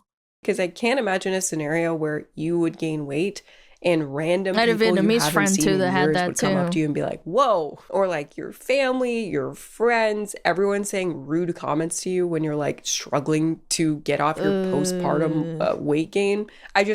I can't, it doesn't make sense to me. Unless you live in a country where that's way, way, way more common, and then it makes more sense. But here, I just don't see it happening. I still remember the nights we would have sex. He wanted the lights off because looking at me was hard. He didn't straight up say that, but made comments that was so obvious that's why he wanted the lights off and wanted me to keep most of my— Yo, he was one... Bro, he's like one step away from saying put a paper bag over your head, man. Clothes on. One time he was drunk and we were having sex and he told me, damn, stop jiggling so much. Your stomach is just going all over the place. Dude, I'd fucking throw hands. I'd be bouncing on it and then I'd just fucking haymaker his ass. Police ask me and I'll be like, yeah, he called me fat while we're having sex. Yeah, sorry. I would have kept going, but like, you know, I didn't want to kill him. I remember crying to the bathroom and we didn't speak for days. Okay, yeah, what a fucking disgusting little fucking freak, bro. That's fucking gross, man. Talking about the story. Also, I respect the idea that we're all attracted to different things, right? Fair enough. But this has nothing to do with that. And this guy is just an asshole. And I would say that it's better that you found out now, but it sounds like you guys just had a kid together, in which case it's actually kind of the worst time to figure this out. But like, imagine looking over at your pregnant wife and thinking, wow, she really needs to lose a few. I get it's post-pregnancy, but something about this story makes me feel like it's just not that long afterwards. An important PSA, okay? If you are dating someone who talks to you like this at all or puts you down in any way, this may sound like it's common knowledge, but it's absolutely not. People talking shit to you is not something that they do when they love you. Like, if your man doesn't care about you enough to not protect your feelings during your post-baby weight gain era, then he probably doesn't love you, or in this case, even I would argue it's kind of like the similar thing of like making fun of your husband who's going out and breaking his back. He can't like jump far anymore and he's gained a little bit of weight because he's like, he can't physically do stuff anymore. Like, I would argue that's like the same thing because you're sacrificing your body to produce another human being and it's like their kid, you know? I like, it's just such a nasty fucking thing to do to like your spouse. Like, either way, if you flip the genders. Because, like, yeah, this post-baby, you wouldn't do anything. I mean, like, again, why are you dating someone that you think is unattractive then? If it's, like, even if it's not post-baby, it's, like, nasty to say that shit. Like you enough not to shatter your feelings. I would even argue, I think there's, like, a study done that shows that people who are comfortable with each other, who are in a good relationship, actually get fatter together. Like, obviously, it's not great for your health, but, like, the psychology is that you're not having to, like, feel uncomfortable in your body if you gain, like, I don't know, like, 20 pounds since, like, you started dating. At every possible opportunity. And it's not one person, it's the couple. It's, like, an actual statistic. I forget, like, who made it or what, but it's, like, an actual thing. Anyways, my ex eventually left me because I was failing to lose weight. I would say I would try, give up. He got tired of it. Then help her, you stupid fuck. You probably weren't helping by calling her fat all the time, you folk. You frick. He left. I was devastated. I lost my self of respect and actually begged him to stay with me. Eventually, I stopped, accepted my new reality. I did end up losing a little over 50 pounds. My ex-husband complimented me for the first time in a long time. He didn't deserve you, man. What the fuck? Told me I looked good. I told him he didn't. I heard from mutuals he's telling people, oh, they always want to get hot and fit after they get single, but never want to look good during the relationship. The thing is, this gotta be chronic rage babe, stress, bro. such as the type you might experience when you're married to a man who's constantly putting you down for your weight. Oh, and you're raising a baby together for the first time. All of that definitely makes it difficult to stick to healthy lifestyle behaviors. Yeah, and also sleeping poorly and the stress that comes from that also is a compounding factor. So if you sleep really poorly, you don't lose like good fat. Or like you don't, basically when you're sleeping and if you have a good diet, even if you have a really good diet and you work out, poor sleep can make you not lose fat as fast as you should be. Chronic stress is linked to an increase in unhealthy food consumption, a decrease in healthy food consumption. It's also linked to a decrease in physical activity and disrupted sleep. So it's a perfect storm for struggling to lose weight postpartum. And I mean, in a way, it kind of means that he's... and then having the baby too, because you're not sleeping well. Yeah, like your little baby that sleeps in 4 hours intervals, like you're gonna have dog shit sleep, so you're not gonna be losing weight as fast as you should be. You know, that's a thing too. Partially to blame for the problem that he's complaining about. I didn't realize how much of an ass he was until after the divorce. It's scary that I didn't realize I was in an abusive relationship sooner. Now, I know this woman said that she was thin her entire life before that. I feel like if you have low self-esteem or self-respect to begin with, it's really, really easy to be in a toxic relationship with someone and not even realize that it's toxic because you agree with some of what they're saying. So or even better, you're used to it, and so it feels like it's normal. Yeah, it's like a cycle of abuse too. Like there's so many stories of people who had like really bad parents and they think like they go to become friends with friends at school, for example. They go to their house and they realize like how people should be talking to each other or how they should be treating each other. And they think like, oh, fuck. And it like kind of shatters their brain too. It's the same with like relationships and families. Because you're judging yourself so harshly already, you can't even fully tell that what this person is doing is not right. And I know that this woman implied that she had been thin her entire life, but I have a feeling this happens a lot to women who've struggled with their weight throughout their lives. Maybe I'm just projecting, but I feel like I've seen enough stories to know that it's super common for girls who struggled with their weight to date men who are outright mean to them because they think it might come with the territory, which is not at all true. Get out while you can, you will be a lot happier. I've been dating and it feels great to be told I have a great body and that I'm beautiful. I never got this many compliments when I was married. That's the sad part. My ex-husband, on the other hand, has been dating... There's a reason for that, because it's because you're single. It's a little bit of a, you know, just throwing that out there. That might be a reason. A girl, and I say girl because she's 21, and my ex-husband is 35. And his girlfriend is definitely under 100 pounds, and she's an inch or two taller than me. I just hope he isn't putting her through the same thing he put me through. She does know our story too, and for some reason she still wants to be with him, but whatever, that's not my problem. Yeah, I mean, for some people it does go beyond, I'm not attracted to you. It's, I'm broken inside, and I need you to be broken too. My ex admitted to tearing me down, attacking my self-worth and self-esteem just so he could be the hero and lift me back up and save me. Some men are truly monsters. What a nasty person, bro. Now, to be fair, I feel like some people are monsters. Some men are bad for sure, but some women are just as bad. Oh, There's yeah, this funny for sure. clip I saw like just a week ago about this. Let's watch it. If when you're in a relationship, what are some of the techniques that you'll use to like nag the guy so we can look out for those as men? I don't know. Just lower his self-esteem, I guess. Calling him names or something. Because those are some of the things you've done with him in the past? Yeah, I guess. What are some of the mean things that you've said to your boyfriend, even though he's doing his best? If they have like a dream or something, you know, like try to insult that to kind of like get them down, I guess. Just tell him like you're nobody, your rap career is not going to work out. What's the ultimate goal? Just to keep him in like a constant state of like depression? I guess kind of like make them doubt themselves about like who they are as a person and like their own personalities and stuff like that. Blackster, the 10 gifted, by the way. Okay, thanks. That's great. We'll watch out for that. Meanwhile, she's holding 2 Baja Blasts. Yo, this bitch is out of control. And on that note, I will see you in the next one. Hope you enjoyed this random video. I'm working on a bunch of really deep research projects right now, and I'm hoping they'll come out kind of soon, so oh my god, dude. Also, if you haven't yet seen my Muscle Mommy X protein snacks video, I think that you'll enjoy it. So check it out. Thanks, man. I love this chick. Canna Doherty, not related to the nasty Doherty. Muscle Mommies, yeah, chat gets all excited. I definitely have the tomboy muscle mommy demographic, I want to say. There's a big portion. Yeah, go check her out. She's really cool. She's really nice. Yeah! That was good. Where's the muscle mommies, though?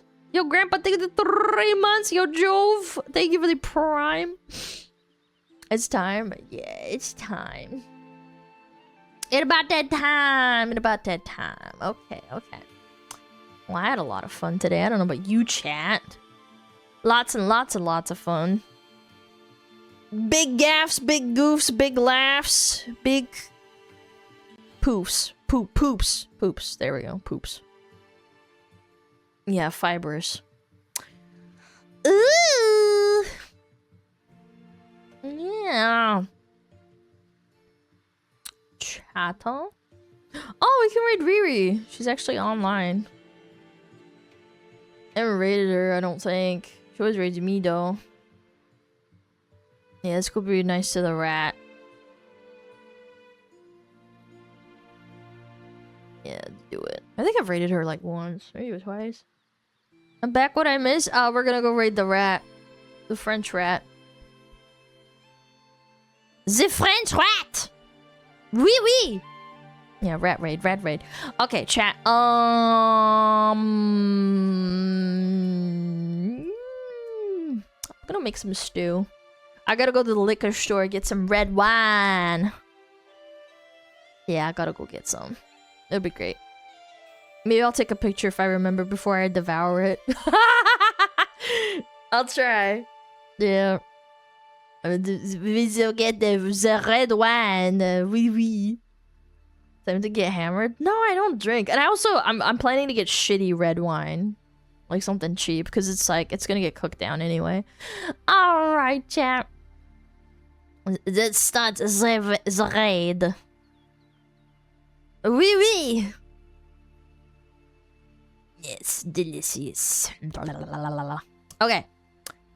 Take care of yourself, chat. Make yourself something delicious.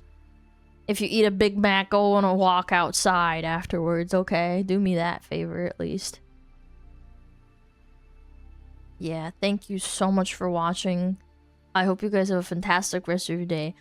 I will see you tomorrow! Eat the McCrelly? I can't even do that, man. I just can't even think of doing that. It's too much food. Not shitty wine? What's wrong with that? Shitty wine for cooking food is great. Alright, chat. Please take care of yourself. Play a fun game. Bundle up, take a nap. Don't feel bad about taking a nap.